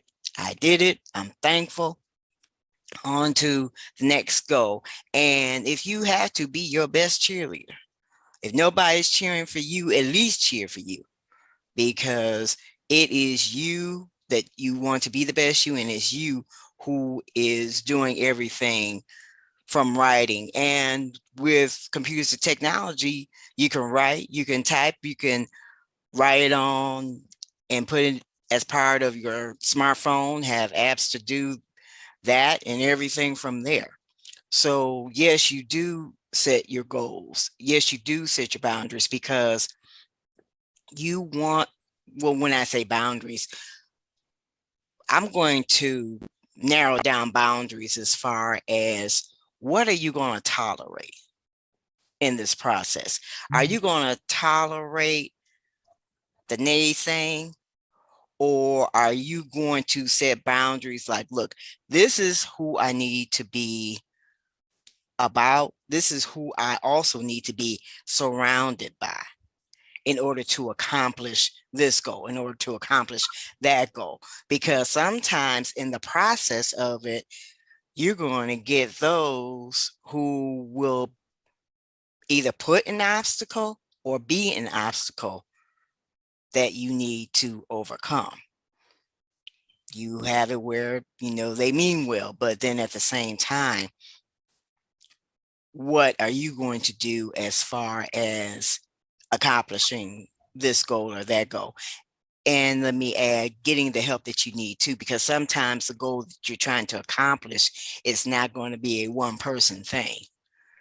You sometimes, actually all the time, I should say, research it.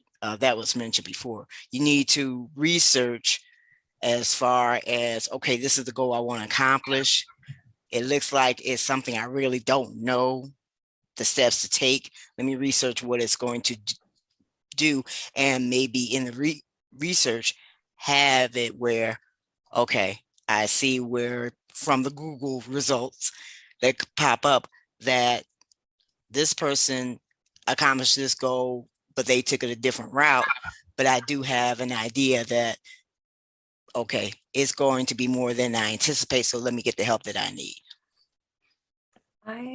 I just love that. When you said, look at who you surround yourself with, two things came to mind for me. One was, I am a firm believer, since I do social media for small businesses and entrepreneurs, like sometimes we have to unfollow people in real life. Yeah.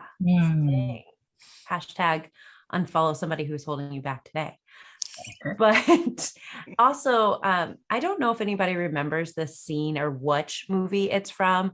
Medea is literally explaining that people are like leaves on a tree or something along that line, where she's like, it's like seasons. Sometimes they grow and sometimes they gotta fall away. And I always think of that when I think about those who are surrounding me. And I love people. I really, really do. But sometimes I have to recognize that negativity just doesn't need to live here. Right. Live out there. So, which really goes into belief systems. And Yvette, I know you had talked about overcoming and like your belief within yourself. And so curious how you feel about what all of those articles on the internet say from all of the life coach gurus in the world on goal setting and belief systems. Would love to hear your hot take. I agree. You know, but I would add to drown out the noise, sort of like what Amber was saying. Because my family believed in me, but my community didn't. They didn't, you know, so sometimes you have to drown out the noise. They didn't think I could do it. Many people were, just like Amber said, they were sabotaging, trying to assassinate character. She thinks she's this and all of these things, and she's not what she's. You have to drown out the noise. You have to stay centered. And as you said, you know, your boundaries have to be very clear. Who's allowed in your world, in your home, in your business, as a client. Sometimes I leave money on the table because I know good and well I'm not having an annual review with this person, but that's what I do in my career. You know, some people will drain you. So you have to set boundaries in all areas of your life. But most importantly, you really, really do have to drown out the noise. And then with all of the advice that they have, then you have to take massive action and be kind to yourself, because there's a duality of life. There's negative and there's positive. Expect it. Don't get upset. Don't get uptight. It's positive and negative. It's good and bad. It's consistent. It will always be that way. So get yourself of that mindset and keep it moving. Oh my gosh, that is so incredible.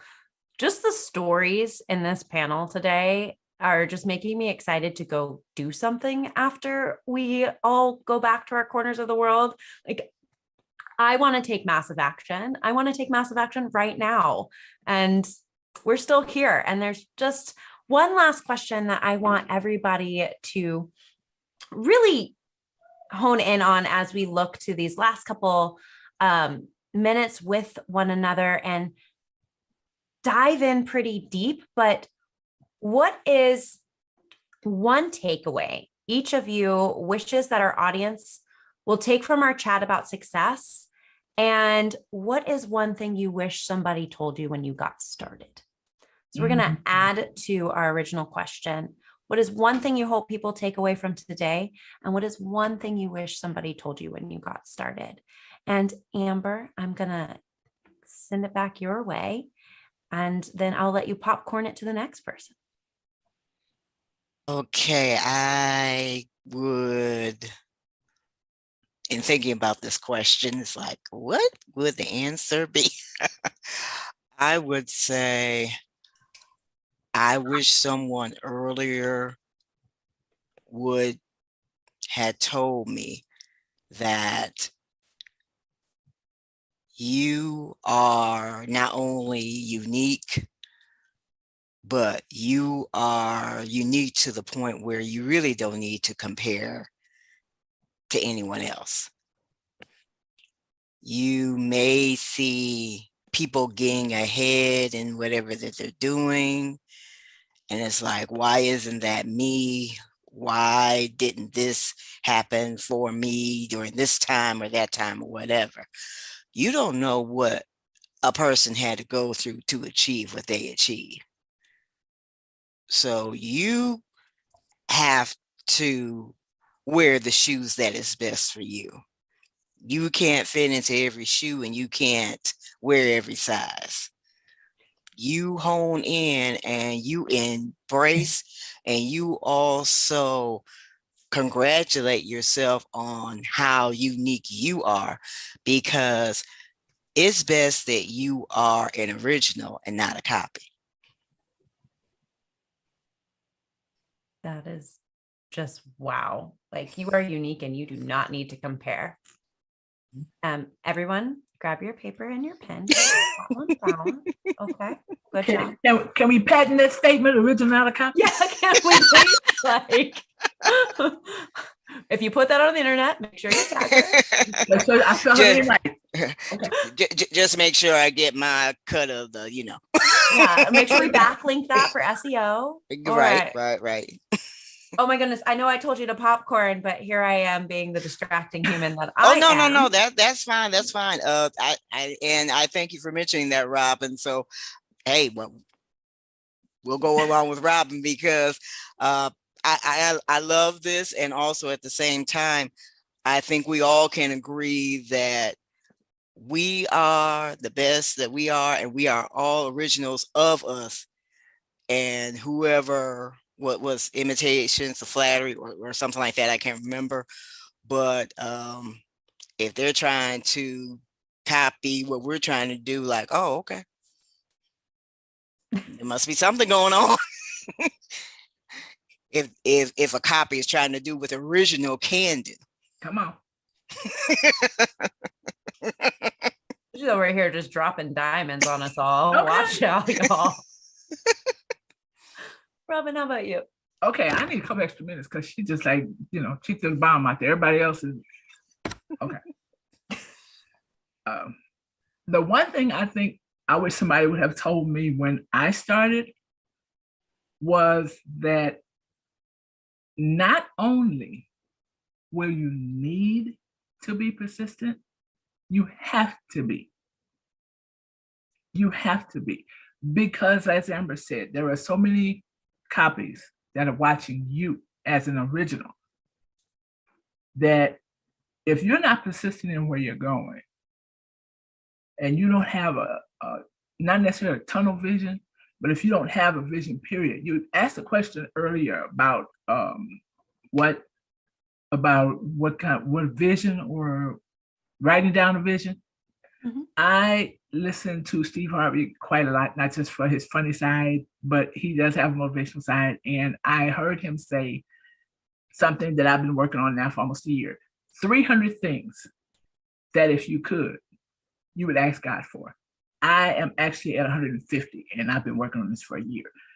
You may need somebody to tell you you're beautiful.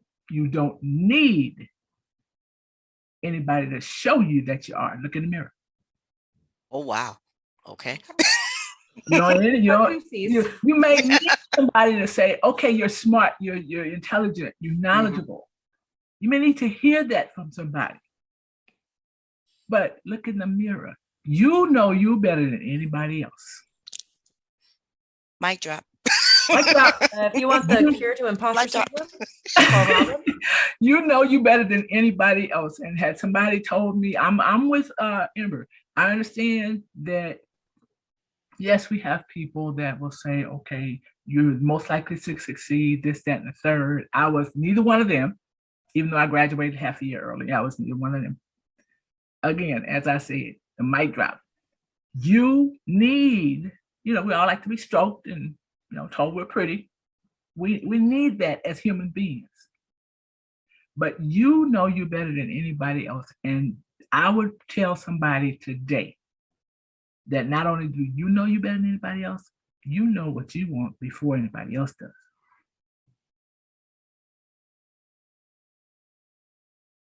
You know what you want before you tell anybody else. You have already had a conversation with yourself on what you're going after. Persistence.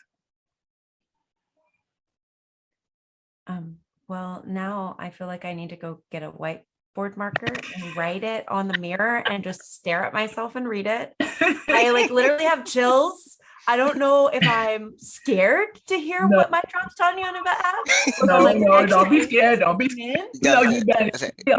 Tanya and Yvette is just gonna add some flavor to it. Just like fuel to the fire of greatness. Like this is gonna add some fire. Epic. That's it. They're gonna add to the cake. Come on, bring the icing home, somebody. Oh yeah, we got to finish this cake.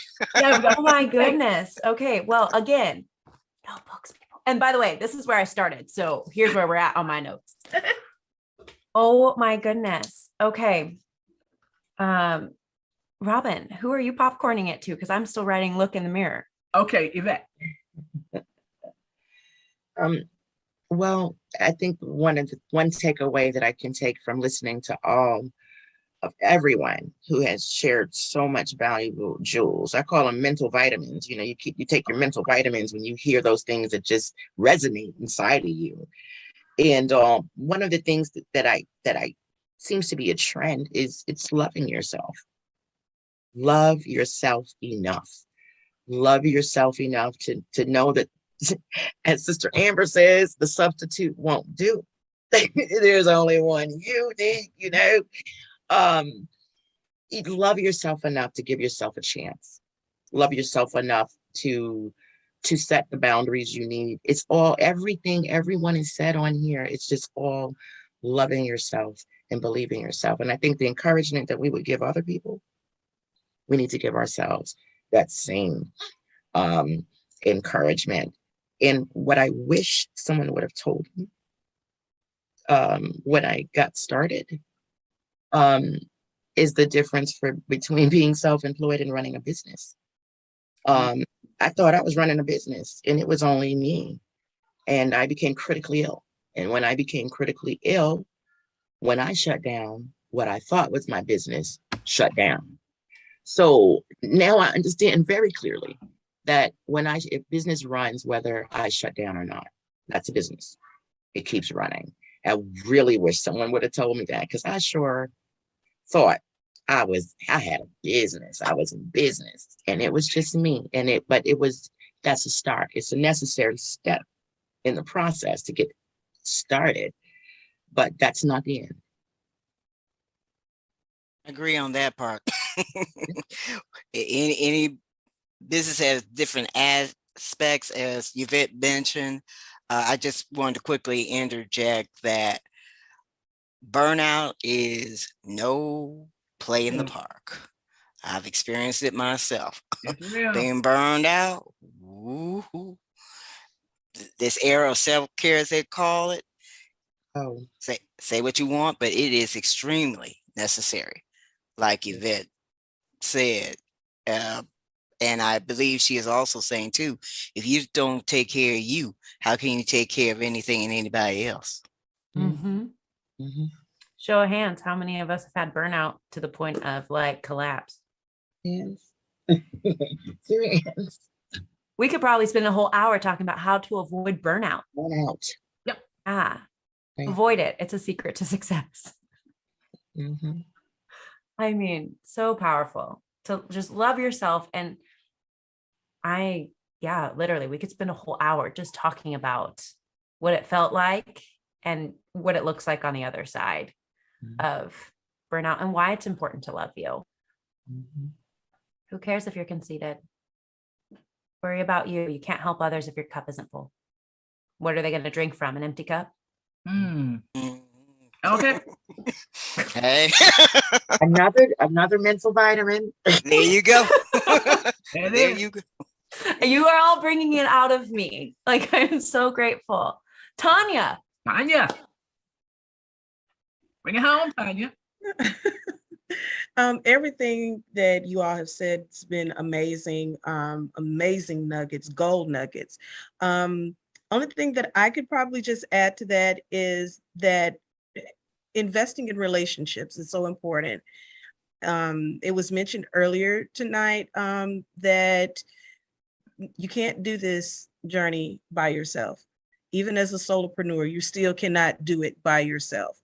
So investing in relationships, and I use the word invest because it is, there's value in that.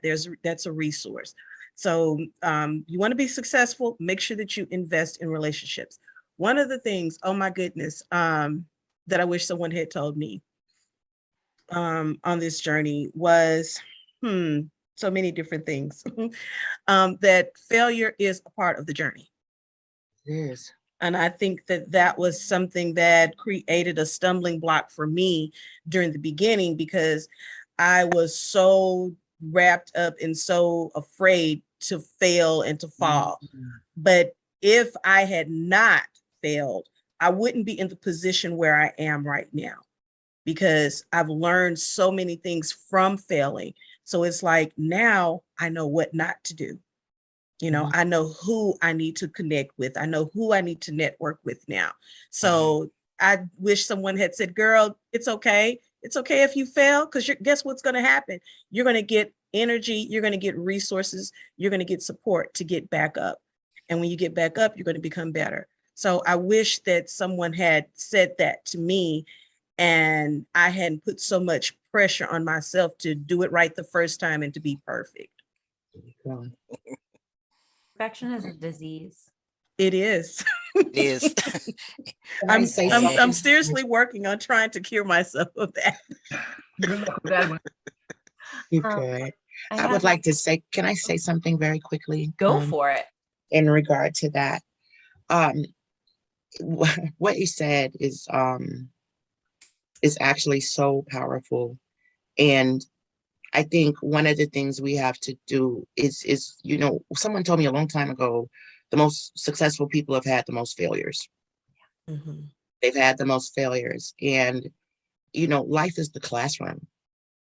Since we're born, life is the classroom, and it never stops. We pass some, we fail some, but we learn. We learn, and when we get up and we move on, we can implement new things. So, you know, that's just so powerful. Just accept the fact that success does not come without failure. You've got to fail. You've got to fail. Just like a baby trying to walk. They keep falling, they get up, they fall, they roll over, they get up, they bump their heads, they fall flat on their backs, but they keep moving. They keep trying to walk. It doesn't matter how many times they fall. I think we need to keep that, find that place inside of us that we had when we were just beginning our life. I mean, if you think about it, really think about babies for a second. They know walking's possible because they see people do it every single day all around them. We see successful businesses. We know they exist. So to Robin's point, be persistent, get back up. To Tanya's point, fail and fail fast. Yep. You know, like these are, and then give yourself some grace and forgiveness. Like Yvette said, like, love yourself, but not like, so you don't burn out. And as Amber said, you're an original, you're unique. Don't copy people, don't compare. I mean, these are just mind-blowing things that sometimes we don't think about in the context of folks have a story. And we all just sit there and look at how people won, you know, like look at, let's use Beyonce as today's example. Like we look at Beyonce and we're like, oh, wow. Like she sells out arenas. She does this incredible stuff. But what about Beyonce when she was 5? What about Beyonce back when No came out? Like, anybody remember that? Because she was not selling out Madison Square Garden. Nope. Okay. Right. She wasn't by herself either. Yeah, she wasn't by herself either. Right? So just thinking, like, we spend so much time in comparison analysis, and then we just, end up saying, why am I not there? Well, you can't compare your chapter 1 to somebody's chapter 100. That's unfair to you. So unfair to you. And I mean, I'm guilty of it. I'm sure everybody's guilty of it at some point in time. We all went through middle school. It's when it reared its ugly head. Right. And so I just love what all of you ladies had to share today. I think it's incredible, impactful. And I really hope for those of you who are listening in on this, that you're taking away something that is helping shape your story and furthering it along. When I look back at what I wish somebody would have told me, I spent a lot of my life hearing how great I am, this, that, the other. And I know that's not everyone's story, but not once did somebody say, let me help you get to the next step. And so I wish I would have had somebody who was like willing to just reach out a hand and say, you are incredible. Let's show us how it can grow. That recently just happened to me and my mind was blown. I was like, you really think I'm worthy of that? I can do this. And so, it was a relationship, and that relationship said, hey, I have somebody else who can help you. But it's taken me 3 decades to get to that point. And if I want anybody to take anything away from today, I want all of you to look yourself in the mirror, because Robin's was like my biggest goosies. And yes, people can tell you you're beautiful. Yes, people can tell you you're excellent, but only you can make that happen. And so take massive imperfect action. Just take one step. Nobody's asking you to take 1,000,000 in 1 second. Take the first step to step into your success and keep it going, because you were successful before today and you're going to be successful after today. Right. Exactly. That's right. Man, we're just over Good here. stuff. I don't even know who I am today. So it's because of all these incredible women. Oh, you have 5 Absorbing. Absorbing. It is. Absorbing.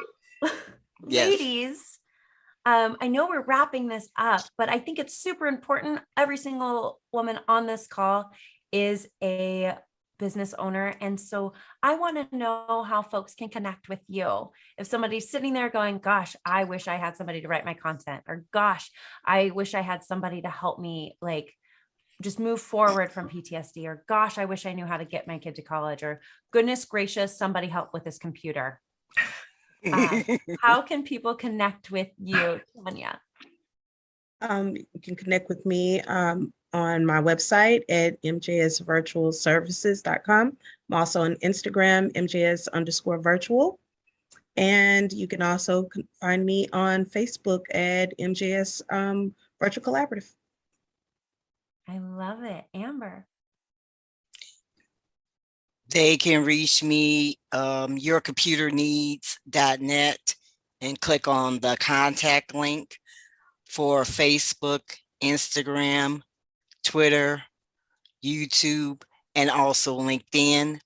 The letters YCN as in Nancy, OTLLC, the number 0, the number 5. Love it. Robin. You can reach me at using my name at Facebook, Instagram. I am doing Robin 2019. You can reach me, the easiest and the quickest today would be thequeenmother2017@gmail.com, because that is my email address, and that is like my phone. I check my email quicker than I check my phone. So you can reach me at Facebook on my name, Robin Corbins. You can reach me at Instagram on Doing Robin 2019, and you can reach me email thequeenmother2017@gmail.com. I love that email.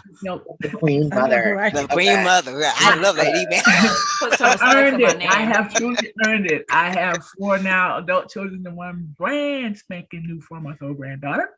So I feel like I have earned it. Yes, you have. Yes, you have. So that would be the quickest way to get in contact with me, other than I believe I have a LinkedIn page too. I don't use it a lot, but we need to talk, Amber. We need to talk about you and those computers, because my computer has seen better days. Okay, definitely will. Okay, so just remember the Queen Mother 2017 show. Email and we'll talk. Definitely will. Hit her up, Amber. Start typing that now. Nobody can forget my phone. Nobody. Your phone. Uh-oh. What's going on with the phone? My phone is my computer screen. Oh, I understand. Okay, that is my computer screen. Uh-huh. Okay, so yes. Call it, girl. We must talk. But ladies, thank you for the nuggets. I appreciate the time. I would definitely say, let me just throw a little something else in here. Those of you, now don't wait until your baby is 18 and contact me, because she needs to be in 9th grade getting her money together with college. Okay, anybody else that has a teenager, do not wait until they get into their senior year to find that money, because believe it or not, it's too late. Too late. It's too late. That's another thing that could have been a nugget dropped earlier. I'm sure for a lot of parents, a lot of aunts and uncles and all from there. Because the fact that you start when their senior year starts, okay, like I said earlier, they're planning for prom, homecoming, the dance after homecoming, the party after the prom. They have no idea that the bill is coming in May. College starts in August. Mama, here's the bill. Mama. Mama. I miss mine, I tell you. I miss my daddy too. For me, it was mama, daddy. Right? Can you pay for this? I do understand, but there's a way to find money to get these kids in, even if it's just a 2-year school. They want to go to there's a lot of ways that it can be done. They can go from high school to let's just say get their associate's degree in the 4 years you're in high school. And there's a lot of ways around it, and it's free money everywhere. Free. Let me say it one more time. Free 99. Free 99. Free 99. Oh, I love it. Grow on trees. Free 99. Free 99. You pay nothing. Love it. Free 99. Yvette, how can we connect with you? Oh my goodness. You can connect with me at yvette.adams@threegenerations.org. My website is threegenerations.org. And you can find me on Facebook. My name is Yvette. You can find me on Facebook as Yvette Monique. I should change it to Adam to be consistent. And then our Facebook page is at post-trauma growth. So you can just put in there the @ and post-trauma growth, and 3 Generations will pop up. I love it. Well, friends, if you would like to connect with yours truly, easiest ways to get me to answer you quickly would be follow me on Instagram and send me a DM at Gray with an A, digital MKTG. You will see a lovely picture of me in a hat. Usually I almost wore it today. I'm like the queen of hats because I wear many of them. And then you can also find me on LinkedIn under Rayland Logan. That is RELAND LOGAN. I am the only one, so you're not going to get lists of them. So if you really ever want to find me, just type in Rayland Logan and I will be the only thing that shows up on the internet. So happy and excited that we got to spend time with all of you. Please, please, please connect with any of these fabulous women that are on this panel. We make things happen, and they had such incredible stories to share. And in case you need a real quick wrap up and we're curious what I wrote down today, we have "You are unique and you don't need to compare" from Amber. Robin, look in the mirror. You know you better than anyone else. Yvette, catch those mental vitamins every single day, but this will be a heavy dose of them. And love yourself, don't burn out.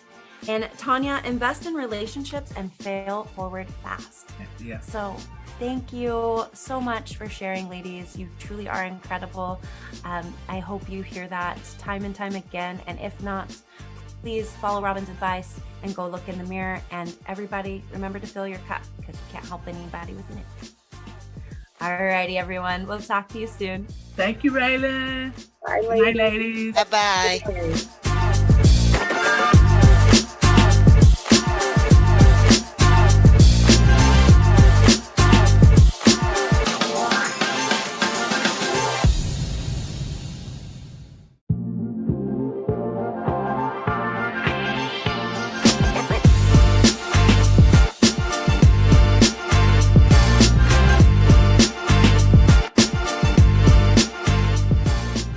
Hello, and welcome to Girl, Get That Contract, positioning your business for success in the contracting space.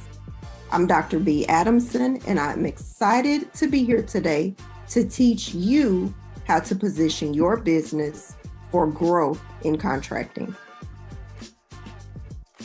First, we're going to discuss agency and corporation identification. What do I mean by that? I mean, where do you want to do business? People on the West Coast often say, I want to concentrate on the West Coast. Conversely, some will say the East Coast for me. Others may say Midwest, and yet others may say, I am ready to go where the money is. As you think about the location, you want to think about the different areas of government: county, city, state, federal, and then you also want to remember corporate. As you build your business model, you want to remember those things.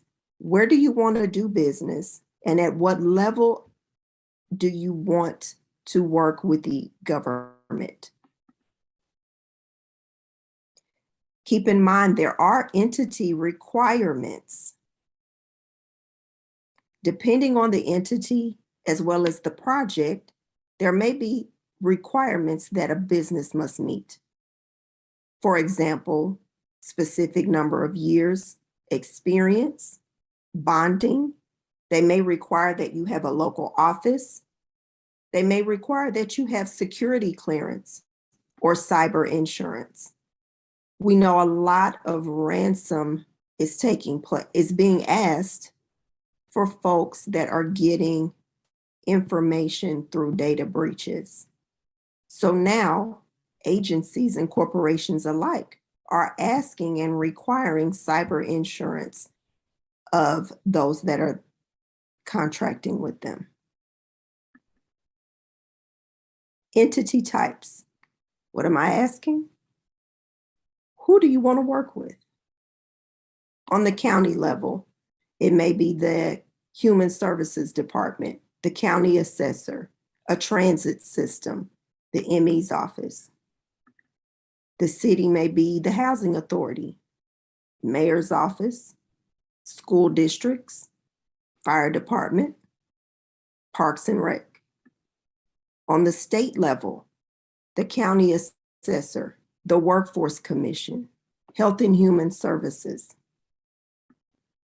Federally, Department of Commerce, FEMA, DOJ, CIA.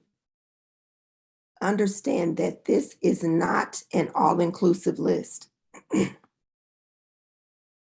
It's here to give you an idea of companies or agencies.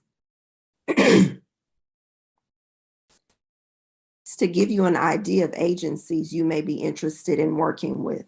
This is not an all-inclusive list. But I encourage you, as you develop your business model, to make a list of those agencies you're interested in working with. Let's not forget the corporations, airlines, casinos. Let's not forget the corporations, the airlines, the hospitals, hotels, and theme parks are just some of those corporations you may be interested in working with. What is your niche? As a Black CEO, your minority status is an important thing to think about. A lot of business owners say, I'm not interested, it takes too long, they're asking for too much paperwork, I really don't want them in my business. However, there's something very important I want you to think about. The government works to make sure small businesses get at least 23% of all federal contracting dollars. What does that mean? For every $100 that's spent, they seek to give 23 of those to a minority-owned company. Again, of every $100 that's spent, their goal is 23 of those go to a minority-owned company. You have to be certified. Yes, you can look at me and say, oh, she's a Black woman. However, that's not enough. They require all businesses that want this certification to go through and apply so that a neutral third party confirms, yes, this company is minority owned. It has to be 51% owned by the minority. I stress the importance of this because if we as certified minorities are not at the table, this money is going to go to someone else. The government is not going to say, oh, we can't find anyone to help with janitorial or construction or office supplies or PS&E work. So we're just not going to need it anymore. Absolutely not. They'll give it to somebody that's there. But their goal is 23%. But if we're not at the table, they can't give it to us. So I encourage you, if you are not certified, to fill out the application for that certification. Primes need certified minority firms to meet their contracting obligations. Also, there are some contracts set aside for specific minority-owned businesses. We've heard DMWBE, SBE, 8A, veteran-owned, small business. We've heard those things. But if you don't have those designations, those are opportunities that, one, have a smaller pool for competition, that two, if you're not certified, you can't participate. Subcontractors versus prime contractors. Subcontractors deal directly with the prime. They're not involved with the agency. And it gives you an opportunity to really learn contracting. A lot of times people want to jump deep, but they don't have the skill set. They don't have the business acumen. They don't have the experience. So I encourage you to consider subbing on contracts. I'm not saying for forever, but as you build your business model, you'll know when the time is right to transition. And it's not that you'll always transition fully into prime. You may say, I want to work in prime with federal agencies right now, but I'm good at being a sub in my local government. Typically, subcontractors are newly formed entities. They want to really learn working with a specific agency. They may not have the financial bandwidth to pay for insurance or bonding. And they may want to focus on some of those informal purchases, which we'll talk about in a little bit. Prime contractors, they usually have more experience. They have larger capacity so that they can cover insurance and bonding requirements. They manage those teams from start to finish. If a sub doesn't do the work and doesn't perform, they have to do it or they have to find someone that can. It's a lot of responsibility being the prime. Yes, you get more money, but there's also more responsibility. Small businesses. I want you to raise your hand if you own a small business. Many times people don't want to say they own a small business because they believe there's a negative connotation there. However, you'd be interested to find just how small a business is when you look at the definition in Title 13, Part 121 of the Electronic Code of Federal Regulations. These size standards qualify businesses for certain small business initiatives. Again, another layer of opportunity. Don't shy away from being small. It has its benefits. Okay, you've decided, okay, I'm good. Let's move forward with contracting. I encourage you to review terminology. RFQ, RFB, RFP, single source, sole source. These are all terminology terms that are used in government contracting. Solicitation, bid date, Q&A, addendum, clarification. What do those mean? It's a lot of terminology. If you're unfamiliar, I encourage you to get familiar. RFBs, requests for bid. You've often heard it referred to as low bid. They're looking for who can do it the cheapest, who can deliver it the cheapest. Do not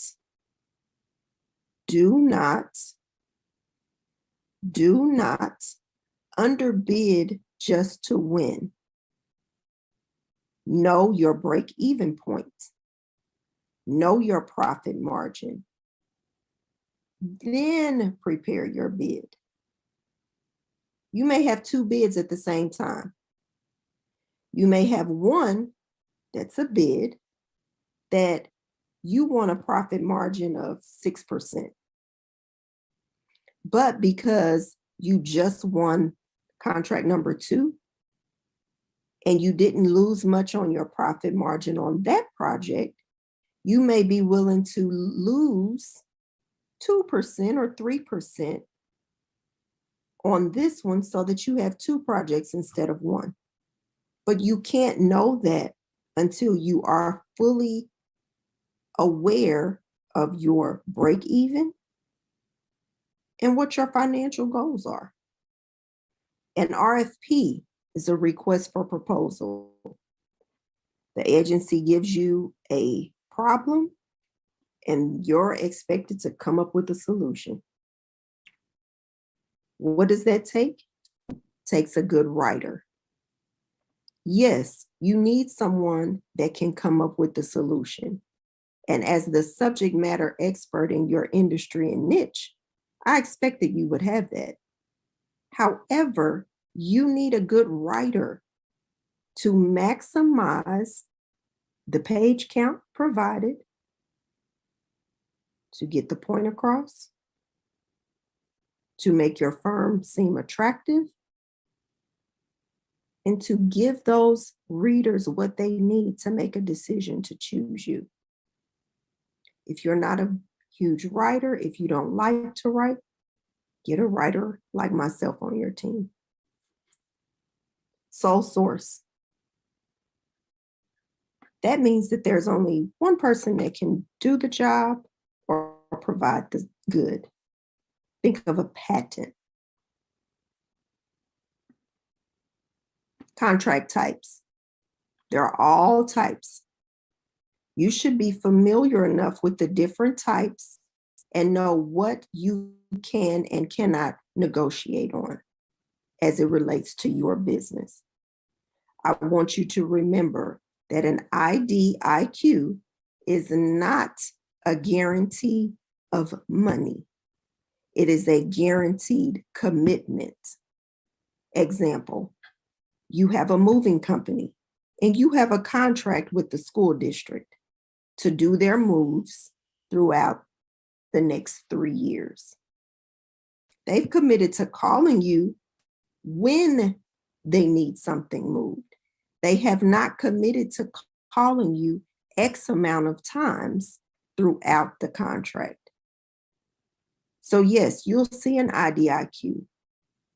I encourage you not to build your complete contracting model on IDIQs. You want to vary and diversify your contract base. Informal versus formal. What is it? The quick thing to remember is an informal isn't advertised. Each agency has a monetary threshold that determines what's informal and what's formal.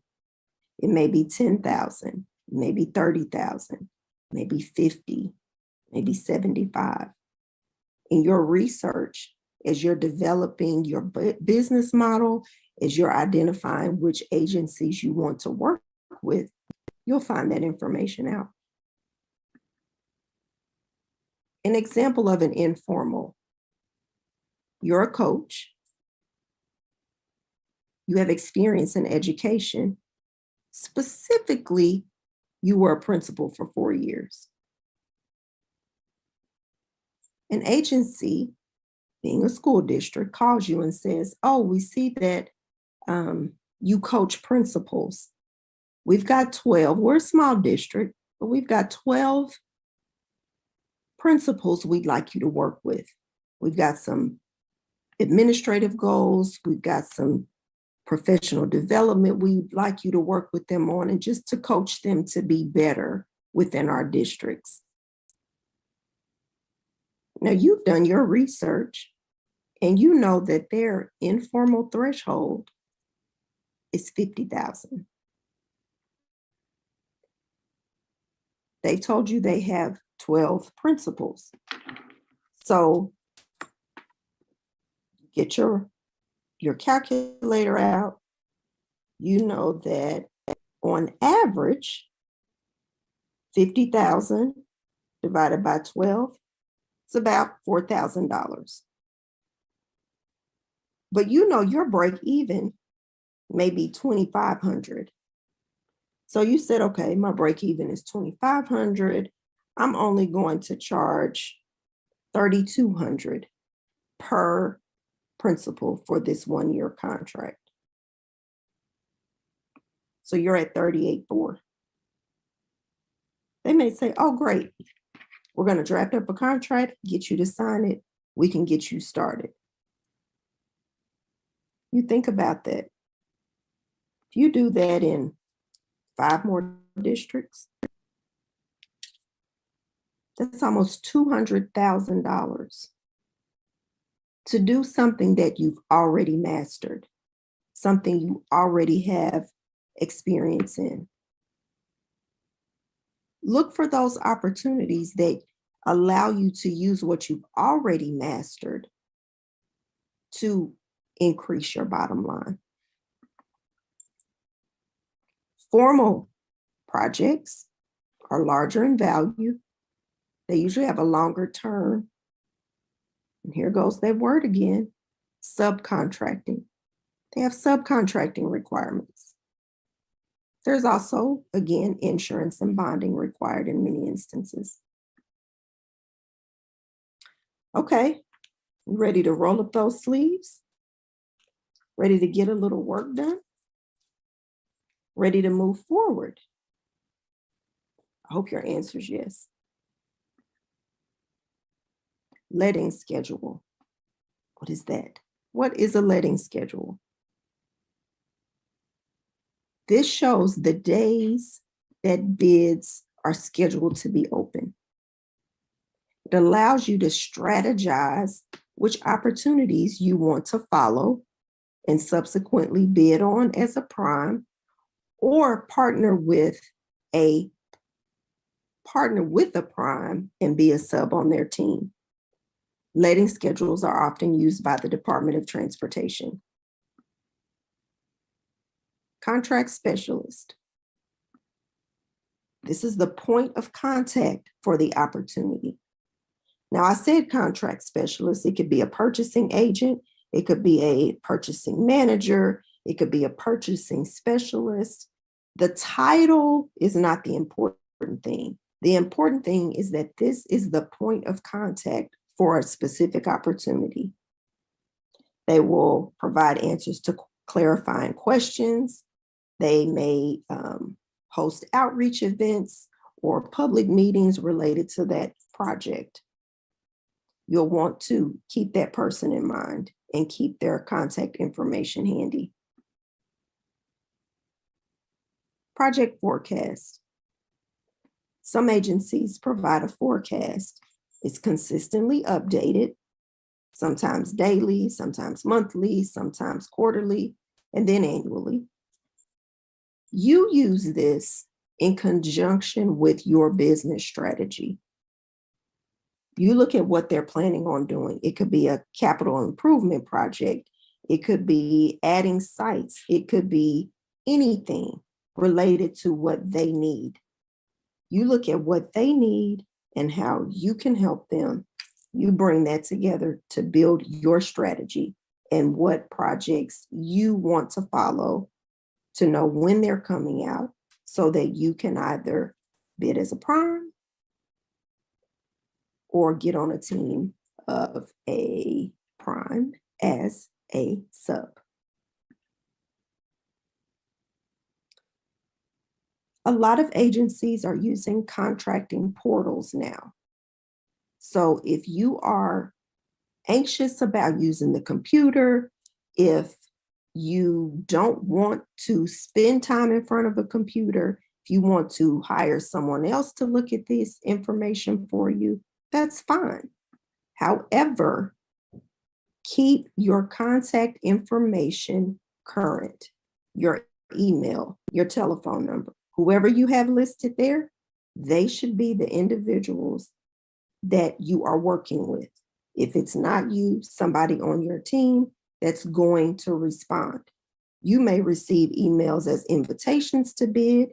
You may receive invitations to be on teams. If you don't respond, you'll miss out on an opportunity.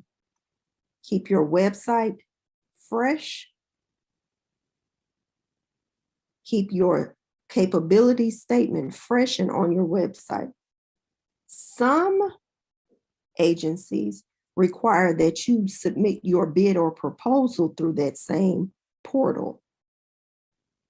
Educate yourself or your employee or your consultant to do that. You want to, when you take the time to prepare a bid or prepare a proposal, you don't want to wait till the last minute to submit.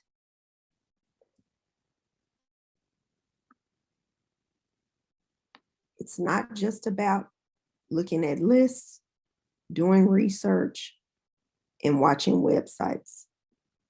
It's about building relationships. When I work with my clients, I tell them that we're playing the relationship long game. This is not an expectation that I sit down with the prime today, we have a Starbucks coffee, and tomorrow you send me this agreement that says from now until forever, you are forever going to be my sub for every contract that I have. It's not realistic. Primes need subs. Subs need primes. It's a joint partnership. Every opportunity that comes your way as a sub or as a prime might not be a good fit. Follow your business model. Know what your plan is. Move forward with that plan. There may be opportunities that come to you that you were unaware of that you may adjust your business strategy, and that's fine. But know that building these relationships is for the long haul. It's not just what a prime can give to you as a sub, but also what you can give the prime as a sub. Your knowledge, your tools, the things that your company may have built in relation to IT, the experiences you've had, your network of folks. Because while you may be one minority certified business, generally, you associate with others that are as well. A prime may say they need a minority-owned firm in a specific area. You may know who that person is. Share that information. But remember, every relationship will not result in a contracting opportunity.